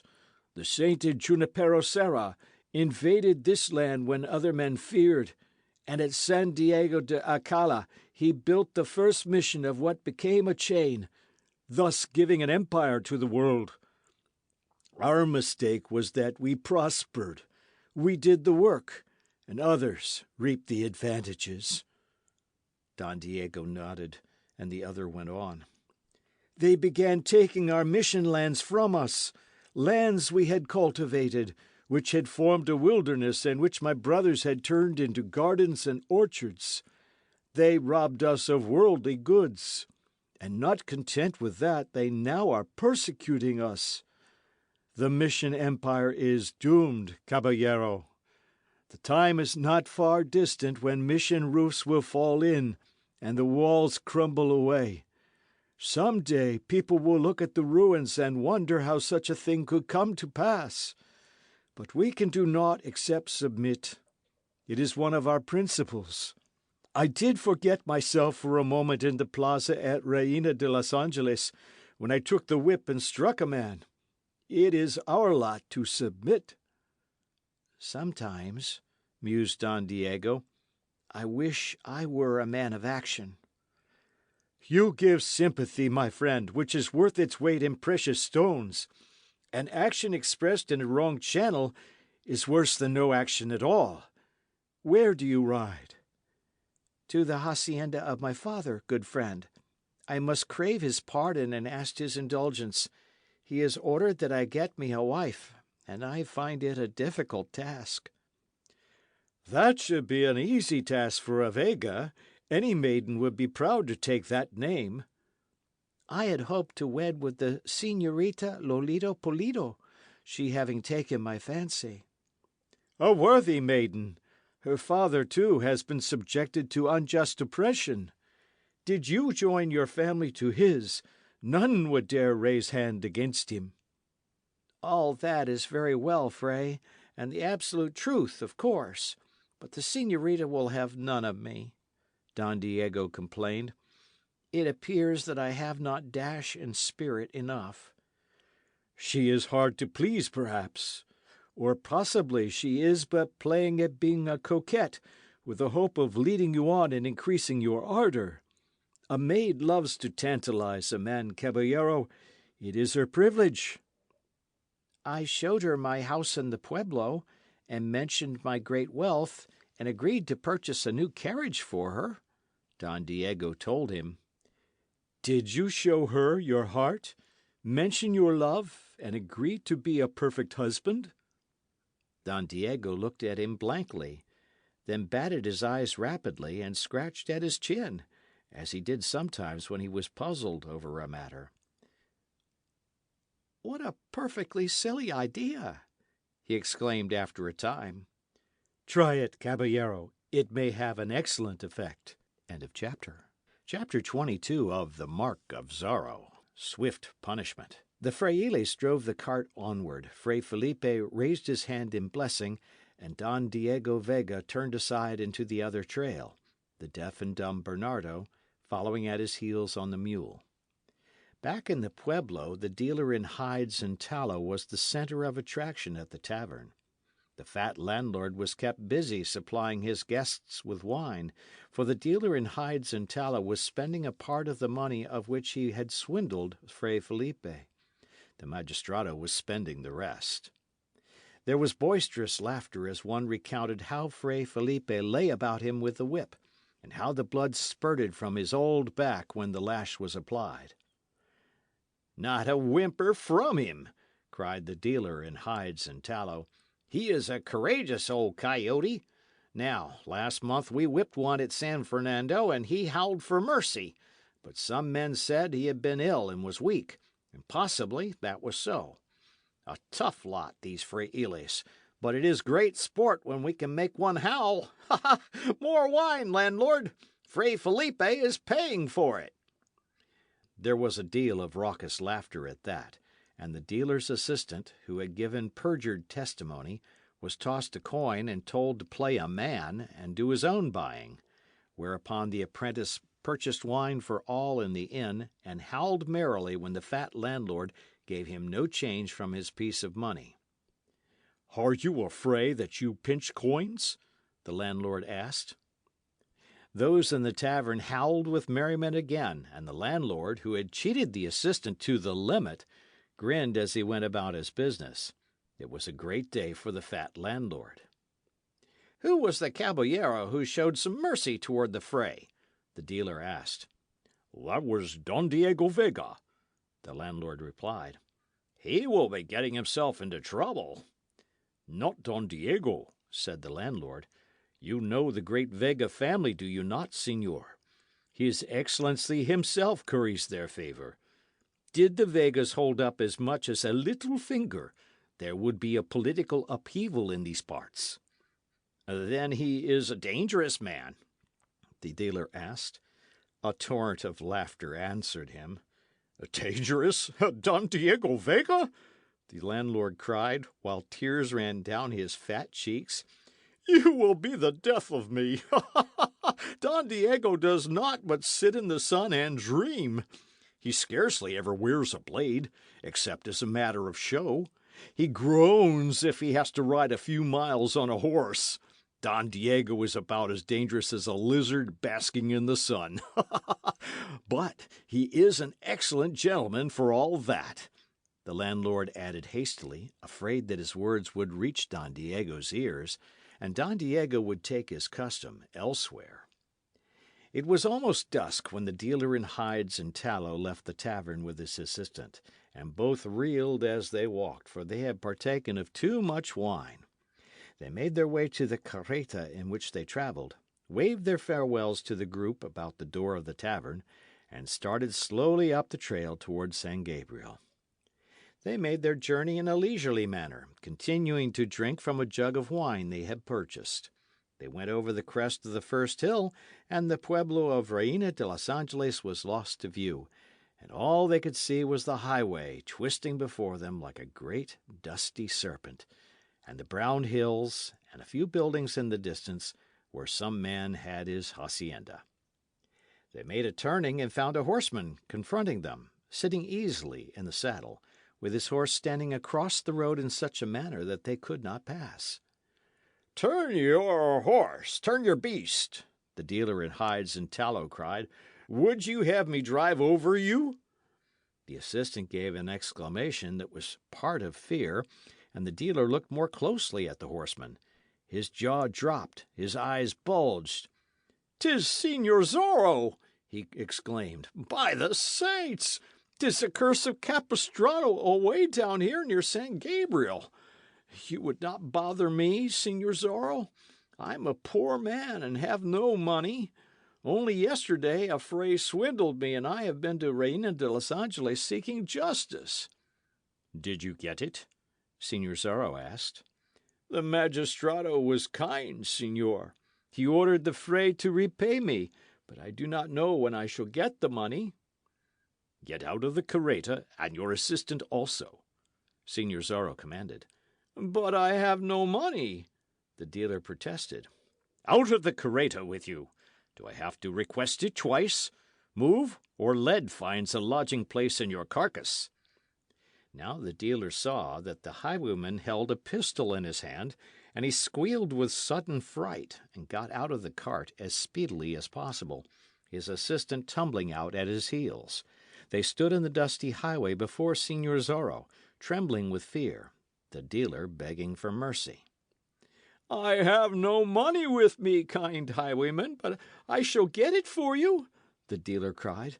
"I shall carry it to where you say, whenever you wish." "Silence, beast!" Signor Zorro cried. "I do not want your money, perjurer. I know all about the farce of a trial at Reina de los Angeles. I have ways of finding out about such things speedily." "So the aged Fray swindled you, eh? Liar and thief! 'Tis you who are the swindler. And they gave that old and godly man 15 lashes across his bare back because of the lies you told. And you and the magistrado will divide the money of which you swindled him."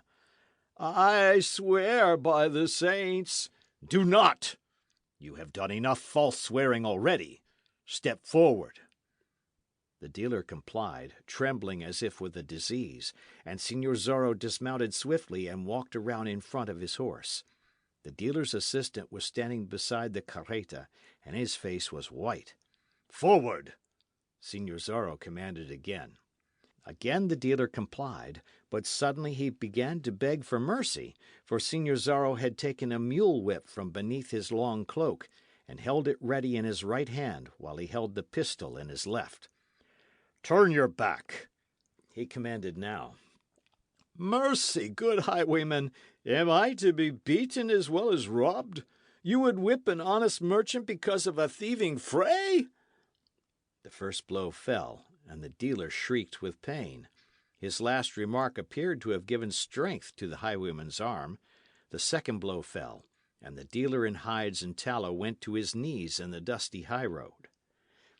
Then Signor Zorro returned his pistol to his belt, and stepped forward and grasped the dealer's mop of hair with his left hand, so as to hold him up.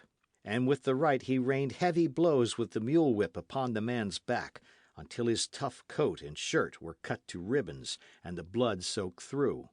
"That for a man who perjures himself and has an honest fray punished," Signor Zorro cried. And then he gave his attention to the assistant. "No doubt, young man, you but carried out your master's orders when you lied before the magistrado," he said. "But you must be taught to be honest and fair, no matter what the circumstances." "Mercy, signor!" the assistant howled. "Did you not laugh when a fray was being whipped? Are you not filled with wine now because you have been celebrating the punishment that godly man received for something he did not do?" Signor Zorro grasped the youth by the nape of his neck, whirled him around, and sent a stiff blow at his shoulders. The boy shrieked, and then began whimpering. 5 lashes in all he received, for Signor Zorro apparently did not wish to render him unconscious, and finally he hurled the boy from him and looped his whip. Let us hope both of you have learned your lesson, he said. Get into the carreta and drive on. And when you speak of this occurrence, tell the truth, else I hear of it and punish you again. Let me not learn that you have said some 15 or 20 men surrounded and held you while I worked with the whip. The apprentice sprang into the cart, and his master followed, and they whipped up and disappeared in a cloud of dust toward San Gabriel. Signor Zorro looked after them for a time, then lifted his mask and wiped the perspiration from his face, and then mounted his horse again, fastening the mule whip to the pommel of his saddle. End of chapter. Chapter 23 of The Mark of Zorro. More punishment. Signor Zorro rode quickly to the crest of the hill beneath which was the pueblo, and there he stopped his horse and looked down at the village. It was almost dark, but he could see quite well enough for his purpose. Candles had been lighted in the tavern, and from the building came the sounds of raucous song and loud jest. Candles were burning at the Presidio, and from some of the houses came the odour of cooking food. Signor Zorro rode on down the hill. When he reached the edge of the plaza, he put spurs to his horse and dashed up to the tavern door, before which 6 men were congregated, the most of them under the influence of wine. "Landlord!" he cried. None of the men about the door gave him particular attention at first, thinking he was but some caballero on a journey wishing refreshment. The landlord hurried out, rubbing his fat hands together, and stepped close to the horse, and then he saw that the rider was masked, and that the muzzle of a pistol was threatening him. "Is the magistrado within?" Signor Zorro asked. Si, signor." "Stand where you are and pass the word for him. Say there is a caballero here who wishes speech with him regarding a certain matter." The terrified landlord shrieked for the magistrado, and the word was passed inside. Presently the judge came staggering out, crying in a loud voice to know who had summoned him from his pleasant entertainment. He staggered up to the horse and put one hand against it, and looked up to find 2 glittering eyes regarding him through a mask. He opened his mouth to shriek, but Signor Zorro warned him in time. "Not a sound, or you die," he said. "I have come to punish you. Today you passed judgment on a godly man who was innocent. Moreover, you knew of his innocence, and the trial was but a farce. By your order he received a certain number of lashes. You shall have the same payment." "You dare—" "Silence!" the highwayman commanded. "You about the door there, come to my side," he called. They crowded forward, the most of them peons, who thought that here was a caballero who wished something done, and had gold to pay for it. In the dusk they did not see the mask and pistol until they stood beside the horse, and it was too late to retreat then. "We are going to punish this unjust magistrado," Signor Zorro told them. "The 5 of you will seize him now, and conduct him to the post in the middle of the plaza, and there you will tie him. The first man to falter receives a slug of lead from my pistol, and my blade will deal with the others. And I wish speed also." The frightened magistrado began to screech now. "Laugh loudly, that his cries may not be heard," the highwayman ordered, and the men laughed as loudly as they could, albeit there was a peculiar quality to their laughter. They seized the magistrado by the arms and conducted him to the post, and bound him there with thongs. "You will line up," Signor Zorro told them. "You will take this whip, and each of you will lash this man 5 times. I shall be watching, and if I see the whip fall lightly once, I shall deal out punishment. Begin!" He tossed the whip to the first man, and the punishment began. Signor Zorro had no fault to find with the manner in which it was given, for there was great fear in the hearts of the peons, and they whipped with strength and willingly. "You also, landlord," Signor Zorro said. "You will put me in carcel for it afterward," the landlord wailed. "Do you prefer carcel or a coffin, signor?" the highwayman asked. It became evident that the landlord preferred the carcel. He picked up the whip, and he surpassed the peons in the strength of his blows. The magistrado was hanging heavily from the thongs now. Unconsciousness had come to him with about the 15th blow. more through fear than through pain and punishment. "Unfasten the man," the highwayman ordered. Two men sprang forward to do his bidding. "Carry him to his house," Señor Zorro went on, "and tell the people of the pueblo that this is the manner in which Señor Zorro punishes those who oppress the poor and helpless, who give unjust verdicts and who steal in the name of the law. Go your ways." The magistrado was carried away, groaning, consciousness returning to him now. Señor Zorro turned once more to the landlord. "We shall return to the tavern," he said.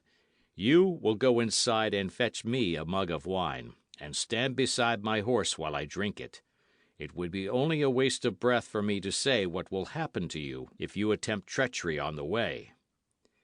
But there was fear of the magistrado in the landlord's heart as great as his fear of Señor Zorro.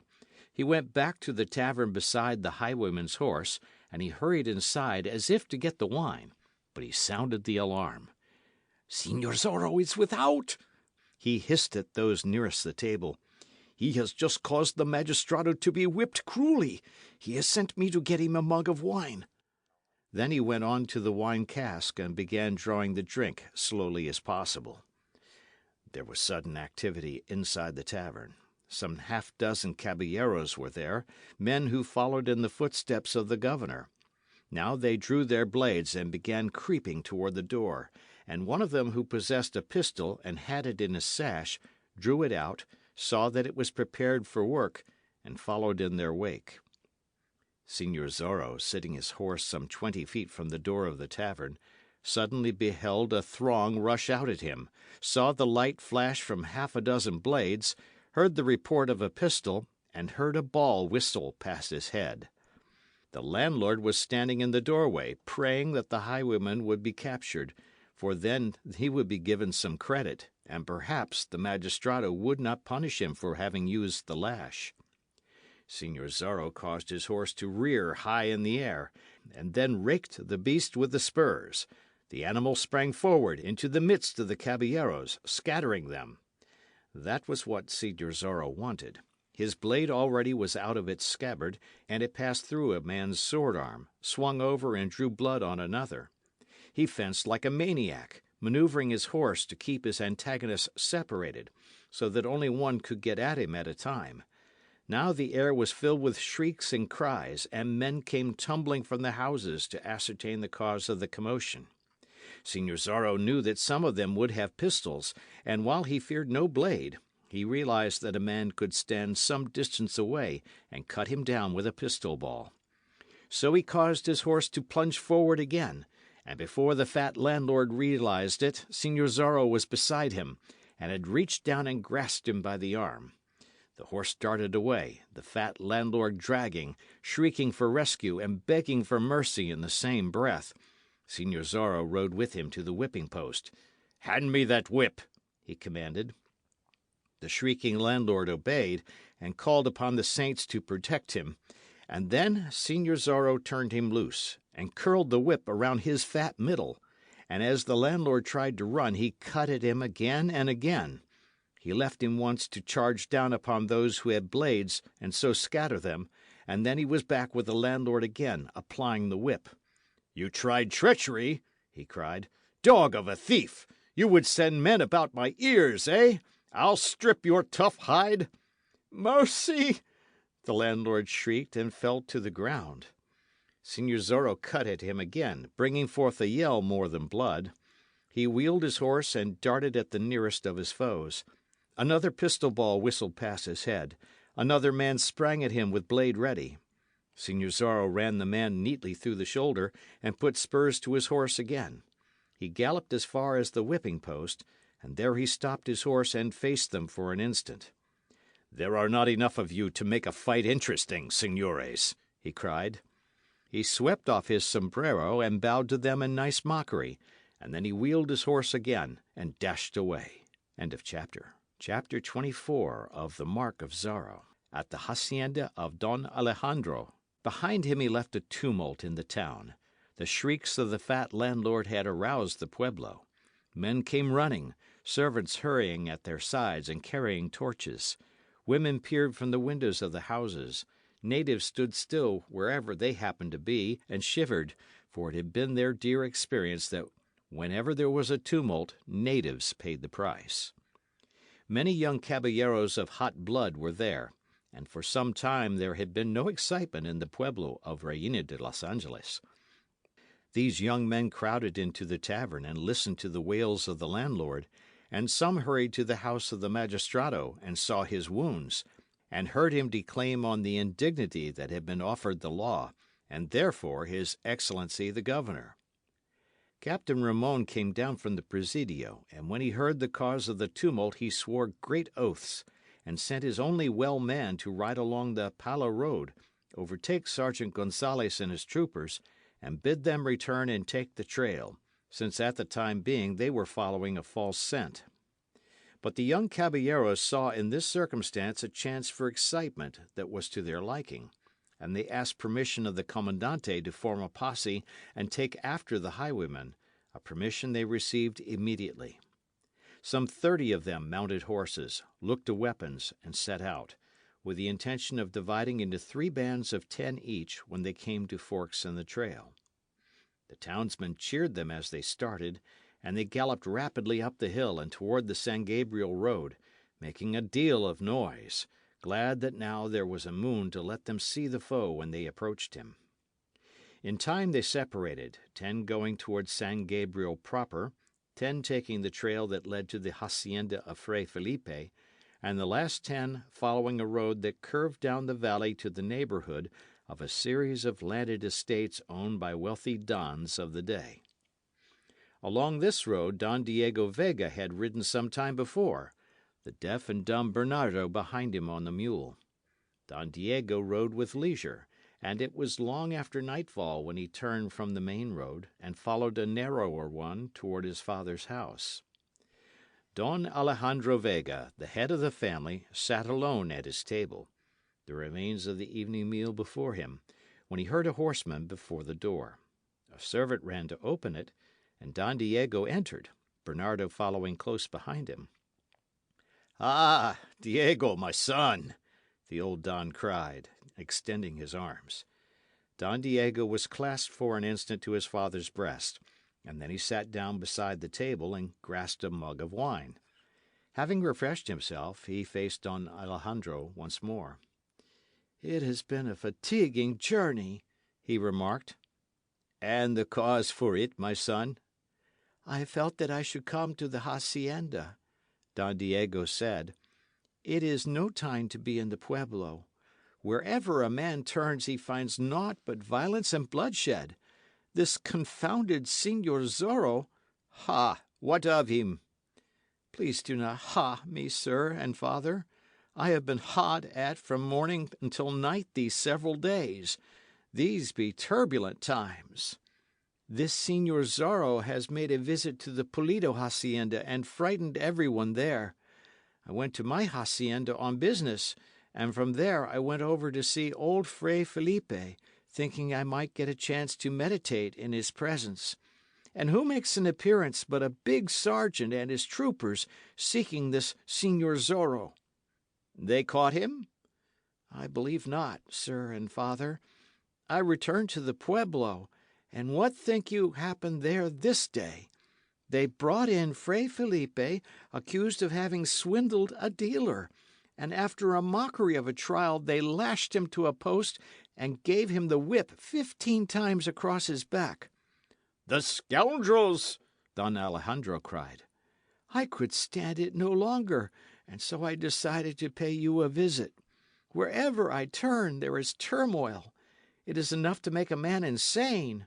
You may ask Bernardo if it is not." Don Alejandro glanced at the deaf and dumb native and grinned. Bernardo grinned back as a matter of course, not knowing it was no manner in which to act in the presence of a don. "You have something else to tell me?" Don Alejandro asked his son, looking at him searchingly. "By the saints, now it comes. I had hoped to avoid it, father and sir." "Let me hear about it." "I paid a visit to the Pulido hacienda, and spoke with Don Carlos and his wife, also the Señorita Lolita." You were pleased with the señorita? She is as lovely as any girl of my acquaintance, Don Diego said. I spoke to Don Carlos of the matter of marriage, and he appeared to be delighted. Ah, he would be, said Don Alejandro. But the marriage cannot take place, I fear. How is this? There is some shadow concerning the señorita? Not to my knowledge. She appears to be a sweet and innocent maiden, father and sir. I had them come to Reina de los Angeles and spend a couple of days at my house. I had it arranged so that she could see the furnishings and learn of my wealth. That was a wise arrangement, my son. But she will have none of me. How is this? Refuses to wed with a Vega? Refuses to become allied to the most powerful family in the country, with the best blood in the land? She intimated, father and sir, that I am not the sort of man for her. She is prone to foolishness, I believe. She would have me play a guitar under her window, perhaps, and make eyes and hold hands when her duenna is not looking, and all that silliness. By the saints, are you a Vega? Don Alejandro cried. Would not any worthy man want a chance like that? Would not any caballero delight to serenade his love on a moonlight night? The little things you term silly are the very essence of love. I doubt not the señorita was displeased with you. But I did not see that such things were necessary, Don Diego said. Did you go to the señorita in a cold-blooded manner and suggest that you wed and have it done with? Had you the idea, young sir, that you were purchasing a horse or a bull? By the saints! And so there is no chance for you to wed the girl? She has the best blood by far next to our own. Don Carlos bade me have hope, Diego replied. He took her back to the hacienda and suggested that perhaps when she had been there a time and had reflected, she might change her mind. She is yours if you play the game, Don Alejandro said. You are a Vega, and therefore the best catch in the country. Be but half a lover, and the señorita is yours. What sort of blood is in your veins? I have half a mind to slit one of them and see. Cannot we allow this marriage business to drop for the time being? Don Diego asked. You are 25. I was quite old when you were born. Soon I shall go the way of my fathers. You are the only son, the heir, and you must have a wife and offspring. Is the Vega family to die out because your blood is water? Win you a wife within the quarter year, young sir, and a wife I can accept into the family, or I leave my wealth to the Franciscans when I pass away. My father. I mean it. Get life into you.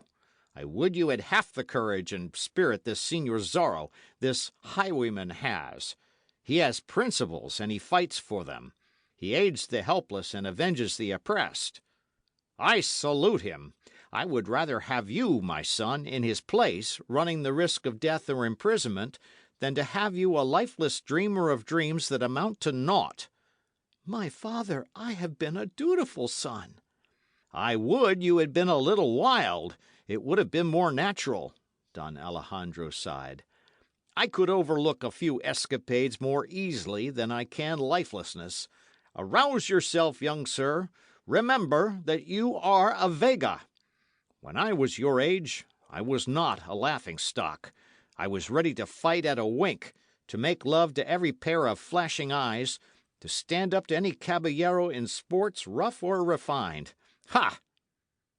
I pray you do not ha me, sir and father. My nerves are on an edge. You must be more of a man. I shall attempt it immediately, Don Diego said, straightening himself somewhat in his chair. I had hoped to avoid it, but it appears that I cannot. I shall woo the Señorita Lolita as other men woo maidens. You meant what you said about your fortune? I did, said Don Alejandro. Then I must bestir myself. It would never do, of course, to let that fortune go out of the family. I shall think these matters over in peace and quiet tonight. Perhaps I can meditate here, far from the pueblo. By the saints!" This last exclamation was caused by a sudden tumult outside the house. Don Alejandro and his son heard a number of horsemen stop, heard their calls to one another, heard bridles jingling and blades rattling. "There is no peace in all the world," Don Diego said, with deepened gloom. "It sounds like half a score of men," Don Alejandro said. It was, exactly. A servant opened the door, and into the great room there strode 10 caballeros, with blades at their sides and pistols in their belts. "Ha! Don Alejandro, we crave hospitality," the foremost cried. "You have it without asking, caballeros. What manner of journey is this you take?" "We pursue Señor Zorro, the highwayman." "By the saints!" Don Diego cried. "One cannot escape it even here. Violence and bloodshed."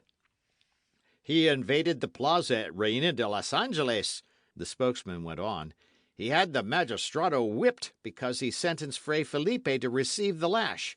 And he whipped the fat landlord, and he fought half a score of men while he was about it. Then he rode away, and we made up a band to pursue him. He has not been in this neighbourhood?" "Not to my knowledge," Don Alejandro said. "My son arrived off the highway but a short time ago." "You did not see the fellow, Don Diego?" "I did not," Don Diego said. "That is one stroke of good fortune that came my way." Don Alejandro had sent for servants, and now wine mugs were on the long table, and heaps of small cakes, and the caballeros began to eat and drink. Don Diego knew well what that meant. Their pursuit of the highwayman was at an end. Their enthusiasm had waned. They would sit at his father's table and drink throughout the night, gradually getting intoxicated, shout and sing and tell stories, and in the morning ride back to Reina de los Angeles like so many heroes. It was the custom. The chase of Señor Zorro was but a pretext for a merry time. The servants brought great stone jugs filled with rare wine, and put them on the table, and Don Alejandro ordered that meat be fetched also.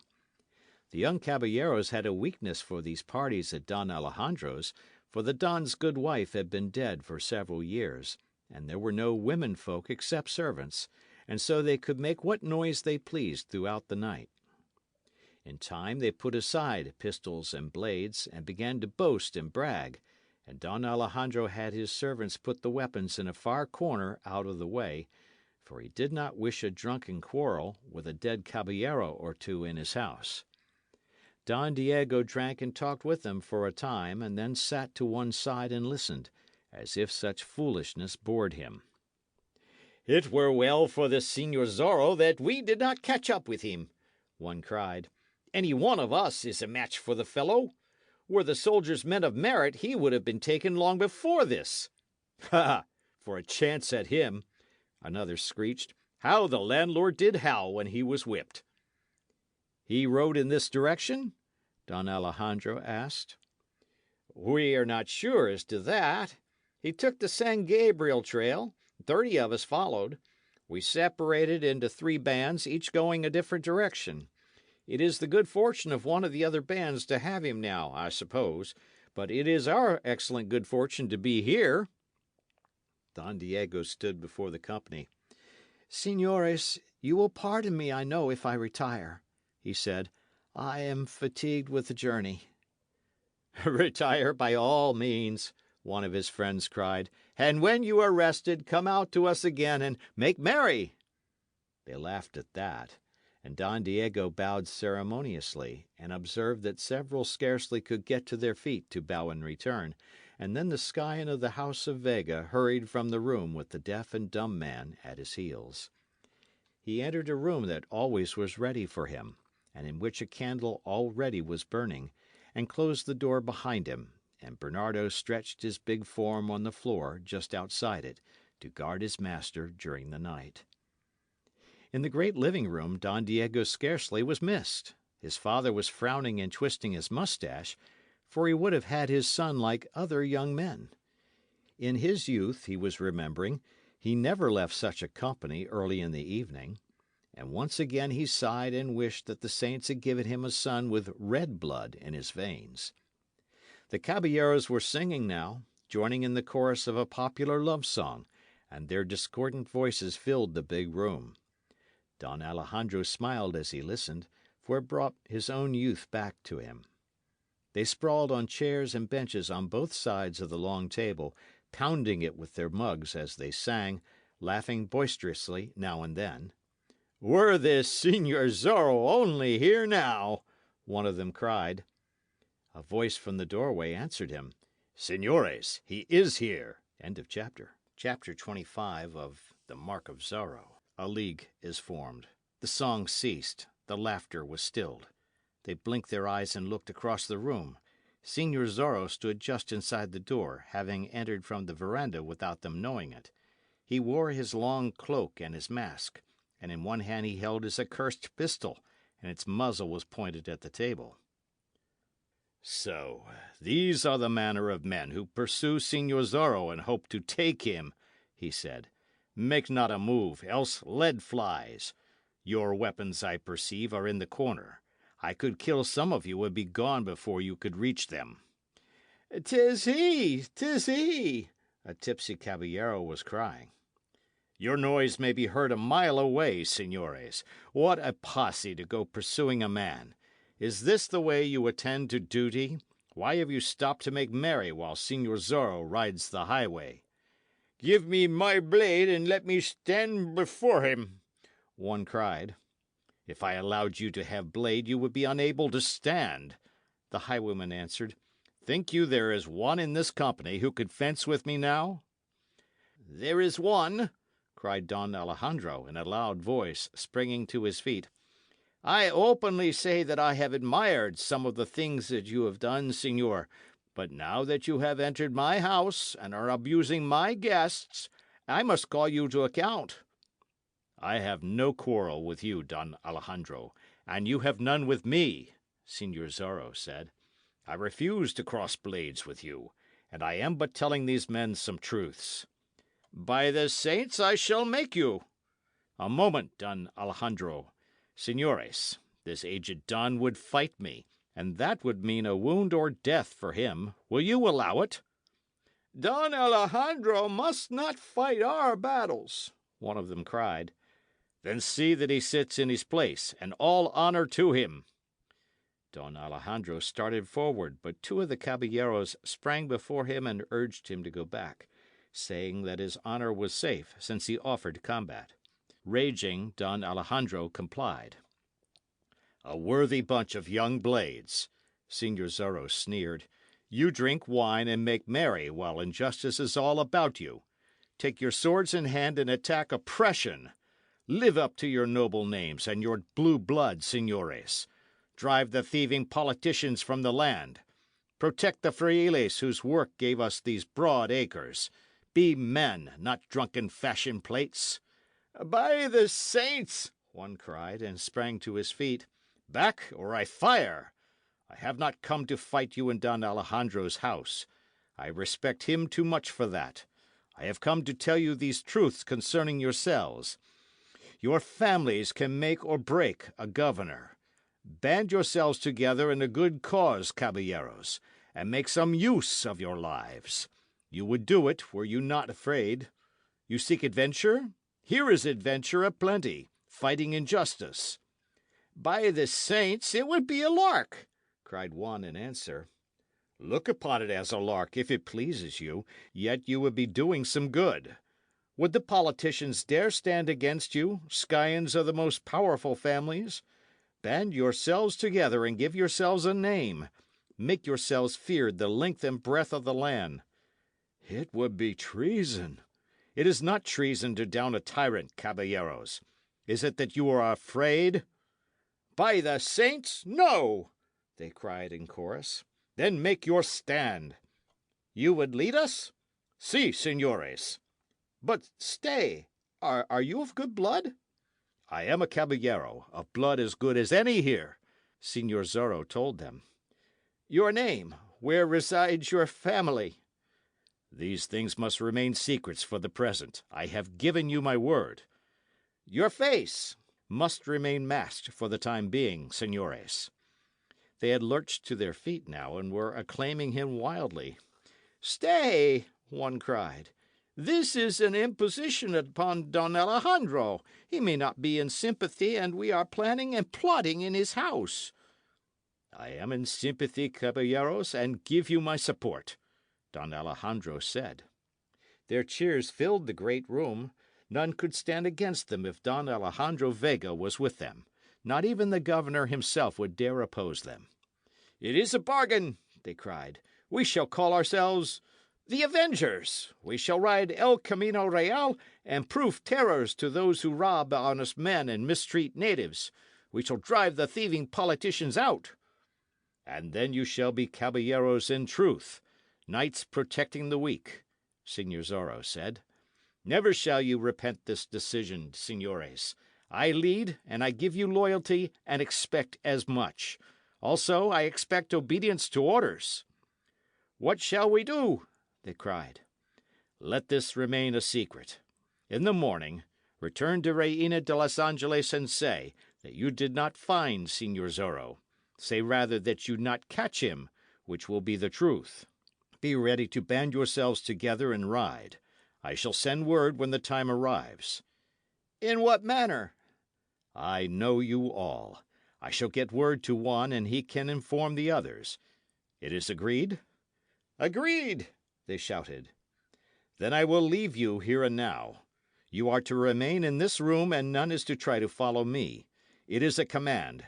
Buenas noches, caballeros." He bowed before them, swung the door open and darted through it, and slammed it shut behind him.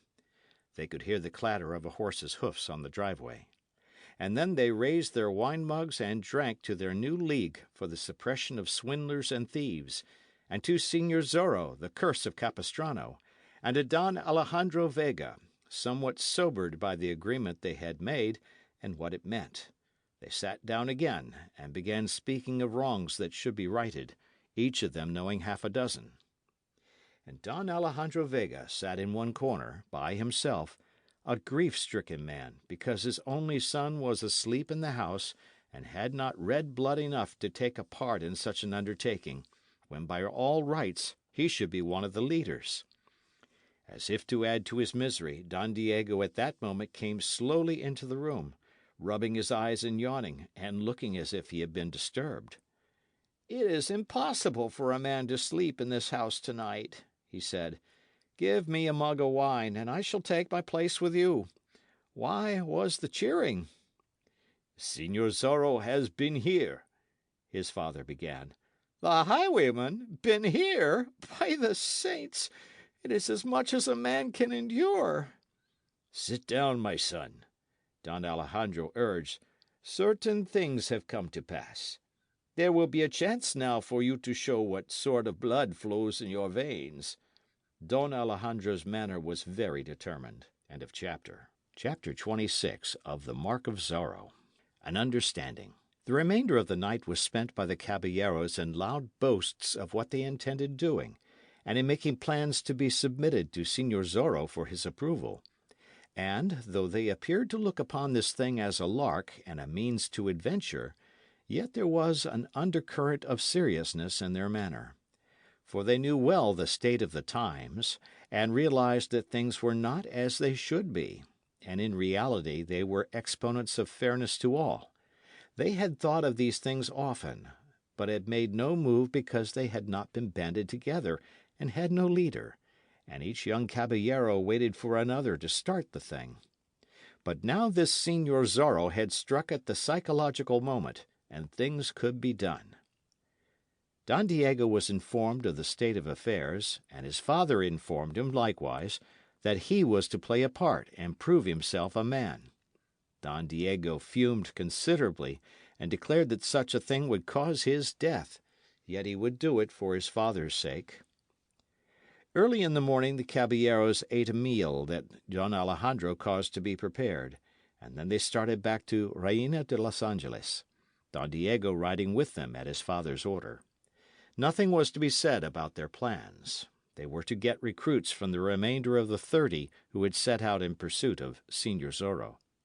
Some would join them readily, they knew, while others were the governor's men, pure and simple, and would have to be kept in the dark concerning the thing contemplated. They rode leisurely, for which Don Diego remarked that he was grateful. Bernardo was still following him on the mule, and was a little chagrined because Don Diego had not remained longer at his father's house. Bernardo knew something momentous was being planned, but could not guess what, of course, and wished that he was like other men, and could hear and speak. When they reached the plaza, they found that the other two parties already were there, saying that they had not come up with the highwayman. Some declared that they had seen him in the distance, and one that he had fired a pistol at him, at which the caballeros who had been at Don Alejandro's put their tongues in their cheeks and looked at one another in a peculiar manner. Don Diego left his companions and hurried to his house, where he donned fresh clothing and refreshed himself generally. He sent Bernardo about his business, which was to sit in the kitchen and await his master's call, and then he ordered his carriage around. That carriage was one of the most gorgeous along El Camino Real, and why Don Diego had purchased it had always been a mystery. There were some who said he did it to show his wealth, while others declared a manufacturer's agent had worried him so much that Don Diego had given him the order to be rid of him. Don Diego came from his house dressed in his best, but he did not get into the carriage. Again there was a tumult in the plaza, and into it rode Sergeant Pedro Gonzalez and his troopers. The man Captain Ramon had sent after them had overtaken them easily, for they had been riding slowly and had not covered many miles. "Ha, Don Diego, my friend!" Gonzalez cried. "Still living in this turbulent world?" "From necessity," Don Diego replied. "Did you capture this Señor Zorro?" "The pretty bird escaped us, Caballero. It appears that he turned towards San Gabriel that night, while we went chasing him towards Pala. Ah, well, 'tis nothing to make a small mistake. Our revenge shall be the greater when we find him." "What do you do now, my sergeant?" "My men refresh themselves, and then we ride towards San Gabriel. It is said the highwayman is in that vicinity, though some 30 young men of blood failed to find him last night, after he had caused the magistrado to be whipped. No doubt he hid himself in the brush, and chuckled when the caballeros rode by." "May your horse have speed and your sword arm strength," Don Diego said, and got into his carriage. 2 magnificent horses were hitched to the carriage, and a native coachman in rich livery drove them. Don Diego stretched back on the cushions and half closed his eyes as the carriage started. The driver went across the plaza and turned into the highway, and started toward the hacienda of Don Carlos Pulido.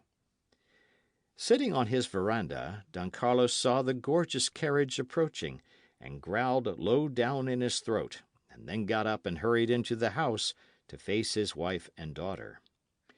"Señorita, Don Diego comes," he said. "I have spoken words regarding the young man, and I trust that you have given heed to them as a dutiful daughter should." Then he turned and went out to the veranda again, and the señorita rushed into her room, and threw herself upon a couch to weep. The saints knew she wished that she could feel some love for Don Diego, and take him for a husband, for it would help her father's fortunes, yet she felt that she could not. Why did not the man act the caballero? Why did he not exhibit a certain measure of common sense? Why did he not show that he was a young man bursting with health, instead of acting like an aged don with one foot in the grave? Don Diego got from the carriage and waved to the driver to continue to the stable yard. He greeted Don Carlos languidly, and Don Carlos was surprised to note that Don Diego had a guitar beneath one arm. He put the guitar down on the floor, removed his sombrero, and sighed. "I have been out to see my father," he said. "Ah, Don Alejandro is well, I hope." "He is in excellent health, as usual. He has instructed me to persist in my suit for the Señorita Lolita's hand. If I do not win me a wife within a certain time, he says, He will give his fortune to the Franciscans when he passes away." "Indeed?" "He said it, and my father is not a man to waste his words. Don Carlos, I must win the señorita. I know of no other young woman who would be acceptable to my father as a daughter-in-law." "A little wooing, Don Diego, I beg of you. Be not so matter of fact, I pray."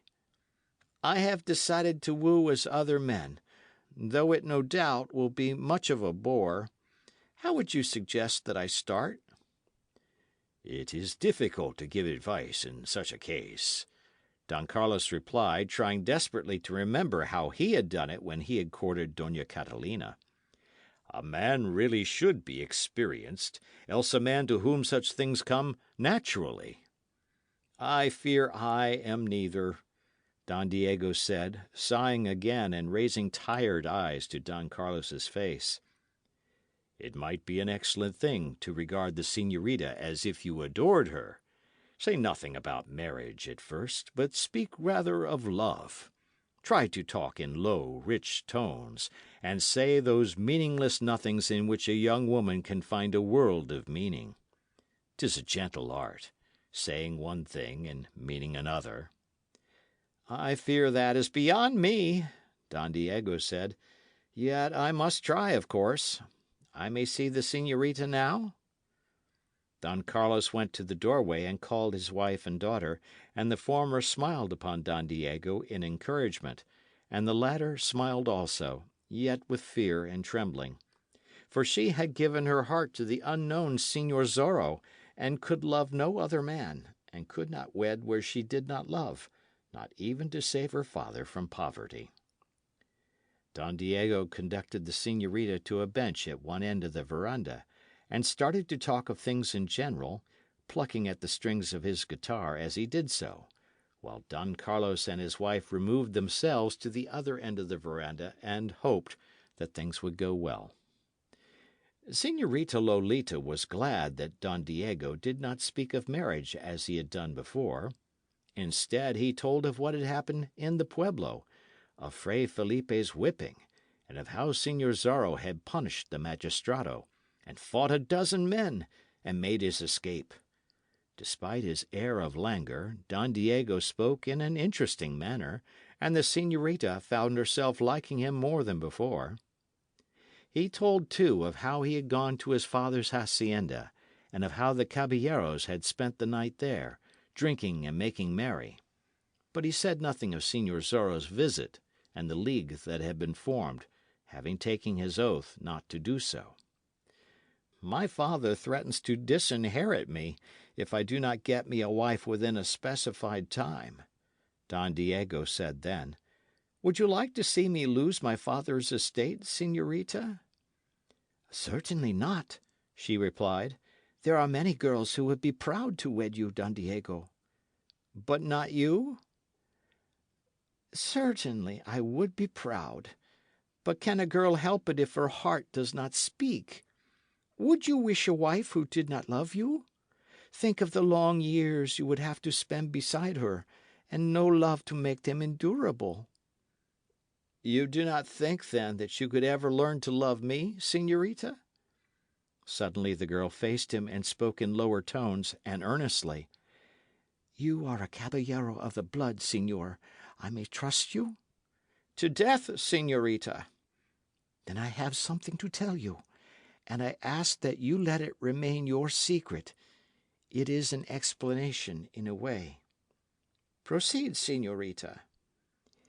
"If my heart bade me do so, nothing would please me more than to become your wife, señor, for I know that it would mend my father's fortunes. But perhaps I am too honest to wed where I do not love. There is one great reason why I cannot love you." "There is some other man in your heart?" "You have guessed it, señor. My heart is filled with his image. You would not want me for wife in such case. My parents do not know. You must keep my secret. I swear by the saints that I have spoken the truth." "The man is worthy?" "I feel sure that he is, caballero. Did he prove to be otherwise, I should grieve my life away. Yet I could never love another man. You understand now? I understand fully, señorita. May I express the hope that you will find him worthy, and in time, the man of your choice? I knew you would be the true caballero. And if things should go amiss and you need a friend, command me, señorita. My father must not suspect at the present time. We must let him think that you still seek me, and I will pretend to be thinking more of you than before, and gradually you will cease your visits. I understand, señorita. Yet that leaves me in bad case. I have asked your father for permission to woo you, and if I go to wooing another girl now, I will have him about my ears in just anger. And if I do not woo another girl, I shall have my own father upbraiding me. It is a sorry state. Perhaps it will not be for long, señor. Ha! I have it. What does a man do when he is disappointed in love? He mopes, he pulls a long face, he refuses to partake of the actions and excitements of the times. Señorita, you have saved me in a way. I shall languish because you do not return my love. Then men will think they know the reason when I dream in the sun and meditate instead of riding and fighting like a fool. I shall be allowed to go my way in peace, and there shall be a romantic glamour cast about me. An excellent thought. Señor, you are incorrigible, the Señorita Lolita exclaimed, laughing. Don Carlos and Doña Catalina heard that laugh, looked around, and then exchanged quick glances. Don Diego Vega was getting along famously with the señorita, they thought. Then Don Diego continued the deception by playing his guitar and singing a verse of a song that had to do with bright eyes and love. Don Carlos and his wife glanced at each other again, this time in apprehension, and wished that he would stop, for the scion of the Vegas had many superiors as musician and vocalist, and they feared that he might lose what ground he had gained in the señorita's estimation. But if Lolita thought little of the caballeros' singing, she said nothing to that effect, and she did not act displeased. There was some more conversation, and just before the siesta hour, Don Diego bade them buenos dias and rode away in his gorgeous carriage. From the turn in the driveway, he waved back at them. End of chapter. Chapter 27 of the Mark of Zorro. Orders for arrest. Captain Ramon's courier, sent north with a letter for the governor, had dreams of gay times in San Francisco de Asís before returning to his presidio at Reina de los Angeles. He knew a certain señorita there whose beauty caused his heart to burn. So he rode like a fiend after leaving his comandante's office, changed mounts at San Fernando and at a hacienda along the way, and galloped into Santa Barbara a certain evening just at dusk, with the intention of changing horses again, getting meat and bread and wine at the presidio, and rushing on his way. And at Santa Barbara his hopes of basking in the señorita's smiles at San Francisco de Asís were cruelly shattered, for before the door of the presidio there was a gorgeous carriage that made Don Diego's appear like a carreta, and a score of horses were tethered there, and more troopers than were stationed at Santa Barbara regularly moved about the highway, laughing and jesting with one another. The governor was in Santa Barbara. His Excellency had left San Francisco de Asís some days before on a trip of inspection, and intended to go as far south as San Diego de Acala, strengthening his political fences, rewarding his friends, and awarding punishment to his enemies. He had reached Santa Barbara an hour before, and was listening to the report of the commandante there, after which he intended remaining during the night with a friend. His troopers were to be given quarters at the presidio, of course, and the journey was to continue on the morrow.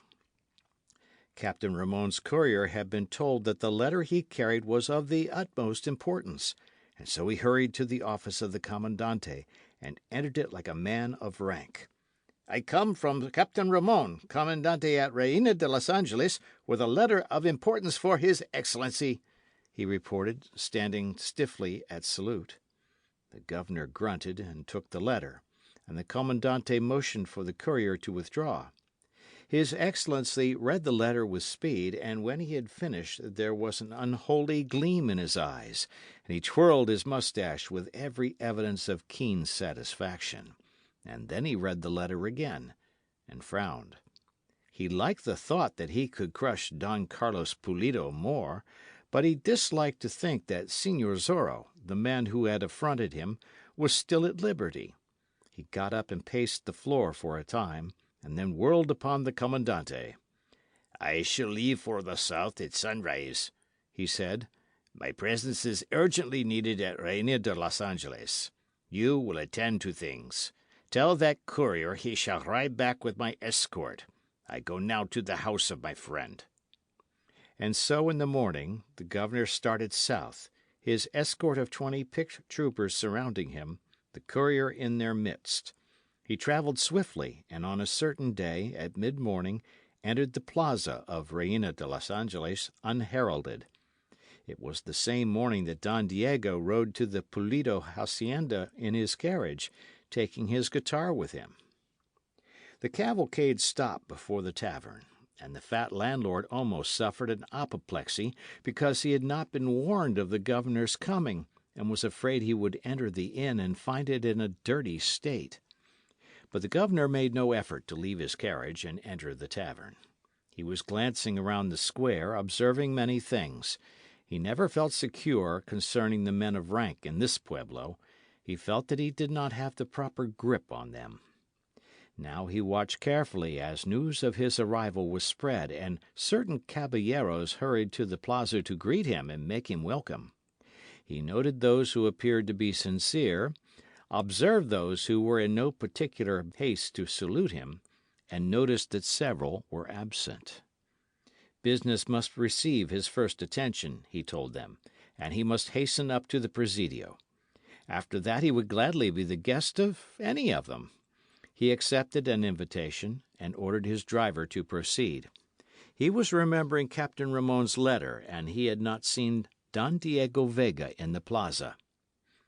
Sergeant Gonzales and his men were away pursuing Señor Zorro, of course, and so Captain Ramon himself was awaiting his Excellency at the Presidio entrance, and saluted him gravely, and bowed low before him, and ordered the commander of the escort to take charge of the place and police it, stationing guards in honour of the governor. He led his Excellency to the private office, and the governor sat down. "What is the latest news?" he asked. "My men are on the trail, Excellency, but, as I wrote, this pest of a Señor Zorro has friends, a legion of them, I take it. My sergeant has reported that twice he found him with a band of followers." "They must be broken up, killed off," the governor cried. "A man of that sort always can get followers and yet more followers, until he will be so strong that he can cause us serious trouble. Has he committed any further atrocities?" "He has, Excellency. Yesterday a Fray from San Gabriel was whipped for swindling.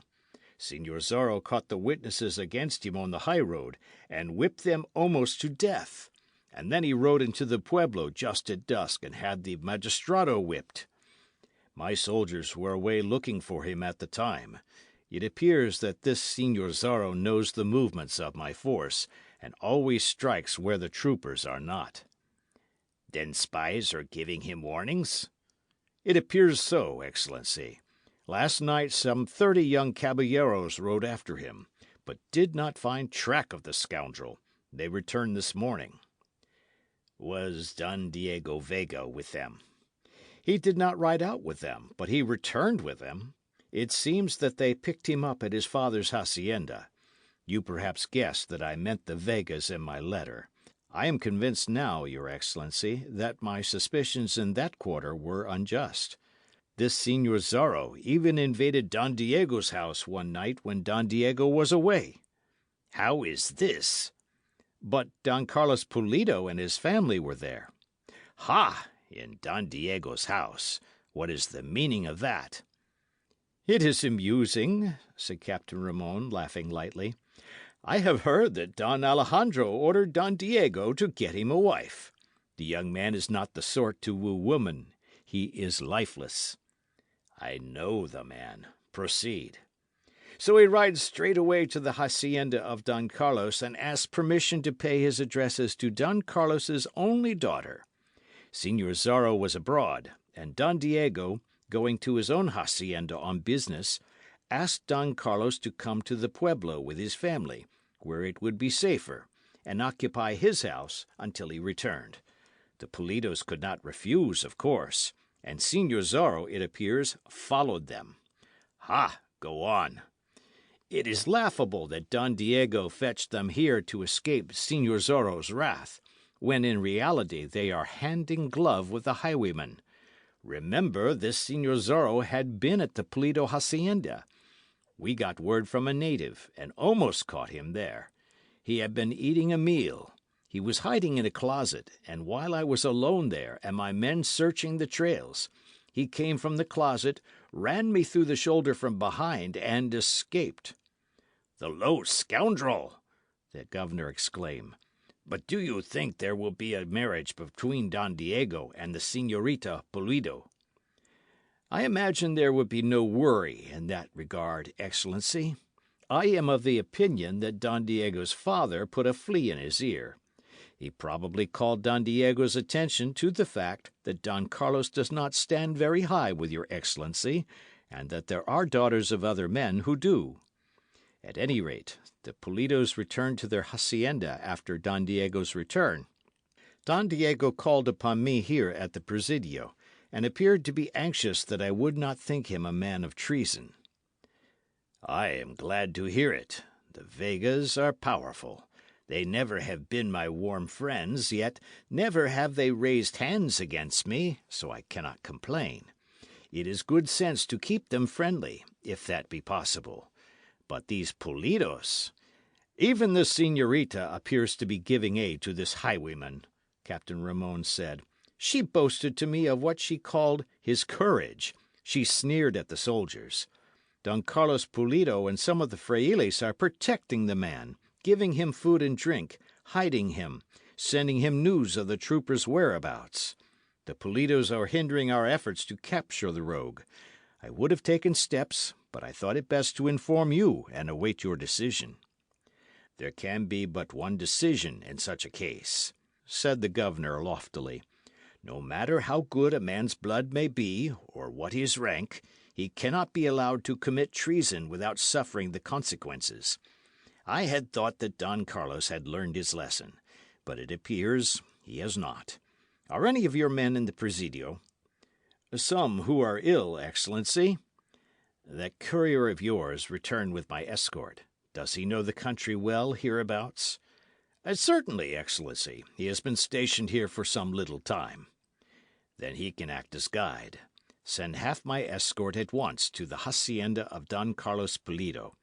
Have them arrest the Don and fetch him to Carcel, and incarcerate him there. That will be a blow to his high blood. I have had quite enough of these Pulidos." "And the haughty Doña who sneered at me, and the proud Señorita who scorned the troopers?" "Ha! It is a good thought. It will teach a lesson to all in this locality. Have them fetched to Carcel and incarcerated also," the governor said. End of chapter. Chapter 28 of The Mark of Zorro, The Outrage. Don Diego's carriage had just pulled up before his house when a squad of troopers went by it in a cloud of dust. He did not recognize any of them for men he had seen about the tavern.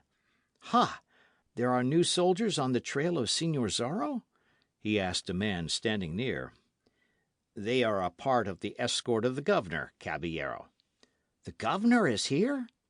"He arrived but a short time ago, Caballero, and has gone to the Presidio." "I suppose they must have fresh news of this highwayman to send them riding furiously through dust and sun like that. He appears to be an elusive rascal. By the saints, had I been here when the governor arrived, no doubt he would have put up at my house. Now some other caballero will have the honour of entertaining him.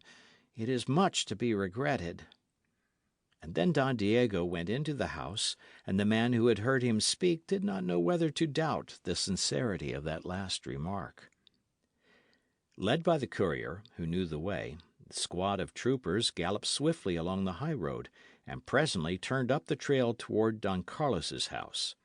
They went at this business as they would have gone about capturing a desperado.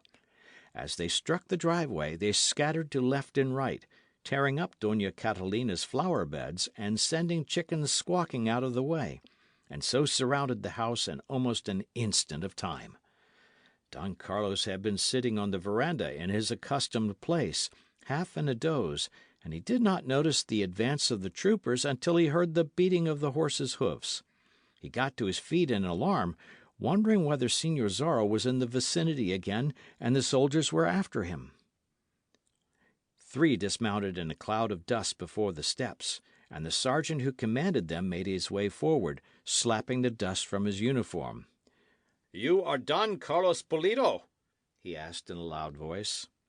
"I have that honour, señor." "I have order to place you under military arrest." "Arrest?" Don Carlos cried.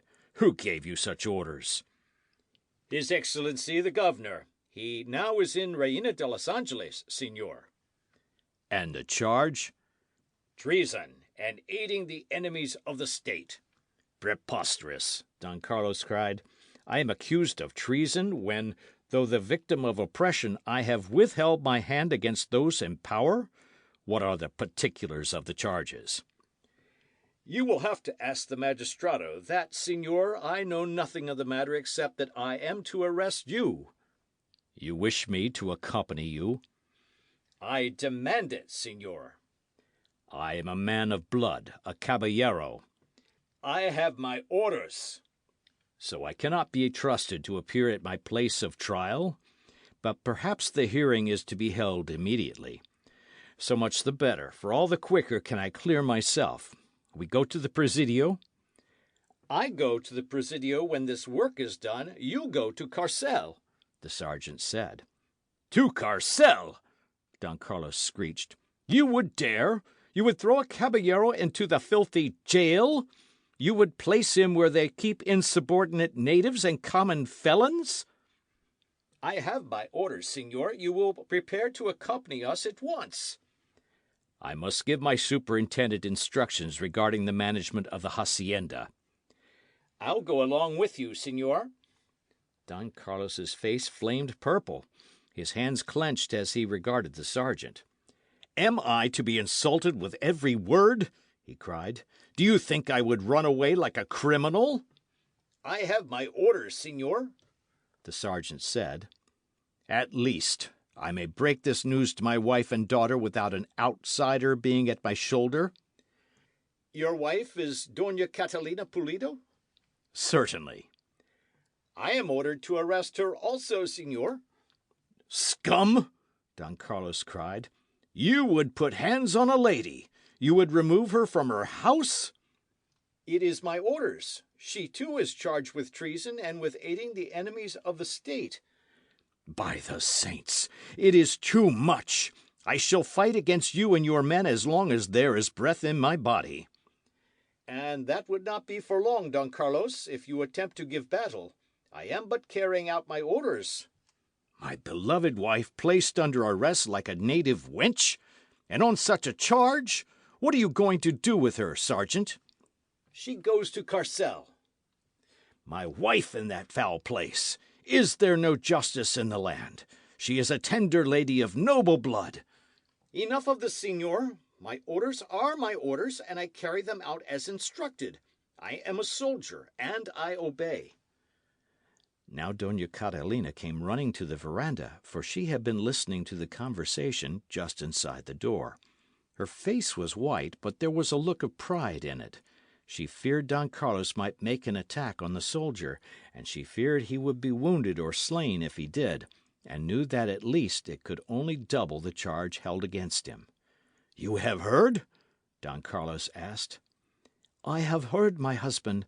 It is but more persecution. I am too proud to argue the point with these common soldiers, who are but doing as they have been commanded. A Pulido can be a Pulido, my husband, even in a foul carcel." "But the shame of it!" Don Carlos cried. "What does it all mean? Where will it end? And our daughter will be here alone with the servants. We have no relatives, no friends.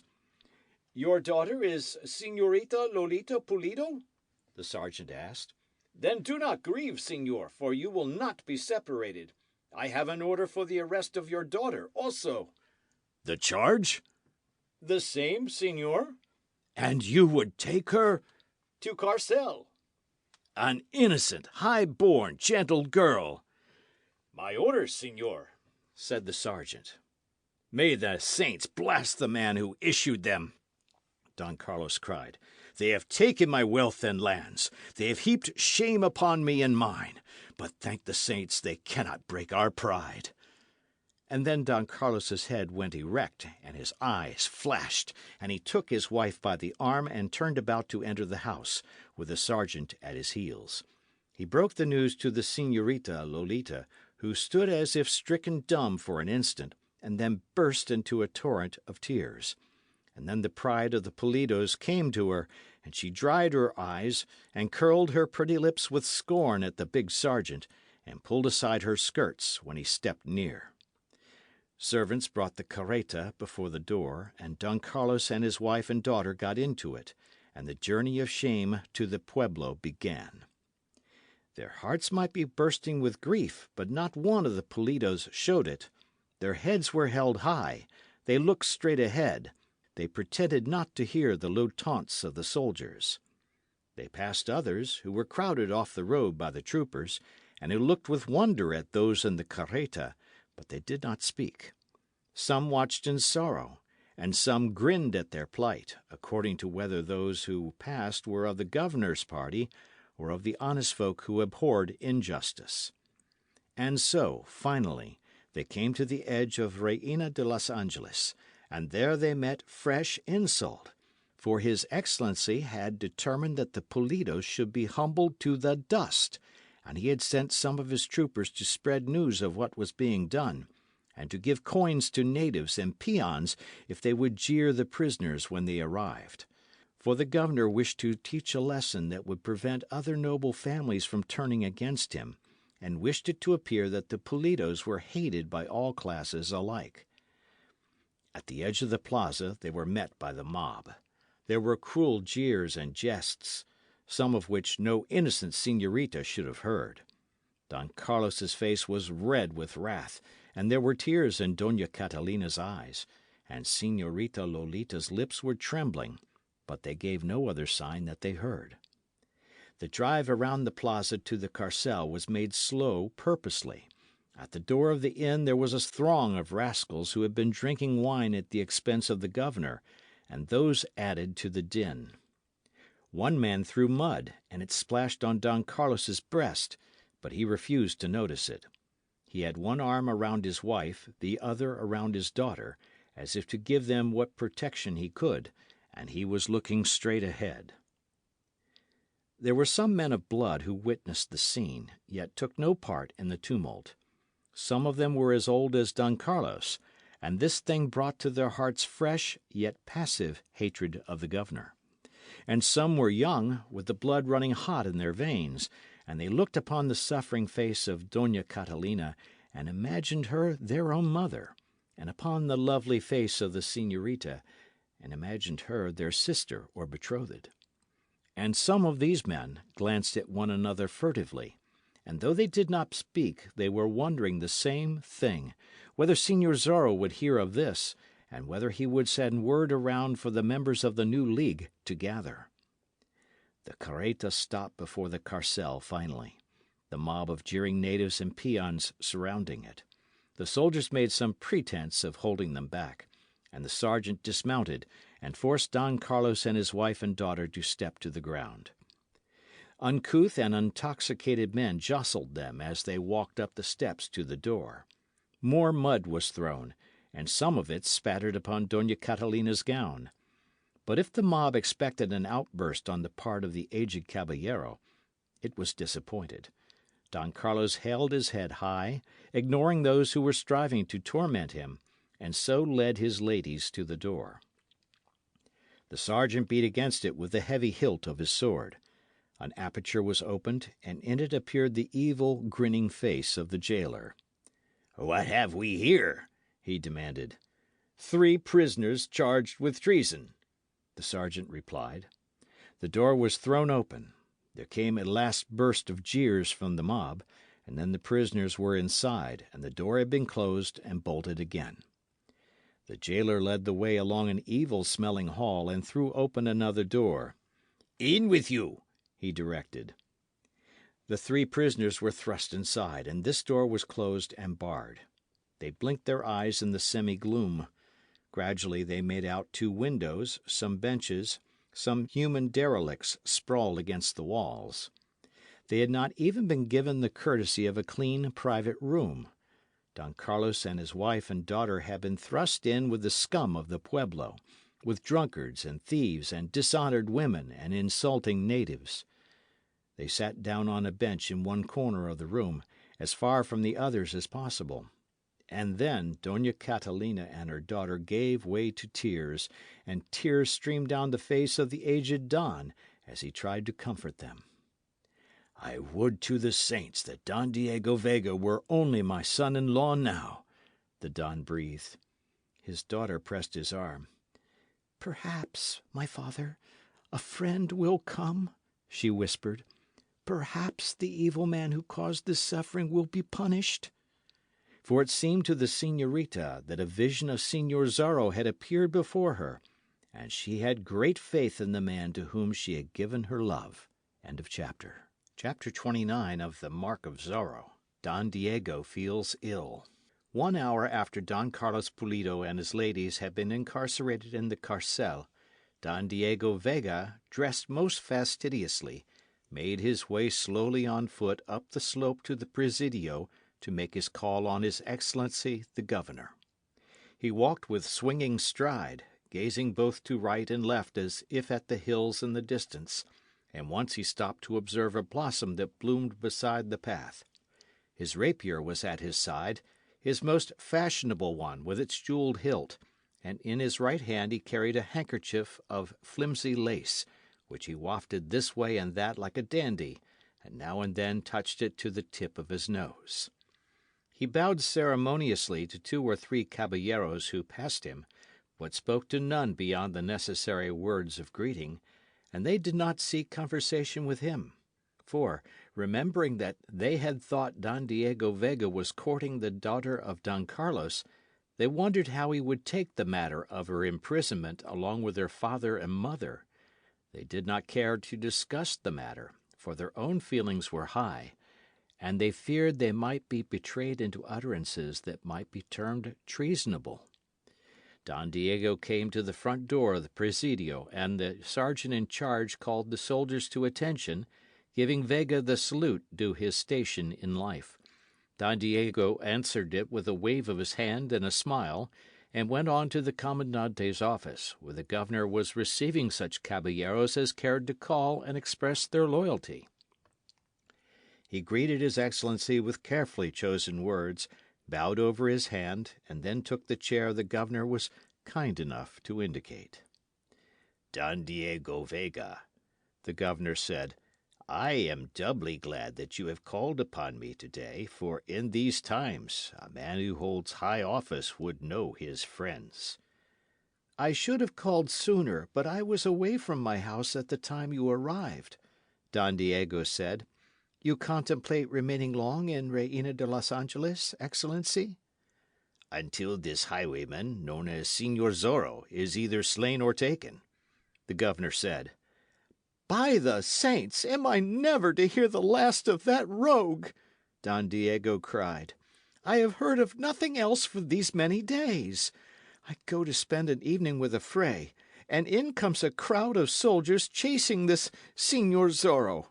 I repair to the hacienda of my father to get me peace and quiet, and along comes a crowd of caballeros seeking news of Señor Zorro. These be turbulent times. A man whose nature inclines him to music and the poets has no right to exist in the present age. It desolates me that you have been annoyed, the governor said, laughing, but I hope to have the fellow soon, and so put an end to that particular annoyance. Captain Ramon has sent for his big sergeant and his troopers to return.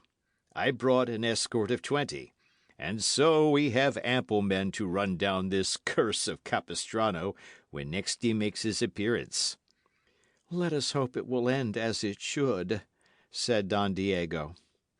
"A man in high office has many things with which to contend," the governor went on. "Look at what I was forced to do this day. I am called upon to put in prison a man of good blood, and his lady wife and tender daughter. But the state must be protected." "I suppose you mean Don Carlos Pulido and his family?" "I do, Caballero."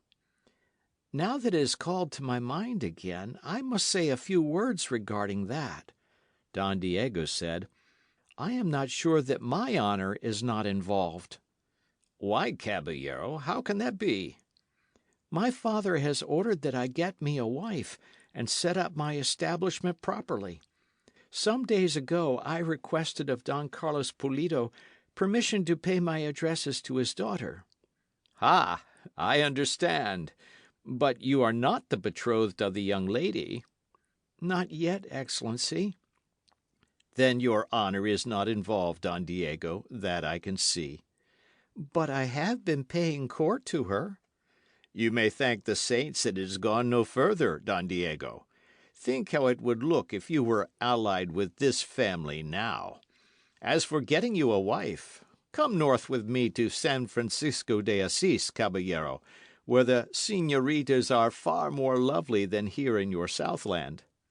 Look over those of good blood, and let me know your preference, and I'll guarantee that the lady will listen to your suit and accept your hand and name. And I can guarantee also that she will be of a loyal family with which it will be no shame to make a contract. We shall get you a wife of the proper sort, Caballero." "If you will pardon me, is it not taking stern measures to have Don Carlos and his ladies thrown into the carcel?" Don Diego asked, flicking dust from his sleeve. "I find it necessary, señor." "Do you think it will add to your popularity, Excellency?" "Whether it does or not, the state must be served." "Men of good blood hate to see such a thing, and there may be murmurings," Don Diego warned. "I should hate to see your Excellency make a wrong step at this juncture." "What would you have me do?" the governor asked. "Place Don Carlos and the ladies under arrest, if you will, but do not incarcerate them. It is unnecessary. They will not run away. Bring them to trial as gentlefolk should be brought to trial." "You are bold, Caballero." "By the saints, am I talking too much?" "It were better to leave these matters to the few of us who are trusted with attention to them," the governor said. "I can understand, of course, how it irks a man of good blood to see a don thrown into a carcel, and to see his ladies treated likewise. But in such a case as this—" "I have not heard the nature of the case," Don Diego said. "Ha! Perhaps you may change your mind when you learn it. You have been speaking of this Señor Zorro. What if I tell you that the highwayman is being shielded and protected and fed by Don Carlos Pulido?" "That is astonishing." "And that the Doña Catalina is a party to the treason, and that the lovely señorita has seen fit to talk treasonably and dip her pretty hands into a conspiracy against the state." "This is past belief," Don Diego cried. "Some nights ago Señor Zorro was at the Pulido hacienda. Warning was fetched to the comandante by a native who is loyal. Don Carlos aided the bandit in tricking the soldiers, hid him in a closet, and when Captain Ramon was there alone, this highwayman stepped from the closet and attacked him treacherously and wounded him." "By the saints!" "And while you were gone, and the Pulidos were your house guests, Señor Zorro was in your house, speaking to the señorita, when the comandante walked in upon them. And the señorita grasped Captain Ramon by the arm and annoyed him until the Señor Zorro had made good his escape." "It is past comprehension," Don Diego exclaimed. Captain Raymond has placed before me 100 such items of suspicion. Can you wonder now that I had them placed in carcel? Did I merely have them put under arrest, this Signor Zorro would combine forces with them and aid them to escape. And your intentions, Excellency? I shall keep them in carcel while my troopers run down this highwayman. I shall force him to confess and implicate them, and then they shall have a trial. These turbulent times, Don Diego complained. As a loyal man, and I hope an admirer of mine, you should hope to see foes of the state confounded. I do, most sincerely do I. All real foes of the state should receive punishment. I am joyed to hear you say that, Caballero, the governor cried, and he reached across the table and grasped Don Diego fervently by the hand. There was some more talk that amounted to nothing, and then Don Diego took his leave, for there were other men waiting to see the governor. After he had left the office, the governor looked across at Captain Ramon and smiled. You are right, Comandante, he said. Such a man could not be a traitor. It would tire him too much to think treasonable thoughts. What a man! He must be enough to drive that old fire-eater of a father of his insane. Don Diego made his way slowly down the hill, greeting those he passed, and stopping again to regard the little flowers that blossomed by the wayside. At the corner of the plaza he met a young caballero who was glad to call him friend, one of the small band of men who had spent the night at Don Alejandro's hacienda. "Ah, Don Diego, a fair day to you," he cried, and then he lowered his voice and stepped nearer. "Has, by any chance, the man we call leader of our League of Adventures sent you a message this day?" By the bright blue sky, no, Don Diego said. Why should the man? This Polito business. It seems an outrage. Some of us have been wondering whether our leader does not intend to take a hand in it. We have been anticipating a message. Oh, by the saints, I trust not, Don Diego said. I could not endure an adventure of any sort tonight. My head aches, and I fear I'm going to have a fever. I shall have to see an apothecary about it. There are shiverings up and down my spine also. Is not that a symptom? During the siesta hour I was bothered with a pain in my left leg just above the knee. It must be the weather. Let us hope that it will not result seriously, laughed his friend, and hurried on across the plaza. End of chapter. Chapter 30 of The Mark of Zorro, The Sign of the Fox. An hour after dusk that night, a native sought out one of the caballeros with the intelligence that a gentleman wished to speak to him immediately, and that this gentleman was evidently wealthy, since he had given the native a coin for carrying the message, when he might just as well have given nothing more than a cuff alongside the head. Also, that the mysterious gentleman would be waiting along the path that led toward the San Gabriel trail, and to be sure that the caballero would come, he had bade the native say that there was a fox in the neighbourhood. A fox! Zorro! Fox! The caballero thought, and then he ruined the native forever by giving him another coin. He went to the rendezvous immediately, and there he found Signor Zorro sitting his big horse, his face masked, the cloak wrapped around his body. You will pass the word, caballero, Signor Zorro said. I would have all men who are loyal and wish to do so meet at midnight in the little valley beyond the hill. You know the place? See? I shall be waiting. Then Signor Zorro wheeled his horse and dashed away in the darkness, and the caballero went back to the pueblo and passed the word to those men he knew could be depended upon, and urged upon them that they pass it to others of the League. One went to Don Diego's house, but was told by the despensero that Don Diego had complained of a fever and had retired to his chamber, and had left word that he would flay alive any servant who dared enter the room unless he called. Near the hour of midnight, the caballeros began slipping from the pueblo one at a time, each upon the back of his best horse, and each armed with sword and pistol. Each man had a mask that could be put over his features instantly, for that had been decided upon at Don Alejandro's hacienda, among other things. The pueblo was in darkness, save that there were lights in the tavern, where some of His Excellency's escort made merry with the local troopers. For Sergeant Pedro Gonzalez had returned with his men just before nightfall, glad to be back from a fruitless chase, and hoping that the next scent would be warmer.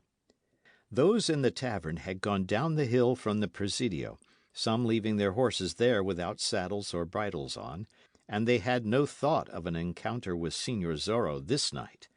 The fat landlord was kept busy, for the soldiers from the north had coins in their purses and were willing to spend them. Sergeant Gonzalez, holding the attention of the company as usual, was detailing at length what he would do to this Señor Zorro if the saints were kind enough to let them meet and grant him his blade in his hand.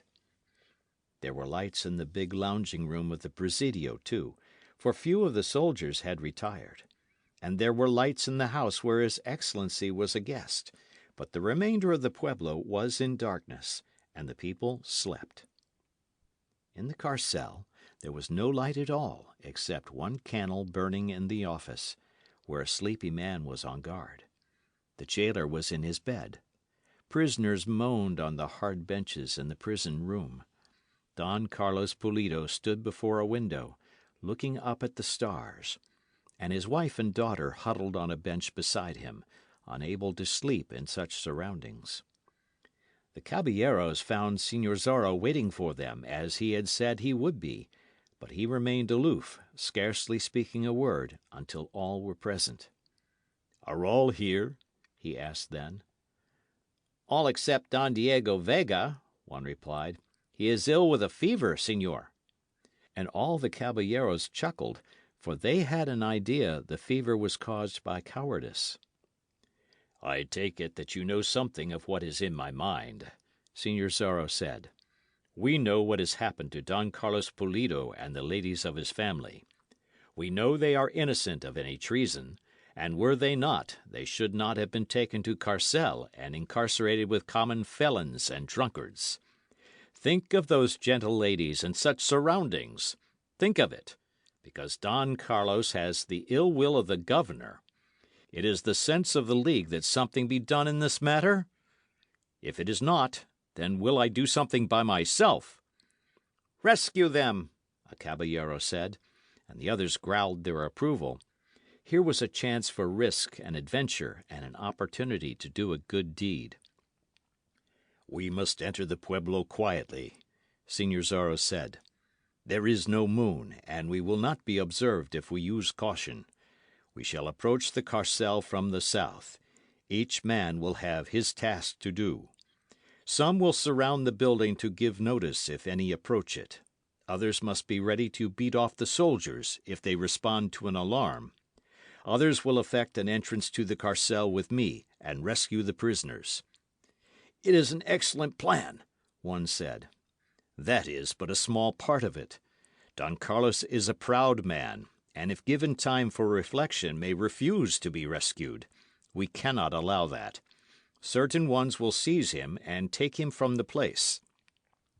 Others will attend to the Doña Catalina. I will undertake to care for the señorita.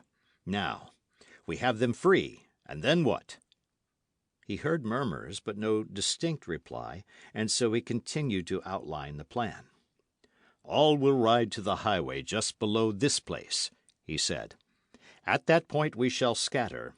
Those who have the Doña Catalina in charge will hasten with her to the hacienda of Don Alejandro Vega, where she can be hidden if necessary, and where the governor's soldiers will hesitate before entering and seizing her. Those who have Don Carlos in charge will take the road to Pala, and at a certain point some 10 miles from the pueblo they will be met by 2 natives of understanding, who will give the sign of the fox. The natives will take Don Carlos in charge and care for him. When these things are done, each caballero will ride to his home quietly and alone, telling what story pleases him and using great caution. I shall have conducted the señorita to a safe place by that time. She shall be given into the keeping of old Fray Felipe, a man we can trust, and he will hide her if he must. Then we will watch to see what the governor does." "What can he do?" a caballero asked. "Have them searched for, of course." "We must await developments," Señor Zorro said. "Are all now ready?" They assured him that they were, and so he named the men for each task, and then they left the little valley and rode slowly and cautiously around the little town, and approached it from the south. They heard the soldiers shouting and singing in the tavern, saw the lights in the presidio, and crept toward the carcel quietly, riding 2 by 2.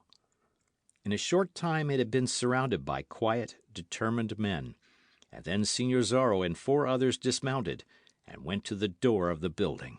End of chapter. Chapter 31 of the Mark of Zorro. The Rescue. Señor Zorro knocked upon it with the hilt of his sword. They heard a man gasp inside, presently heard his steps on the stone flooring, and after a little time light showed through the cracks, and the aperture was opened, and the sleepy face of the guard appeared. "What is wanted?" he asked. Señor Zorro thrust the muzzle of his pistol through the aperture and into the man's face, and in such fashion that the little door could not be closed. "Open, if you value your life. Open, and make not the slightest sound," Señor Zorro commanded. What is this?" "Señor Zorro is talking to you."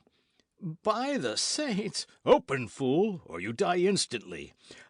I'll open the door. Do not shoot, good Señor Zorro. I am only a poor guard and not a fighting man. I pray you do not shoot." "Open quickly."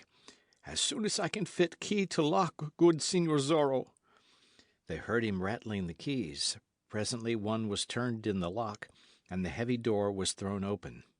Señor Zorro and his 4 companions rushed inside, and slammed and fastened the door again.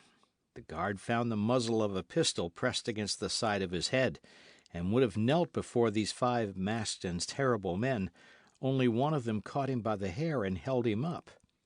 "Where sleeps the keeper of this infernal hole?" Señor Zorro demanded. "In yonder room, señor." "And where have you put Don Carlos Pulido and his ladies?" "In the common prison room, señor." Señor Zorro motioned to the others, strode across the room, and threw open the door to the gaoler's chamber. The man already was sitting up in bed, having heard the sounds in the other room, and he blinked in fright when he beheld the highwayman by the light of the candle.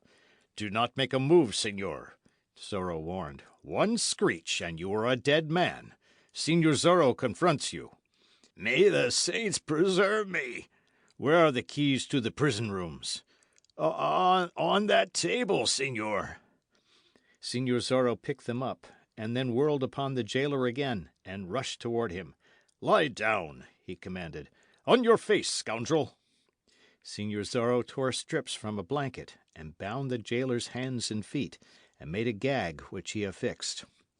"To escape death," he said, then, "it is necessary for you to remain exactly as you are now, without making a sound, for some time after we have left the carcel.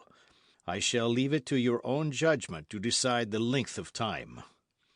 Then he hurried back into the main office, beckoned the others, and led the way down the evil-smelling hall.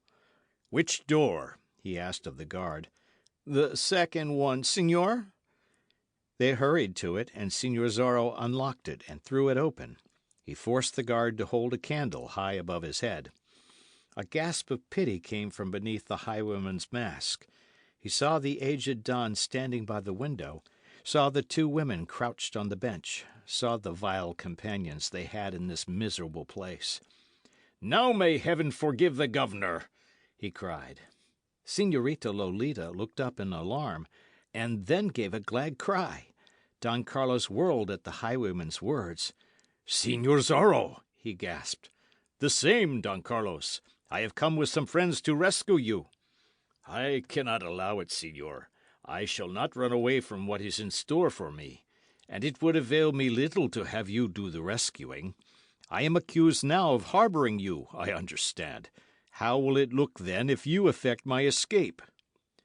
"There is no time for argument," Signor Zorro said, "I am not alone in this, but have 26 men with me, and a man of your blood, and gentle ladies such as those of your family, should not spend an entire night in this miserable hole if we can prevent it. Caballeros!" The last word was one of command. Two of the caballeros threw themselves upon Don Carlos, subdued him quickly, and half carried him into the hall and along it towards the office. Two others grasped the Dona Catalina by the arms, as gently as they could, and so carried her along. Signor Zorro bowed before the señorita, and extended a hand, which she clasped gladly. "You must trust me, señorita," he said. To love is to trust, señor. "All things have been arranged. Ask no questions, but do as I bid. Come." He threw an arm around her, and so led her from the prison room, leaving the door open behind him. If some of the miserable wretches there could win through and out of the building, Signor Zorro had no wish to prevent them. More than half of them, he judged, were there because of prejudice or injustice. Don Carlos was causing an unearthly clamour, shouting that he refused to be rescued, and that he would stay and face the governor at the trial, and show the blood that was in him. Dona Catalina was whimpering a bit because of fright, but made no resistance. They reached the office, and Signor Zorro ordered the guard to a corner of it, with instructions to remain there quietly for some time after they had gone. And then one of the caballeros threw open the outside door. There was a tumult outside at that moment. Two soldiers had approached with a fellow caught stealing at the tavern, and the caballeros had stopped them. One glance at the masked faces had been enough to tell the troopers that here was something wrong. A soldier fired a pistol, and a caballero answered the fire, neither hitting the mark. But the shooting was enough to attract the attention of those in the tavern, and also of the guards at the Presidio. Troopers at the Presidio were awakened immediately, and took the places of the guards while the latter mounted and spurred down the hill to ascertain the cause of the sudden tumult at that hour of the night. Sergeant Pedro Gonzalez and others hurried from the tavern.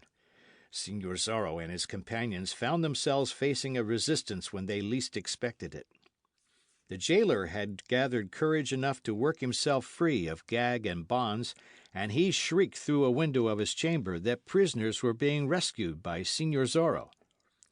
His shriek was understood by Sergeant Gonzalez, who screeched for his men to follow him and earn a part of his Excellency's reward. But the caballeros had their 3 rescued prisoners on horseback, and they spurred through the gathering throng and so dashed across the plaza and toward the highway. Shots flew about them, but no man was hit. Don Carlos Pulido was still screaming that he refused to be rescued. Dona Catalina had fainted, for which the caballero who had her in charge was grateful, since he could give more attention to his horse and weapons. Signor Zorro rode wildly, with the Señorita Lolita in the saddle before him. He spurred his magnificent horse ahead of all the others, and so led the way to the highroad. And when he had reached it, he pulled up his mount and watched the others come galloping to the spot, to ascertain whether there had been casualties. "Carry out your orders, caballeros," he commanded when he saw that all had won through safely. And so the band was broken into 3 detachments. One rushed along the Palo road with Don Carlos. Another took the highway that would lead them to the hacienda of Don Alejandro. Signor Zorro, riding without any of his comrades at his side, galloped toward Fray Felipe's place, the señorita's arms clasped tightly about his neck, and the señorita's voice in his ear. "I knew that you would come for me, señor," she said. "I knew you were a true man, and would not see me and my parents remain in that miserable place." Signor Zorro did not answer her with words, for it was not a time for speech with his enemies so close at his heels, but his arm pressed the señorita closer to him. He had reached the crest of the first hill, and now he stopped the horse to listen for sounds of pursuit, and to watch the flickering lights far behind. For there was a multitude of lights in the plaza now, and in all the houses, for the pueblo had been aroused. The Presidio building was ablaze with light, and he could hear a trumpet being blown, and knew that every available trooper would be sent on the chase. The sound of galloping horses came to his ears. The troopers knew in what direction the rescuers had travelled, and the pursuit would be swift and relentless, with His Excellency on the scene to offer fabulous rewards and urge on his men with promises of good posts and a promotion. But one thing pleased Signor Zorro as his horse galloped down the dusty highway, and the señorita clung to him, and the keen wind cut into his face. He knew that the pursuit would have to be divided into three parties. He pressed the señorita to him again, put spurs to his horse, and rode furiously through the night. End of chapter. Chapter 32 of The Mark of Zorro. Close Quarters. Over the hills peeped the moon. Signor Zorro would have had the sky heavy with clouds this night, and the moon obscured, could he have had things his own way, for now he was riding along the upper trail, and his pursuers were close behind, and could see him against the brightening sky. The horses ridden by the troopers were fresh, too, and the most of those belonging to the men of His Excellency's escort were magnificent beasts as swift as any in the country, and able to endure many miles of travel at a terrific pace. But now the highwayman thought only of getting all the speed possible out of his own mount, and of making as great as he could the distance between himself and those who followed, for at the end of his journey he would need quite a little time if he was to accomplish what he had set out to do. He bent low over the señorita and felt his horse with the reins, making himself almost a part of the animal he rode, as any good horseman can. He reached the crest of another hill, and glanced back before he began the descent into the valley. He could see the foremost of his pursuers. Had Signor Zorro been alone, no doubt the situation would have caused him no uneasiness, for many times he had been in a position more difficult, and had escaped. But the señorita was on the saddle before him now, and he wanted to get her to a place of safety, not only because she was the señorita and the woman he loved, but also because he was not the sort of man to let a prisoner he had rescued be recaptured. Such an event, he felt, would be a reflection on his skill and daring. Mile after mile he rode, the señorita clinging to him, and neither speaking a word. Signor Zorro knew that he had gained some on those who followed, but not enough to suit his purpose. Now he urged his horse to greater effort, and they flew along the dusty highway, past haciendas where the hounds barked in sudden alarm, past the huts of natives where the clamour of beating hoofs on the hard road caused bronzed men and women to tumble from their bunks and rush to their doors. Once he charged through a flock of sheep that was being driven to Reina de los Angeles and the market there, and scattered them to either side of the road, leaving cursing herders behind him. The herders gathered the flock again, just in time to have the pursuing soldiers scatter it once more. On and on he rode, until he could see, far ahead, the mission buildings at San Gabriel glistening in the moonlight. He came to a fork in the road, and took the trail that ran to the right, toward the hacienda of Fray Felipe. Signor Zorro was a reader of men, and he was trusting to his judgment tonight. He had known that the señorita Lolita would have to be left either where there were women, else where there was a robed Franciscan to stand guard over her, for Signor Zorro was determined to protect his lady's good name. And so he was pinning his faith to old Fray Felipe. Now the horse was galloping over softer ground, and was not making such good speed. Signor Zorro had little hope that the troopers would turn into the San Gabriel road when they arrived at the fork, as they might have done had it not been moonlight, and they had been unable to catch sight now and then of the man they pursued. He was within a mile of Fray Felipe's hacienda now, and once more he gave his horse the spurs in an effort to obtain greater speed. "I shall have scant time, señorita," he said, bending over her and speaking into her ear. "Everything may depend upon whether I have been able to judge a man correctly. I ask only that you trust me." "You know I do that, señor." "And you must trust the man to whom I am carrying you, señorita, and listen well to his advice upon all matters concerned with this adventure. The man is a Fray." "Then everything will be well, señor," she replied, clinging to him closely. If the saints are kind, we shall meet again soon, señorita. I shall count the hours, and deem each one of them an age. I believe there are happier days ahead for us." "May heaven grant it," the girl breathed. "Where there is love, there may be hope, señorita." "Then my hope is great, señor." "And mine," he said. He turned his horse into Fray Felipe's driveway now, and dashed toward the house. His intention was to stop only long enough to leave the girl, hoping that Fray Felipe would afford her protection, and then ride on, making considerable noise and drawing the troopers after him. He wanted them to think that he was merely taking a short cut across Fray Felipe's land to the other road, and that he had not stopped at the house. He reined in his horse before the veranda steps, sprang to the ground, and lifted the señorita from the saddle, hurrying with her to the door. He beat against it with his fist, praying that Fray Felipe was a light sleeper and easily aroused. From the far distance there came a low drumming sound that he knew was made by the hoofs of his pursuers' horses. It seemed to Señor Zorro that it was an age before the old Fray threw open the door, and stood framed in it, holding a candle in one hand. The highwayman stepped in swiftly and closed the door behind him, so no light would show outside. Fray Felipe had taken a step backward in astonishment when he beheld the masked man and the señorita he escorted. "I am Señor Zorro, Fray," the highwayman said, speaking swiftly and in low tones. "Perhaps you may feel that you owe a small debt for certain things?" For punishing those who oppressed and mistreated me, I owe you a large debt, Caballero, though it is against my principles to countenance violence of any sort," Fray Felipe replied. "I was sure that I had made no mistake in reading your character," Señor Zorro went on. "This señorita is Lolita, the only daughter of Don Carlos Pulido." "Ha!" "Don Carlos is a friend of the frailes, as you well know, and has known oppression and persecution the same as they.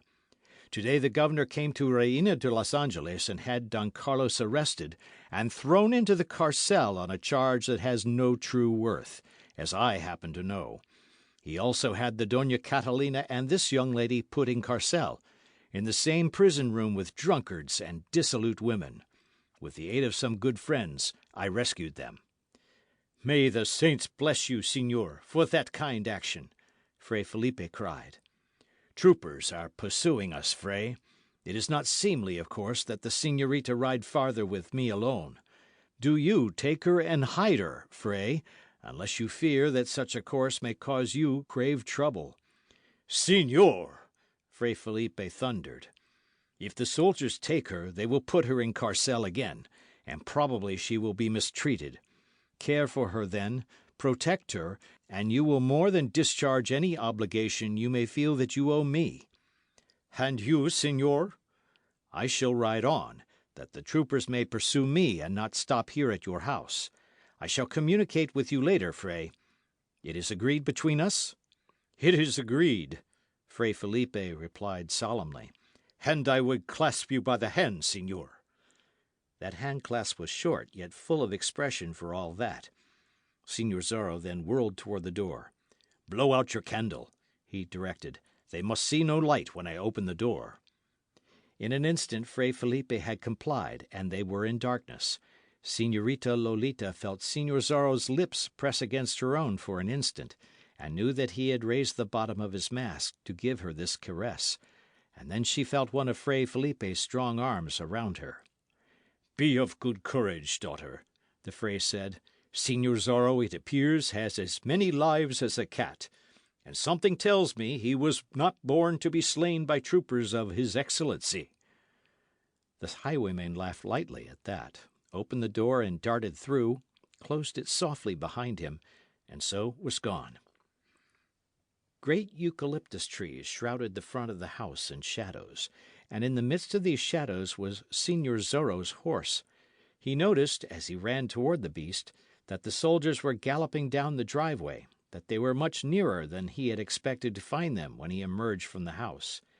He ran quickly toward his mount, tripped on a stone and fell, and frightened the animal so that it reared and darted half a dozen paces away, and into the full moonlight. The foremost of his pursuers shouted when he saw the horse, and dashed toward it.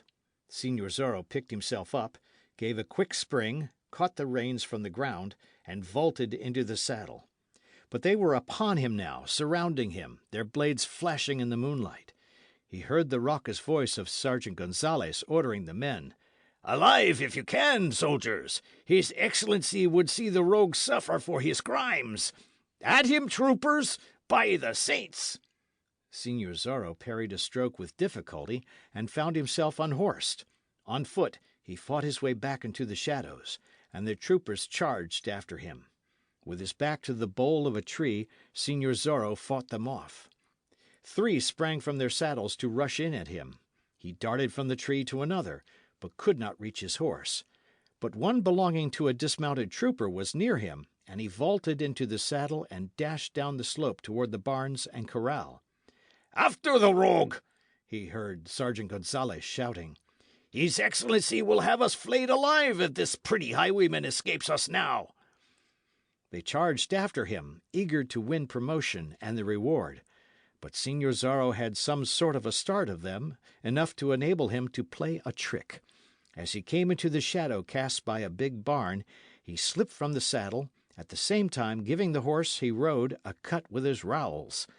The animal plunged ahead, snorting with pain and fright, running swiftly through the darkness toward the corral below. The soldiers dashed by in pursuit.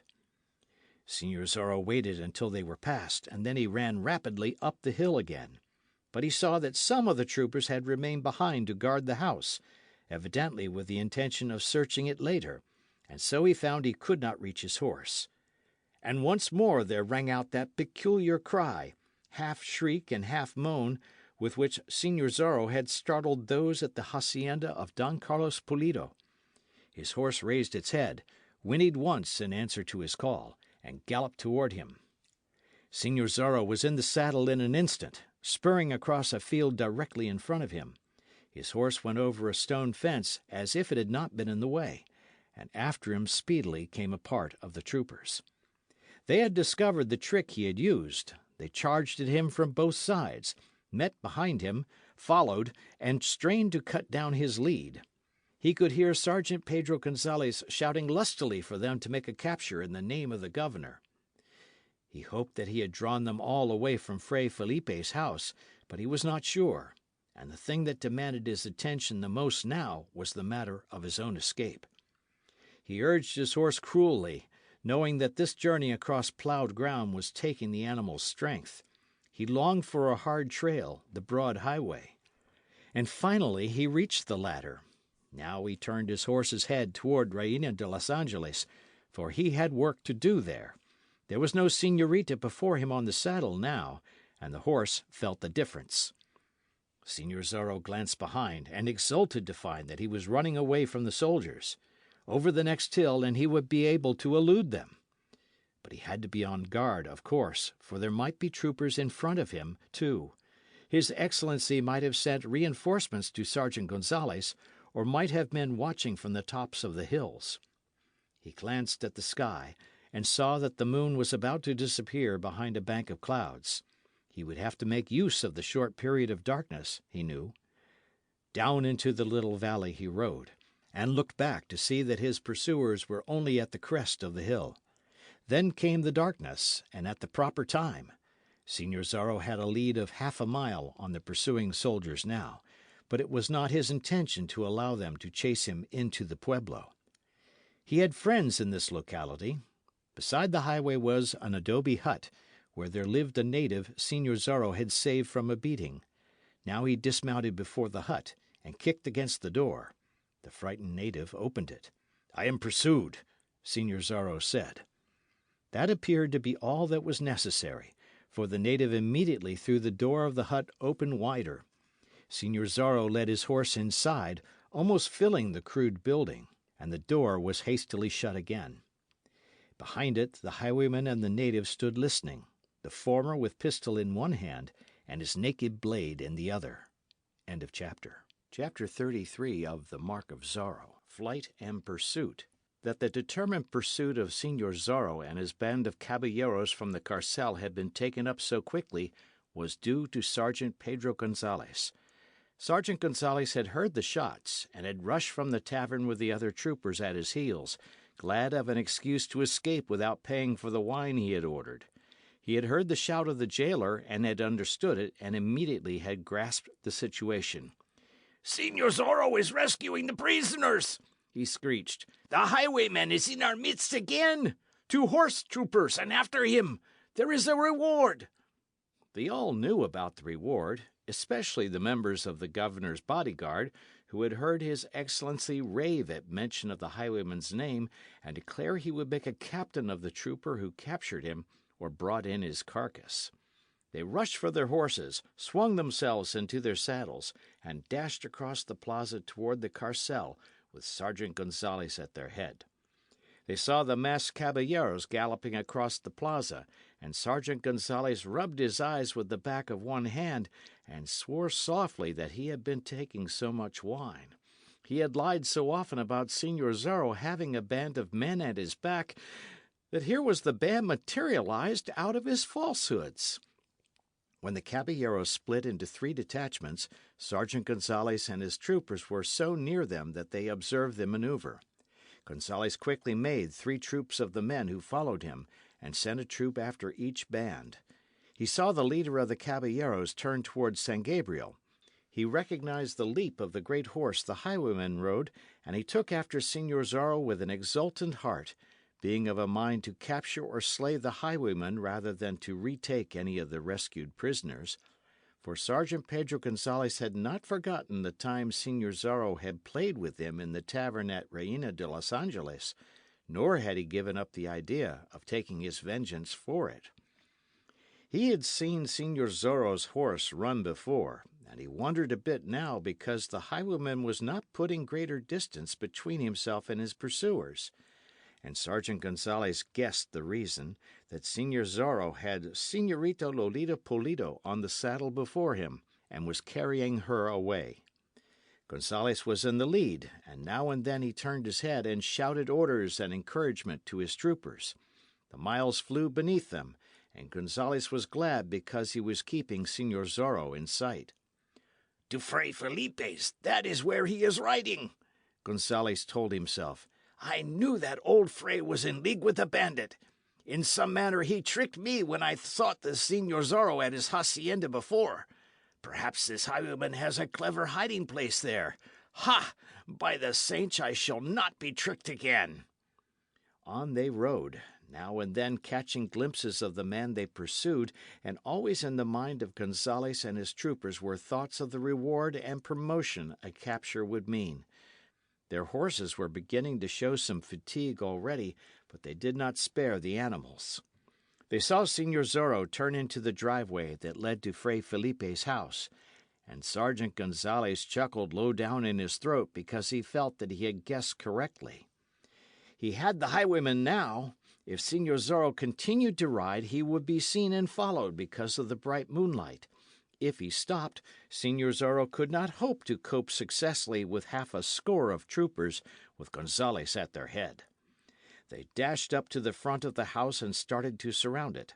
They saw Señor Zorro's horse, and then they saw the highwayman himself, and Gonzalez cursed because 6 troopers were between him and his prey, and were at him with their swords, threatening to end the business before Gonzalez could reach the scene. He tried to force his horse into the fight. He saw Señor Zorro spring into a saddle and dash away, and the troopers after him. Gonzalez, not being close, gave his attention to the other half of his duty. He bade some of his soldiers surround the house so that none could leave it. Then he saw Señor Zorro take the stone fence and started in pursuit, all except the guards around the house joining him. But Sergeant Gonzalez went only as far as the crest of the first hill. He noticed how the highwayman's horse was running, and realized that he could not be overtaken. Perhaps the sergeant could gain some glory if he returned to Fray Felipe's house and recaptured the señorita. The house was still being guarded when he dismounted before it, and his men reported that none had attempted to leave the building. He called 2 of his men to his side and knocked on the door. Almost instantly it was opened by Fray Felipe. "Are you just from bed, Fray?" Gonzales asked. Is it not a time of night for honest men to be abed? Fray Felipe asked in turn. It is, Fray, yet we find you out of it. How does it happen that you have not come from the house before? Did we not make enough noise to awaken you? I heard sounds of combat.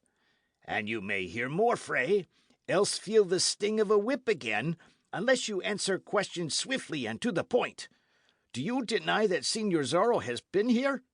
I do not. Ha! Now we have it. You admit, then, that you are in league with this pretty highwayman? That you shield him upon occasion? You admit that, Fray? I admit nothing of the sort, Fray Felipe replied. I never set my eyes on this Señor Zorro, to my knowledge, until a very few minutes ago. That is a likely story. Tell it to the stupid natives. But do not try to tell it to a wise trooper, Fray. What did this Señor Zorro wish? You were so close upon the man's heels, señor, that he scarce had time to wish for anything, Fray Felipe said. Yet you had some speech with him. I opened the door at his knock, señor, the same as I opened it at yours. What said he? That soldiers were pursuing him. And he asked that you hide him so he could escape capture at our hands? He did not. Wanted a fresh horse, did he? He did not say as much, señor. If he is such a thief as he is painted, undoubtedly he would merely have taken a horse without asking, had he wanted it. Ha! What business had he with you, then? It would be well for you to answer openly, Fray. Did I say that he had business with me? Ha! By the saints! The saints are better off your lips, señor, boaster and drunkard. Do you wish to receive another beating, Fray? I am riding on his Excellency's business. Do not you delay me further. What said this pretty highwayman? Nothing that I am at liberty to repeat to you, señor, Fray Felipe said. Sergeant Gonzales pushed him aside roughly and entered the living room, and his two troopers followed at his heels. Light the candelero, Gonzales commanded his men. Take candles if you can find any. We search the house. You search my poor house? Fray Felipe cried. And what do you expect to find? Fray Felipe asked. I expect to find a piece of merchandise this pretty Señor Zorro left here, Fray. What do you imagine he left? Ha! A package of clothing, I suppose. A bundle of loot. A bottle of wine. A saddle to be mended. What would the fellow leave, Fray? One thing impresses me. Señor Zorro's horse carried double when he arrived at your house, and was carrying none but Señor Zorro when he departed. And you expect to find? The other half of the horse's load, replied Gonzales. Failing to find it, we may try a twist or two of your arm to see whether you can be made to speak. You would dare? You would so affront a Fray? You would descend to torture? Meal mush and goat's milk, quoth Sergeant Gonzales. You fooled me once in some manner, but you will not so fool me again. Search the house, troopers, and be sure that you search it well. I shall remain in this room and keep this entertaining Fray company. I shall endeavour to discover what his sensations were when he was being whipped for swindling. Coward and brute, Fray Felipe thundered. There may come a time when persecution shall cease. Meal mush and goat's milk. When this disorder shall end, and honest men be given their just dues, Fray Felipe cried. When those who have founded a rich empire here shall receive the true fruits of their labour and daring, instead of having them stolen by dishonest politicians and men who stand in their favour. Goat's milk and meal mush, Fray. When there shall be 1,000 Señor Zorros, and more if necessary, to ride up and down El Camino Real and punish those who do wrong. Sometimes I would that I were not a Fray, that I might play such a game myself. We'd run you down in short order and stretch a rope with your weight, Sergeant Gonzales told him. Did you help His Excellency's soldiers more, Perhaps His Excellency would treat you with more consideration. I give aid to no spawn of the devil, Fray Felipe said. Ha! Now you grow angry, and that is against your principles. Is it not the part of a robed fray to receive what comes his way and give thanks for it, no matter how much it chokes him? Answer me that, angry one. You have about as much knowledge of a Franciscan's principles and duties as has the horse you ride. I ride a wise horse, a noble animal. He comes when I call, and gallops when I command. Do not deride him until you ride him. Ha! An excellent jest. Imbecile! Meal, mush, and goat's milk, said Sergeant Gonzales. End of chapter. Chapter 34 of the Mark of Zorro. The blood of the Pulidos. The two troopers came back into the room. They had searched the house well, they reported, invading every corner of it, and no trace had been found of any person other than Fray Felipe's native servants, all of whom were too terrified to utter a falsehood, and had said they had seen nobody around the place who did not belong there. Ha! Hidden away well, no doubt, Gonzales said. Fray, what is that in the corner of the room? Bales of hides, Fray Felipe replied. I have been noticing it from time to time. The dealer from San Gabriel must have been right when he said the hides he purchased of you were not properly cured. Are those? I think you will find them so. Then why did they move? Sergeant Gonzales asked. 3 times I saw the corner of a bale move. Soldiers, search there. Fray Felipe sprang to his feet.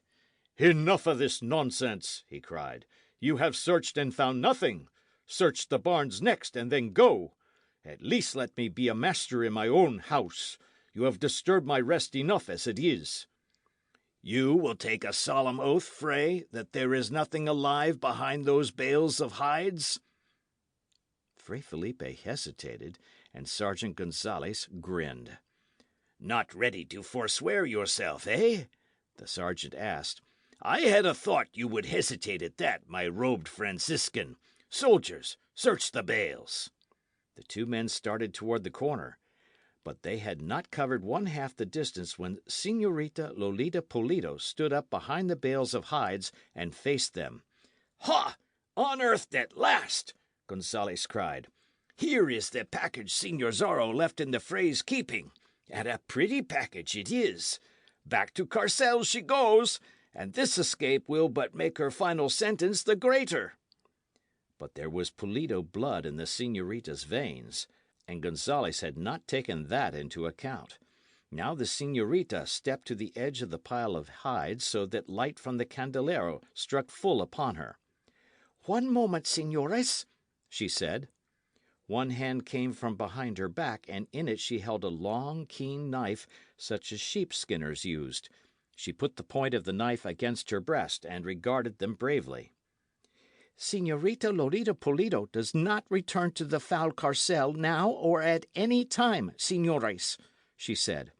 "Rather would she plunge this knife into her heart, and so die as a woman of good blood should. If His Excellency wishes for a dead prisoner, he may have one." Sergeant Gonzales uttered an exclamation of annoyance.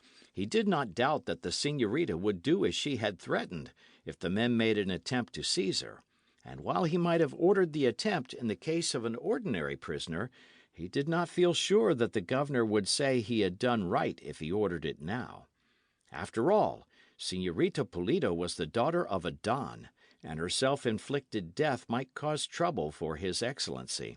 It might prove the spark to the powder magazine. "Señorita, the person who takes his or her own life risks eternal damnation," the sergeant said. "Ask this Fray if it is not so. You are only under arrest, not convicted and sentenced. If you are innocent, no doubt you soon will be set at liberty." "It is no time for lying speeches, señor," the girl replied. "I realize the circumstances only too well. I have said that I will not return to Carcel, and I meant it, and mean it now. One step toward me, and I take my own life."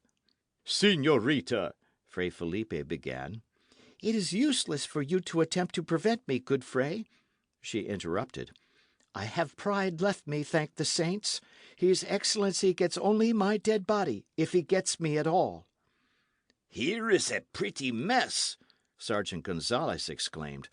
I suppose there is nothing for us to do except retire and leave the señorita to her freedom. Ah, no, señor, she cried quickly. You are clever, but not clever enough by far. You would retire and continue to have your men surround the house? You would watch for an opportunity and then seize me? Gonzalez growled low in his throat, for that had been his intention, and the girl had read it. I shall be the one to leave, she said.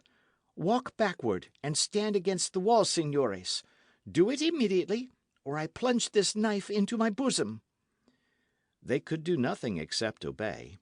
The soldiers looked to the sergeant for instructions, and the sergeant was afraid to risk the señorita's death, knowing it would call down upon his head the wrath of the governor, who would say that he had bungled. Perhaps, after all, it would be better to let the girl leave the house. She might be captured afterward, for surely a girl could not escape the troopers. She watched them closely as she darted across the room to the door. The knife was still held at her breast. Fray Felipe, you wish to go with me? She asked. You may be punished if you remain. Yet I must remain, señorita. I could not run away. May the saints protect you. She faced Gonzalez and the soldiers once more. I am going through this door, she said. You will remain in this room. There are troopers outside, of course, and they will try to stop me. I shall tell them that I have your permission to leave. If they call and ask you, you are to say that it is so. And if I do not? Then I use the knife, señor. She opened the door, turned her head for an instant, and glanced out. I trust that your horse is an excellent one, señor, for I intend to use it, she told the sergeant. She darted suddenly through the door and slammed it shut behind her. After her! Gonzalez cried. I looked into her eyes. She will not use the knife. She fears it. He hurled himself across the room, the two soldiers with him. But Fray Felipe had been passive long enough. He went into action now. He did not stop to consider the consequences. He threw out one leg and tripped Sergeant Gonzalez. The two troopers crashed into him, and all went to the floor in a tangle. Fray Felipe had gained some time for her, and it had been enough. For the señorita had rushed to the horse and had jumped into the saddle. She could ride like a native. Her tiny feet did not reach halfway to the sergeant's stirrups, but she thought nothing of that. She wheeled the horse's head, kicked at his sides as a trooper rushed around the corner of the house. A pistol ball whistled past her head. She bent lower over the horse's neck and rode. Now a cursing Sergeant Gonzalez was on the veranda, shouting for his men to get to horse and follow her. The tricky moon was behind a bank of clouds again. They could not tell the direction the señorita was taking except by listening for the sounds of the horses' hoofs. And they had to stop to do that. And if they stopped, they lost time and distance. End of chapter.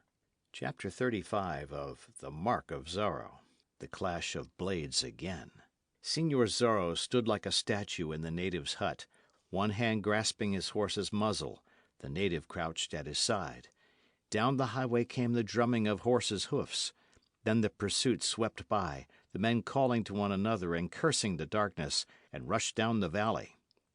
Señor Zorro opened the door and glanced out, listened for a moment, and then led out his horse. He tendered the native a coin. "Not from you, señor," the native said. "Take it. You have need of it, and I have not," the highwayman said. He vaulted into the saddle and turned his horse up the steep slope of the hill behind the hut. The animal made little noise as it climbed to the summit. Señor Zorro descended into the depression on the other side, and came to a narrow trail, and along this he rode at a slow gallop, stopping his mount now and then to listen for sounds of other horsemen who might be abroad. He rode toward Reina de los Angeles, but he appeared to be in no hurry about arriving at the pueblo. Señor Zorro had another adventure planned for this night, and it had to be accomplished at a certain time and under certain conditions. It was 2 hours later when he came to the crest of the hill above the town. He sat quietly in the saddle for some time, regarding the scene. The moonlight was fitful now, but now and then he could make out the plaza. He saw no troopers, heard nothing of them, decided that they had ridden back in pursuit of him, and that those who had been sent in pursuit of Don Carlos and the Dona Catalina had not yet returned. In the tavern there were lights, and in the presidio, and in the house where His Excellency was a guest. Señor Zorro waited until it was dark, and then urged his horse forward slowly, but off the main highway. He circled the pueblo, and in time approached the presidio from the rear. He dismounted now, and led his horse, going forward slowly, often stopping to listen, for this was a very ticklish business, and might end in disaster if a mistake were made. He stopped the horse behind the presidio, where the wall of the building would cast a shadow if the moon came from behind the clouds again, and went forward cautiously, following the wall as he had done on that other night. When he came to the office window, he peered inside. Captain Ramon was there, alone, looking over some reports spread on the table before him, evidently awaiting the return of his men. Señor Zorro crept to the corner of the building and found there was no guard. He had guessed and hoped that the Comandante had sent every available man to the chase, but he knew that he would have to act quickly, for some of the troopers might return. He slipped through the door and crossed the big lounging room, and so came to the door of the office. His pistol was in his hand, and could a man have seen behind the mask, he would have observed that Señor Zorro's lips were crushed in a thin, straight line of determination. As upon that other night, Captain Ramon whirled around in his chair when he heard the door open behind him, and once more he saw the eyes of Señor Zorro glittering through his mask, saw the muzzle of the pistol menacing him. "Not a move, not a sound. It would give me pleasure to fill your body with hot lead," Señor Zorro said. "You are alone. Your silly troopers are chasing me where I am not." "By the saints," Captain Ramon breathed, "not so much as a whisper, señor, if you hope to live. Turn your back to me." "You would murder me?" "I am not that sort, Comandante, and I said for you to make not a sound. Put your hands behind your back, for I am going to bind your wrists." Captain Ramon complied. Señor Zorro stepped forward swiftly and bound the wrists with his own sash, which he tore from his waist. Then he whirled Captain Ramon around so that he faced him. "Where is His Excellency?" he asked. "At Don Juan Estados's house." "I knew as much, but wanted to see whether you prefer to speak the truth tonight. It is well if you do so. We are going to call upon the governor." "To call upon His Excellency," I said, "and do not speak again. Come with me." He grasped Captain Ramon by the arm and hurried him from the office, across the lounging room, out of the door. He piloted him around the building to where the horse was waiting. "Mount," he commanded. "I shall sit behind you, with the muzzle of this pistol at the base of your brain. Make no mistake, Comandante, unless you are tired of life. I am a determined man this night." Captain Ramon had observed it. He mounted as he was directed, and the highwayman mounted behind him, and held the reins with one hand and the pistol with the other. Captain Ramon could feel the touch of cold steel at the back of his head. Señor Zorro guided his horse with his knees instead of with the reins. He urged the beast down the slope, and circled the town once more, keeping away from the beaten trails, and so approached the rear of the house where His Excellency was a guest. Here was the difficult part of the adventure. He wanted to get Captain Ramon before the governor, to talk to both of them, and to do it without having anybody else interfere. He forced the captain to dismount, and led him to the rear wall of the house. There was a patio there, and they entered it. It appeared that Señor Zorro knew the interior of the house well. He entered it through a servant's room, taking Captain Ramon with him, and passed through into a hall without awakening the sleeping native. They went along the hall slowly. From one room came the sound of snoring. From beneath the door of another light streamed. Signor Zorro stopped before that door and applied an eye to a crack at the side of it. If Captain Ramon harboured thoughts of voicing an alarm, or of offering battle, the touch of the pistol at the back of his head caused him to forget them. And he had scant time to think of a way out of this predicament, for suddenly Signor Zorro threw open the door, hurled Captain Ramon through it, followed himself, and shut the door quickly behind him. In the room there were his Excellency and his host. "Silence, and do not move," Signor Zorro said. "The slightest alarm, and I put a pistol ball through the governor's head. That is understood? Very well, signores." "Signor Zorro!" the governor gasped. "The same, your Excellency. I ask your host to be not frightened, for I mean him no harm if he sits quietly until I am done. Captain Ramon, kindly sit across the table from the governor. I am delighted to find the head of the state awake and awaiting news from those who are chasing me. His brain will be clear, and he can understand better what is said." "What means this outrage?" the governor exclaimed. "Captain Ramon, how comes this? Seize this man. You are an officer." "Do not blame the Commandante," Signor Zorro said. "He knows it is death to make a move. There is a little matter that needs explanation, and since I cannot come to you in broad day as a man should, I am forced to adopt this method. Make yourselves comfortable, signores. This may take some little time." His Excellency fidgeted in his chair. "You have this day insulted a family of good blood, your Excellency," Signor Zorro went on. "You have forgotten the proprieties to such an extent that you have ordered thrown into your miserable carcel a hidalgo and his gentle wife and innocent daughter. You have taken such means to gratify a spite." "They are traitors," his Excellency said. "What have they done of treason?"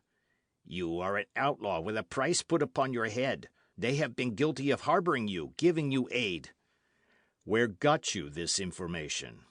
"Captain Ramon has an abundance of evidence." "Ha! The Commandante, eh? We shall see about that. Captain Ramon is present, and we can get at the truth. May I ask the nature of your evidence?" "You were at the Pulido hacienda," the governor said. "I admit it." "A native saw you and carried word to the Presidio. The soldiers hurried out to effect your capture." "A moment. Who said a native sounded the alarm?" "Captain Ramon assured me so." "Here is the first chance for the captain to speak the truth. As a matter of fact, Commandante, was it not Don Carlos Pulido himself who sent the native? The truth!" "It was a native brought word." "And he did not tell your sergeant that Don Carlos had sent him? Did he not say that Don Carlos had slipped him the information in whispers while he was carrying his fainting wife to her room? Is it not the truth that Don Carlos did his best to hold me at his hacienda until the soldiers arrived, that I might be captured? Did not Don Carlos thus try to show his loyalty to the governor?" "By the saints, Ramon, you never told me as much," his Excellency cried. "They are traitors," the captain declared stubbornly. "What other evidence?" Signor Zorro asked. "Why, when the soldiers arrived, you concealed yourself by some trick," the governor said. "And presently Captain Ramon himself reached the scene, and while he was there you crept from a closet, ran him through treacherously from behind, and made your escape. It is an evident fact that Don Carlos had hidden you in the closet." "By the saints!" Signor Zorro swore. "I had thought, Captain Ramon, that you were man enough to admit defeat, though I knew you for a scoundrel and other things. Tell the truth." "That is the truth." "Tell the truth," Signor Zorro commanded, stepping closer to him and bringing up the pistol. "I came from that closet and spoke to you. I gave you time to draw blade and get on guard. We fenced for fully 10 minutes, did we not? I admit freely that for a moment you puzzled me, and then I solved your method of giving battle, and I knew you were at my mercy. And then, when I could have slain you easily, I but scratched your shoulder. Is not that the truth? Answer, as you hope to live."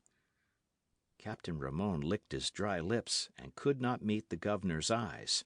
"Answer!" Signor Zorro thundered. It is the truth, the captain acknowledged. Ha! So I ran you through from behind, eh? It is an insult to my blade to have it enter your body. You see, your excellency, what manner of man you have for a commandante here. Is there more evidence? There is, the governor said. When the Politos were guests at the house of Don Diego Vega, and Don Diego was away, Captain Ramon went to pay his respects and found you there alone with the señorita. And that shows what? That you are in league with the Politos, that they harboured you even in the house of Don Diego, a loyal man. And when the captain discovered you there, the señorita flung herself upon him and held him, delayed him, rather, until you made your escape through a window. Is not that enough? Signor Zorro bent forward, and his eyes seemed to burn through the mask and into those of Captain Ramon. So that is the tale he told, eh? The highwayman said. As a matter of fact, Captain Ramon is enamoured of the señorita. He went to the house, found her alone, forced his attentions upon her, even told her that she should not object, since her father was in the bad graces of the governor. He attempted to caress her, and she called for help. I responded. How did you happen to be there? I do not care to answer that, but I take my oath the señorita did not know of my presence. She called for aid, and I responded. I made this thing you call a commandante kneel before her and apologize, and then I took him to the door and kicked him out into the dust. And afterwards I visited him at the Presidio, and told him that he had given insult to a noble señorita. It appears that you hold some love for her yourself, the governor said. I do, your excellency, and am proud to admit it. Ha! You condemn her and her parents by that statement. You deny now that they are in league with you? I do. Her parents do not know of our love. This señorita is scarcely conventional. Signor, governor or no, another thought like that, and I spill your blood, Signor Zorro cried. I have told you what happened that night in the house of Don Diego Vega. Captain Ramon will testify that what I have said is the exact truth. Is it not, Comandante? Answer. It is the truth, the captain gulped, looking at the muzzle of the highwayman's pistol. Then you have told me falsehood, and can no longer be an officer of mine, the governor cried. It appears that this highwayman can do as he pleases with you. Ha! But I still believe that Don Carlos Polito is a traitor, and the members of his family, and it has availed you nothing, Signor Zorro, to play this little scene. My soldiers shall continue to pursue them, and you, and before they are done, I'll have the Politos dragged in the dirt, and I'll have you stretching a rope with your carcass. Quite a bold speech, observed Signor Zorro. You set your soldiers a pretty task, your excellency. I rescued your 3 prisoners tonight, and they have escaped. They shall be retaken. Time alone will tell that, and now I have another duty to perform here. Your excellency, you will take your chair to that far corner and sit there, and your host will sit beside you, and there you shall remain until I have finished. What do you mean to do? Obey me, Signor Zorro cried. I have scant time for argument, even with a governor. He watched while the 2 chairs were placed, and the governor and his host had seated themselves, and then he stepped nearer Captain Ramon. You insulted a pure and innocent girl, Comandante, he said. For that you shall fight. Your scratched shoulder is healed now, and you wear your blade by your side. Such a man as you is not fit to breathe God's pure air. The country is better for your absence. On your feet, senor, and on guard. Captain Ramon was white with rage. He knew that he was ruined. He had been forced to confess that he had lied. He had heard the governor remove his rank, and this man before him had been the cause of it all. Perhaps, in his anger, he could kill this Signor Zorro, stretch this curse of Capistrano on the floor with his life-blood flowing away. Perhaps, if he did that, his excellency would relent. He sprang from his chair and backward to the governor. "Unfasten my wrists," he cried. "Let me at this dog." You were as good as dead before. You certainly are dead after using that word, Signor Zorro said calmly. The Comandante's wrists were untied. He whipped out his blade, sprang forward with a cry, and launched himself in a furious attack upon the highwayman. Signor Zorro gave ground before this onslaught, and so obtained a position where the light from the candelero did not bother his eyes. He was skilled with the blade, and had fenced for life many times, and he knew the danger in the attack of an angered man who did not fence according to the code. And he knew, too, that such anger is spent quickly, unless a fortunate thrust makes the possessor of it victor almost at once, and so he retreated step by step, guarding well, parrying vicious strokes, alert for an unexpected move. The governor and his host were sitting in their corner, but bending forward and watching the combat. "Run him through, Ramon, and I reinstate and promote you," His Excellency cried. The Comandante thus was urged to do it. Signor Zorro found his opponent fighting much better than he had before in Don Carlos Pulido's house at the hacienda. He found himself forced to fight out of a dangerous corner, and the pistol he held in his left hand to intimidate the governor and his host bothered him. And suddenly he tossed it to the table, and then swung around so that neither of the two men could dart from a corner and get it without running the chance of receiving a blade between the ribs. And there he stood his ground and fought. Captain Ramon could not force him to give way now. His blade seemed to be a score. It darted in and out, trying to find a resting place in the captain's body, for Signor Zorro was eager to have an end of this and be gone. He knew that the dawn was not far away, and he feared that some trooper might come to the house with a report for the governor. "Fight, insulter of girls!" he cried. "Fight, man who tells a falsehood to injure a noble family! Fight, coward and poltroon! Now death stares you in the face, and soon you'll be claimed. Ha! I almost had you then. Fight, cur!" Captain Ramon cursed and charged, but Signor Zorro received him and drove him back, and so held his position. The perspiration was standing out on the captain's forehead in great globules. His breath was coming heavily from between his parted lips. His eyes were bright and bulging. "Fight, weakling!" the highwayman taunted him. "This time I am not attacking from behind. If you have prayers to say, say them, for your time grows short."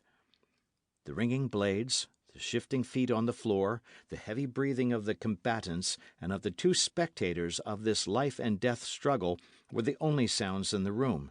His Excellency sat far forward on his chair, his hands gripping the edges of it so that his knuckles were white. "Kill me this highwayman!" he shrieked. "Use your good skill, Ramon! At him!" Captain Ramon rushed again, calling into play his last bit of strength, fencing with what skill he could command. His arms were as lead, his breath was fast. He thrust, he lunged, and made a mistake of a fraction of an inch. Like the tongue of a serpent, Signor Zorro's blade shot in. Thrice it darted forward, and upon the fair brow of Ramon, just between the eyes, there flamed suddenly a red, bloody letter Z. "The Mark of Zorro!" the highwayman cried. "You wear it forever now, Comandante." Signor Zorro's face became more stern.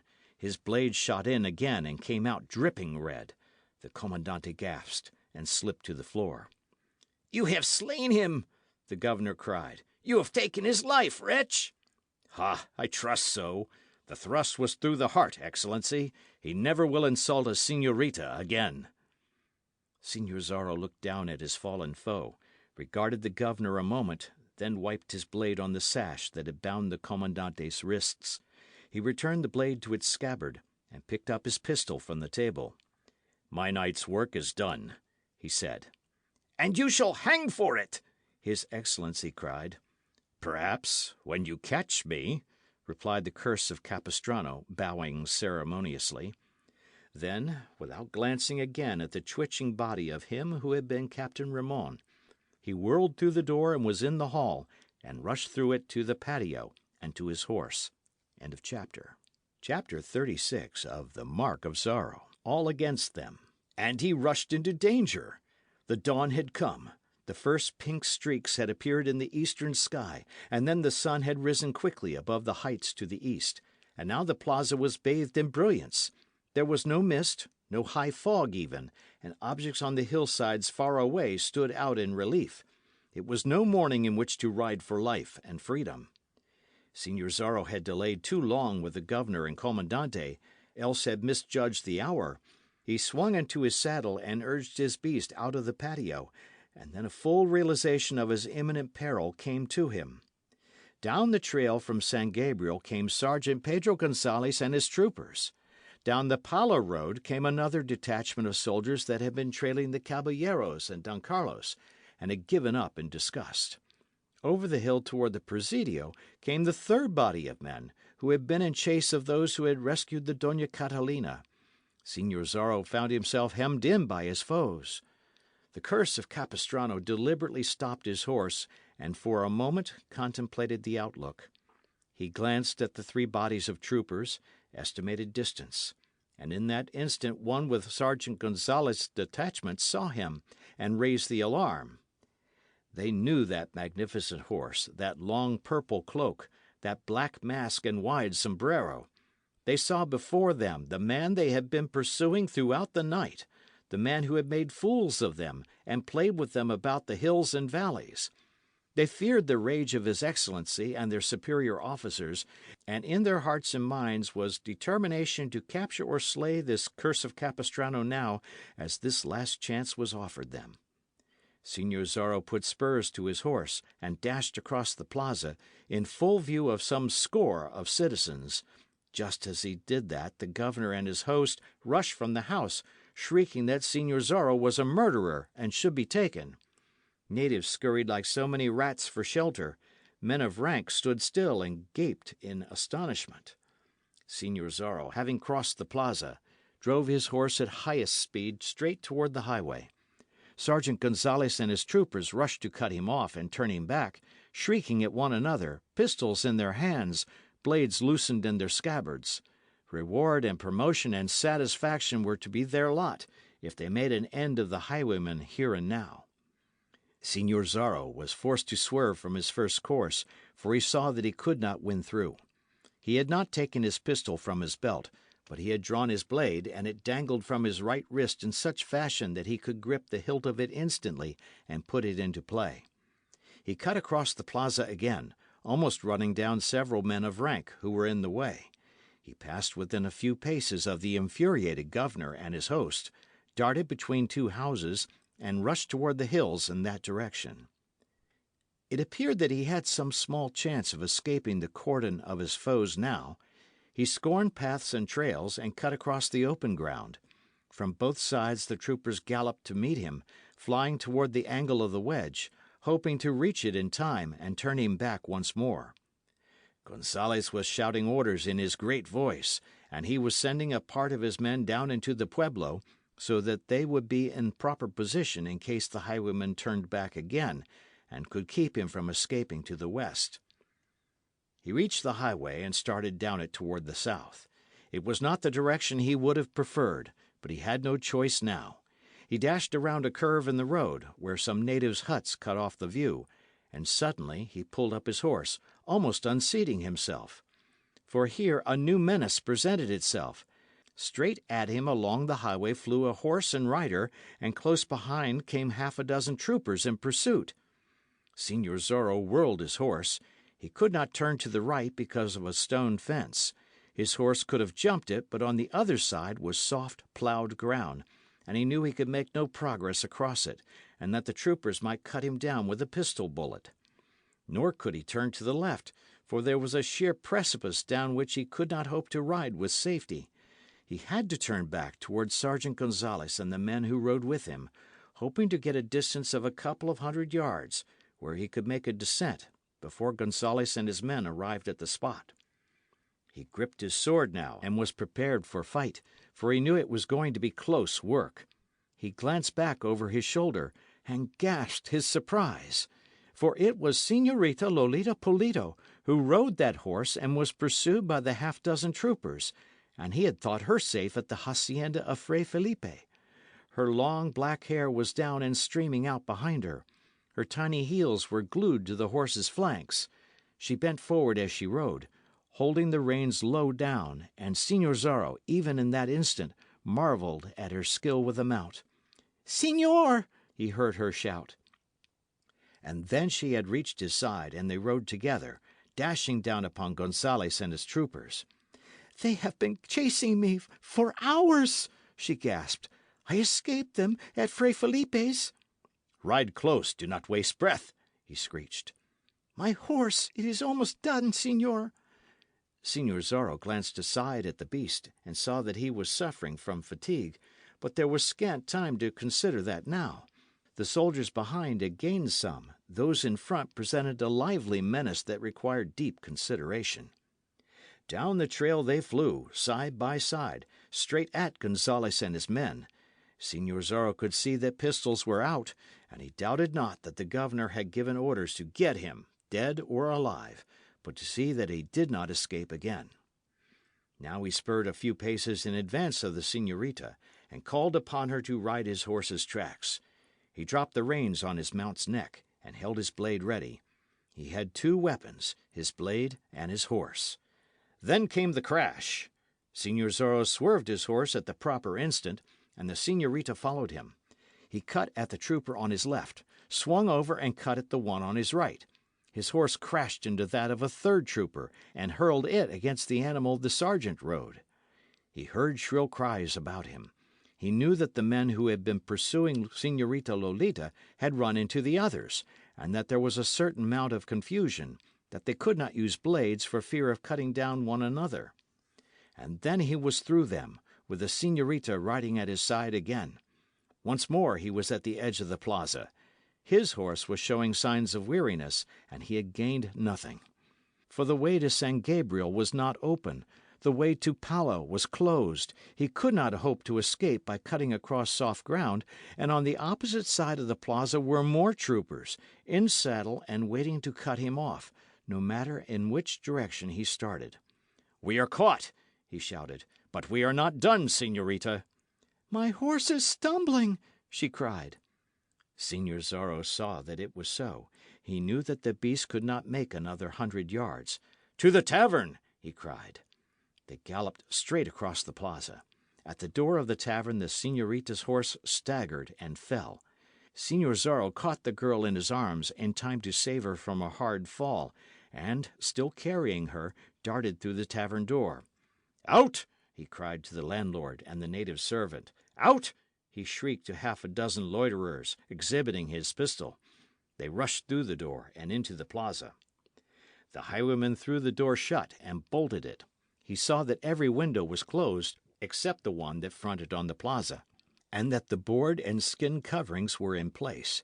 He stepped to the table and then whirled to face the señorita. "It may be the end," he said. "Señor, surely the saints will be kind to us." "We are beset by foes, señorita. I care not, so that I die fighting as a caballero should.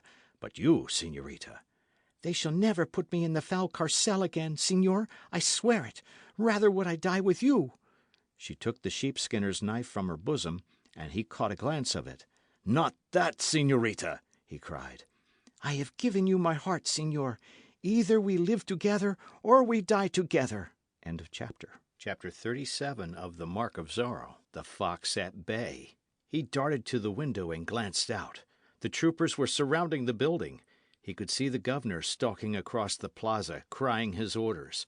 Down the San Gabriel trail came the proud Don Alejandro Vega to pay his visit to the governor, and he stopped at the plaza's edge and began questioning men regarding the cause for the tumult. "All are in at the death," Señor Zorro said, laughing. "I wonder where my brave caballeros are, those who rode with me."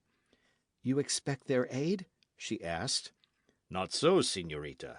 They would have to stand together and face the governor, tell him their intentions. It was a lark with them, and I doubt whether they take it seriously enough to stand by me now. It is not to be expected. I fight it out alone." "Not alone, señor, when I am by your side." He clasped her in his arms, pressed her to him. "I would we might have our chance," he said. "But it would be folly for you to let my disaster influence your life. You never have seen my face even, señorita. You could forget me. You could walk from this place and surrender, send word to Don Diego Vega that you will become his bride, and the governor then would be forced to release you and clear your parents of all blame. Ah, señor! Think, señorita, think what it would mean. His Excellency would not dare stand an instant against a Vega. Your parents would have their lands restored. You would be the bride of the richest young man in the country. You would have everything to make you happy. Everything except love, señor, and without love the rest is as naught. Think, señorita, and decide for once and all. You have but a moment now. I made my decision long ago, señor. A Pulido loves but once, and does not wed where she cannot love. Cara! He cried, and pressed her close again. Now there came a battering at the door. Señor Zorro! Sergeant Gonzalez cried. Well, señor? Zorro asked. I have an offer for you from His Excellency the Governor. I am listening, loud one. His Excellency has no wish to cause your death, or injury to the señorita you have inside with you. He asks that you open the door and come out with the lady. To what end? Señor Zorro asked.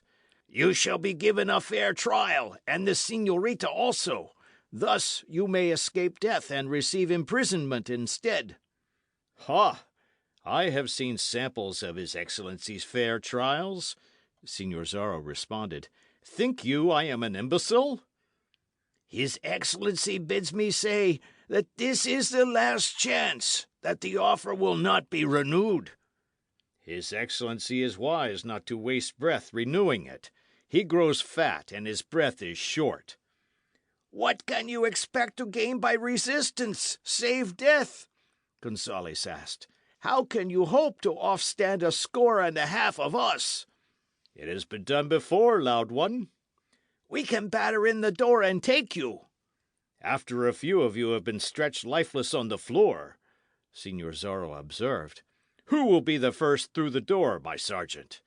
For the last time. Come in and drink a mug of wine with me, said the highwayman, laughing. Meal mush and goat's milk, swore Sergeant Gonzales. There was quiet then, for a time, and Señor Zorro, glancing through the window cautiously, so as not to attract a pistol shot, observed that the governor was in consultation with the sergeant and certain of the troopers. The consultation ended, and Señor Zorro darted back from the window. Almost immediately the attack upon the door began. They were pounding at it with heavy timbers, trying to smash it down. Señor Zorro, standing in the middle of the room, pointed his pistol at the door and fired, and as the ball tore through the wood and somebody outside gave a shriek of pain, he darted to the table and started loading the pistol again. Then he hurried across to the door and observed the hole where the bullet had gone through. The plank had been split, and there was quite a crack in it. Señor Zorro put the point of his blade at this crack and waited. Again the heavy timber crashed against the door, and some trooper threw his weight against it also. Señor Zorro's blade darted through the crack like a streak of lightning, and came back red, and again there was a shriek outside. And now a volley of pistol balls came through the door, but Señor Zorro, laughing, had sprung back out of harm's way. Well done, señor, Señorita Lolita cried. We shall stamp our mark on several of these hounds before we are done, he replied. I would that I could aid you, señor. You are doing it, señorita. It is your love that gives me my strength. If I could use a blade. Ah, señorita, that is for a man to do. Do you pray that all may be well. And at the last, señor, if it is seen that there is no hope, may I then see your dear face? I swear it, señorita, and feel my arms about you, and my lips on yours. Death will not be so bitter then. The attack on the door was renewed. Now pistol shots were coming through it regularly, and through the one open window also, and there was nothing for Señor Zorro to do except stand in the middle of the room and wait, his blade held ready. There would be a lively few minutes, he promised, when the door was down and they rushed in at him. It seemed to be giving way now. The señorita crept close to him, tears streaming down her cheeks, and grasped him by the arm. You will not forget? She asked. I'll not forget, señorita. Just before they break down the door, señor, take me in your arms, and let me see your dear face, and kiss me. Then I can die with good grace, too. You must live. Not to be sent to a foul carcel, señor. And what would life be without you? There is Don Diego. I can think of nobody but you, señor. Ippolito will know how to die, and perhaps my death will bring home to men the perfidy of the governor. Perhaps it may be of service. Again the heavy timber struck against the door. They could hear His Excellency shouting encouragement to the troopers, could hear the natives shrieking, and Sergeant Gonzales crying his orders in his loud voice.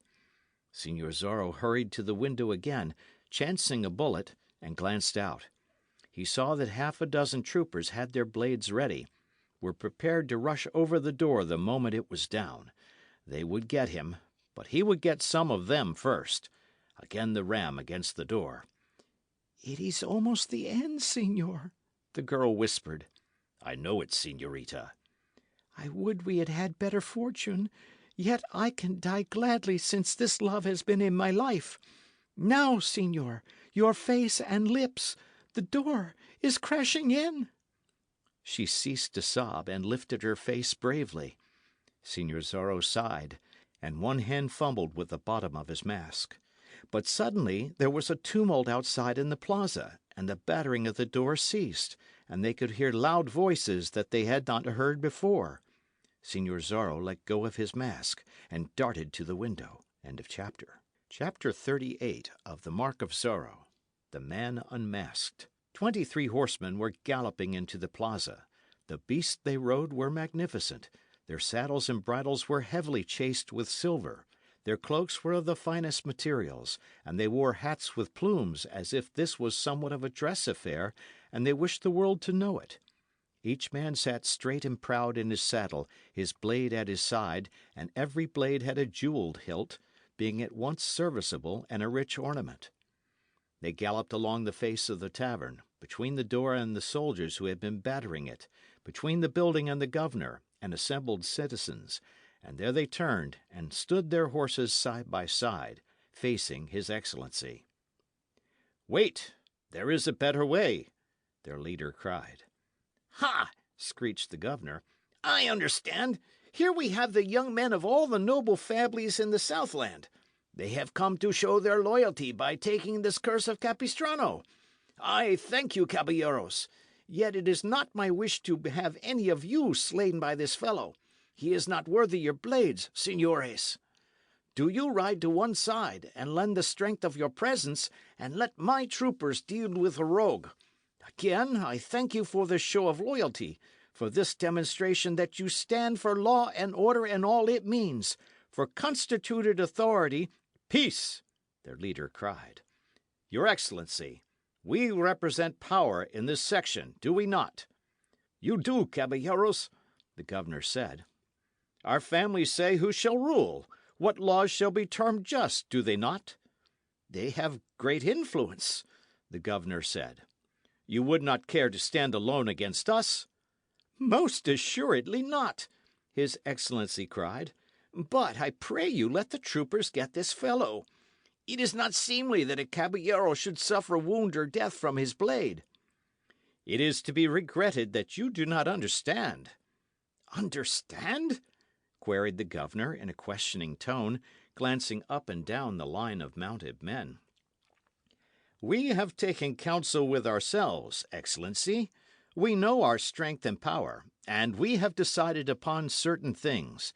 There have been things done that we cannot countenance. The frailes of the missions have been despoiled by officials. Natives have been treated worse than dogs.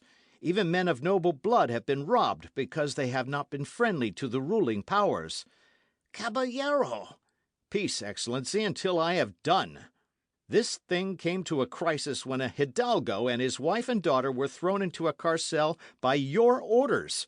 Such a thing cannot be countenanced, Excellency. And so we have banded ourselves together, and here we take a hand. Be it known that we ourselves rode with this Señor Zorro when he invaded the carcel and rescued the prisoners, that we carried Don Carlos and the Doña Catalina to places of safety, and that we have pledged our words and honours and blades, that they may not be persecuted more. I would say, silence, until I have done. We stand together, and the strength of our united families is behind us. Call upon your soldiers to attack us if you dare. Every man of noble blood up and down the length of El Camino Real would flock to our defence, would unseat you from your office, would see you humbled.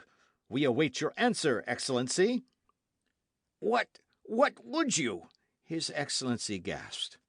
First, proper consideration for Don Carlos Pulido and his family. No carcel for them. If you have the courage to try them for treason, be sure that we will be on hand at the trial, and deal with any man who gives perjured testimony, and with any magistrado who does not conduct himself properly. We are determined, Excellency. Perhaps I was hasty in the matter, but I was led to believe certain things, the governor said. I grant you your wish. One side now, Caballeros, where my men get at this rogue in the tavern. We are not done, their leader said. We have things to say regarding this Señor Zorro. What has he done, actually, Excellency?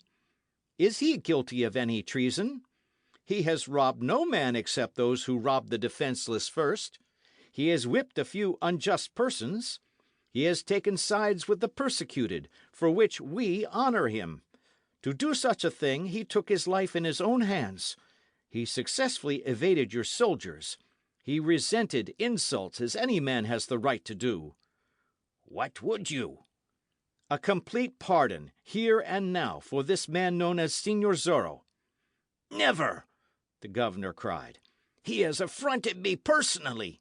He shall die the death. He turned around and saw Don Alejandro Vega standing near him. Don Alejandro, you are the most influential man in this south country, he said.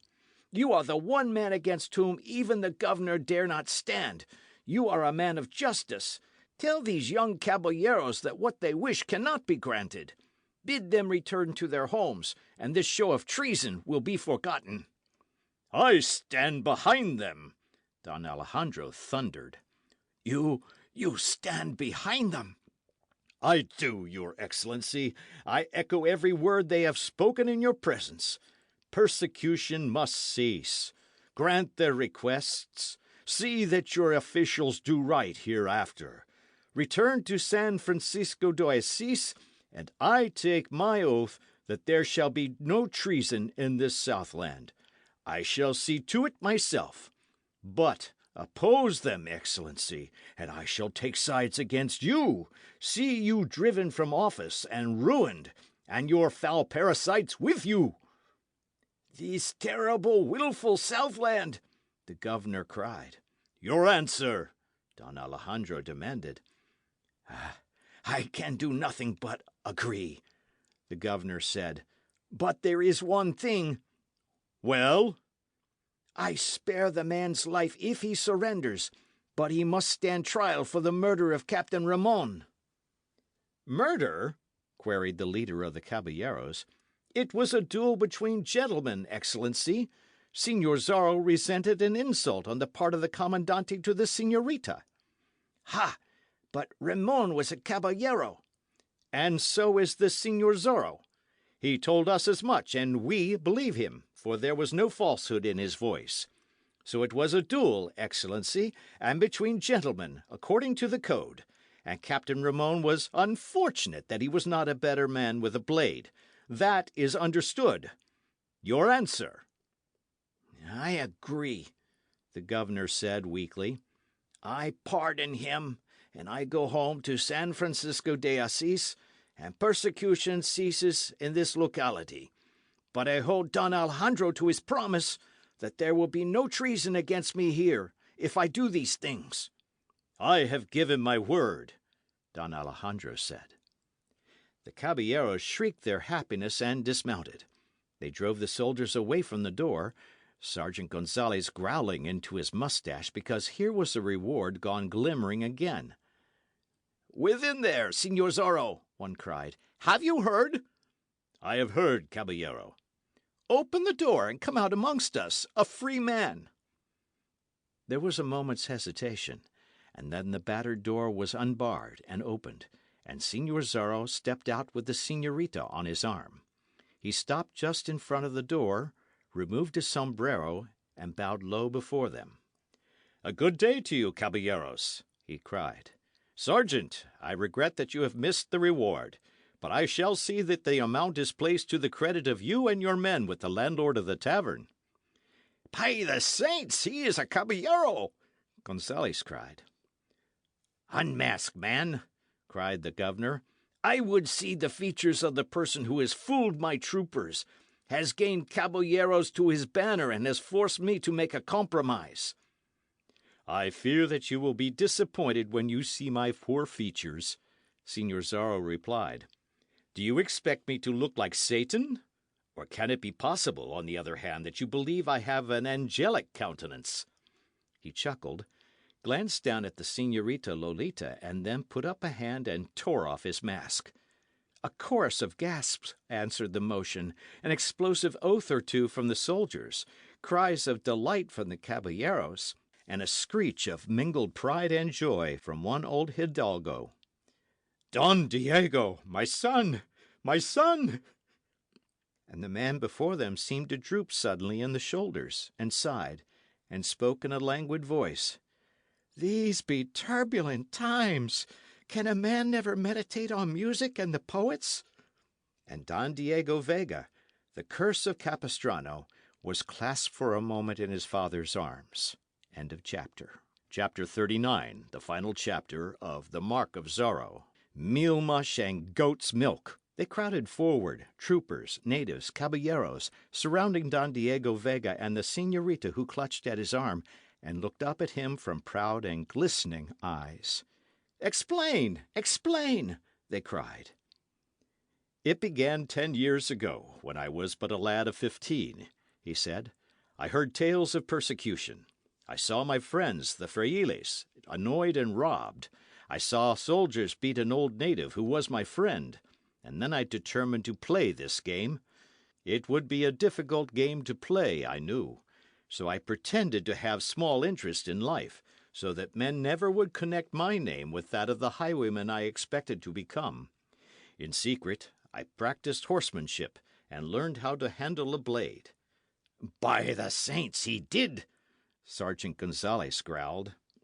One half of me was the languid Don Diego you all knew, and the other half was the curse of Capistrano I hoped one day to be. And then the time came, and my work began. It is a peculiar thing to explain, signores. The moment I donned cloak and mask, the Don Diego part of me fell away. My body straightened. New blood seemed to course through my veins. My voice grew strong and firm. Fire came to me. And the moment I removed cloak and mask, I was the languid Don Diego again. Is it not a peculiar thing? I had made friends with this great Sergeant Gonzales, and for a purpose. Ha! I guessed the purpose, caballeros, Gonzales cried. You tired whenever the Signor Zorro was mentioned, and did not wish to hear of violence and bloodshed, but always you asked me in what direction I was going with my troopers, and you went in the other direction and did your confounded work. You are an excellent guesser, said Don Diego, laughing, as did the others about him. I even crossed blades with you, so that you would not guess I was Signor Zorro. You remember the rainy night at the tavern. I listened to your boasts, went out and donned mask and cloak, came in and fought you, escaped, took off mask and cloak, and returned to jest with you. Ha! I visited the Pulido hacienda as Don Diego, and a short time later returned as Signor Zorro and held speech with the señorita here. You almost had me, Sergeant, that night at Fray Felipe's, the first night, I mean. Ha! You told me there that you had not seen Signor Zorro. Nor had I. The Fray does not keep a mirror, thinking that it makes for vanity. The other things were not difficult, of course. You can easily imagine how, as Signor Zorro, I happened to be at my own house in town when the Commandante insulted the Signorita. And the Signorita must forgive me the deception. I courted her as Don Diego, and she would have none of me. Then I tried it as Signor Zorro, and the saints were kind, and she gave me her love. Perhaps there was some method in that also, for she turned from the wealth of Don Diego Vega to the man she loved, though she deemed him then an outcast and outlaw. She has showed me her true heart, and I am rejoiced at it. Your Excellency, this Signorita is to become my wife, and I take it you will think twice before you will annoy her family further." His Excellency threw out his hands in a gesture of resignation. "It was difficult to fool you all, but it has been done," Don Diego continued. "Only years of practice allowed me to accomplish it. And now Signor Zorro shall ride no more, for there will be no need, and moreover a married man should take some care of his life." "And what man do I wed?" the Signorita Lolita asked, blushing because she spoke the words where all could hear. "What man do you love?" "I had fancied that I loved Signor Zorro, but it comes to me now that I love the both of them," she said. "Is it not shameless? But I would rather have you Signor Zorro than the old Don Diego I knew." "We shall endeavour to establish a golden mean," he replied, laughing again. "I shall drop the old languid ways and change gradually into the man you would have me. People will say that marriage made a man of me." He stooped and kissed her there before them all. "Meal mush and goat's milk," swore Sergeant Gonzales. This is the end of chapter, end of book. Thank you for listening.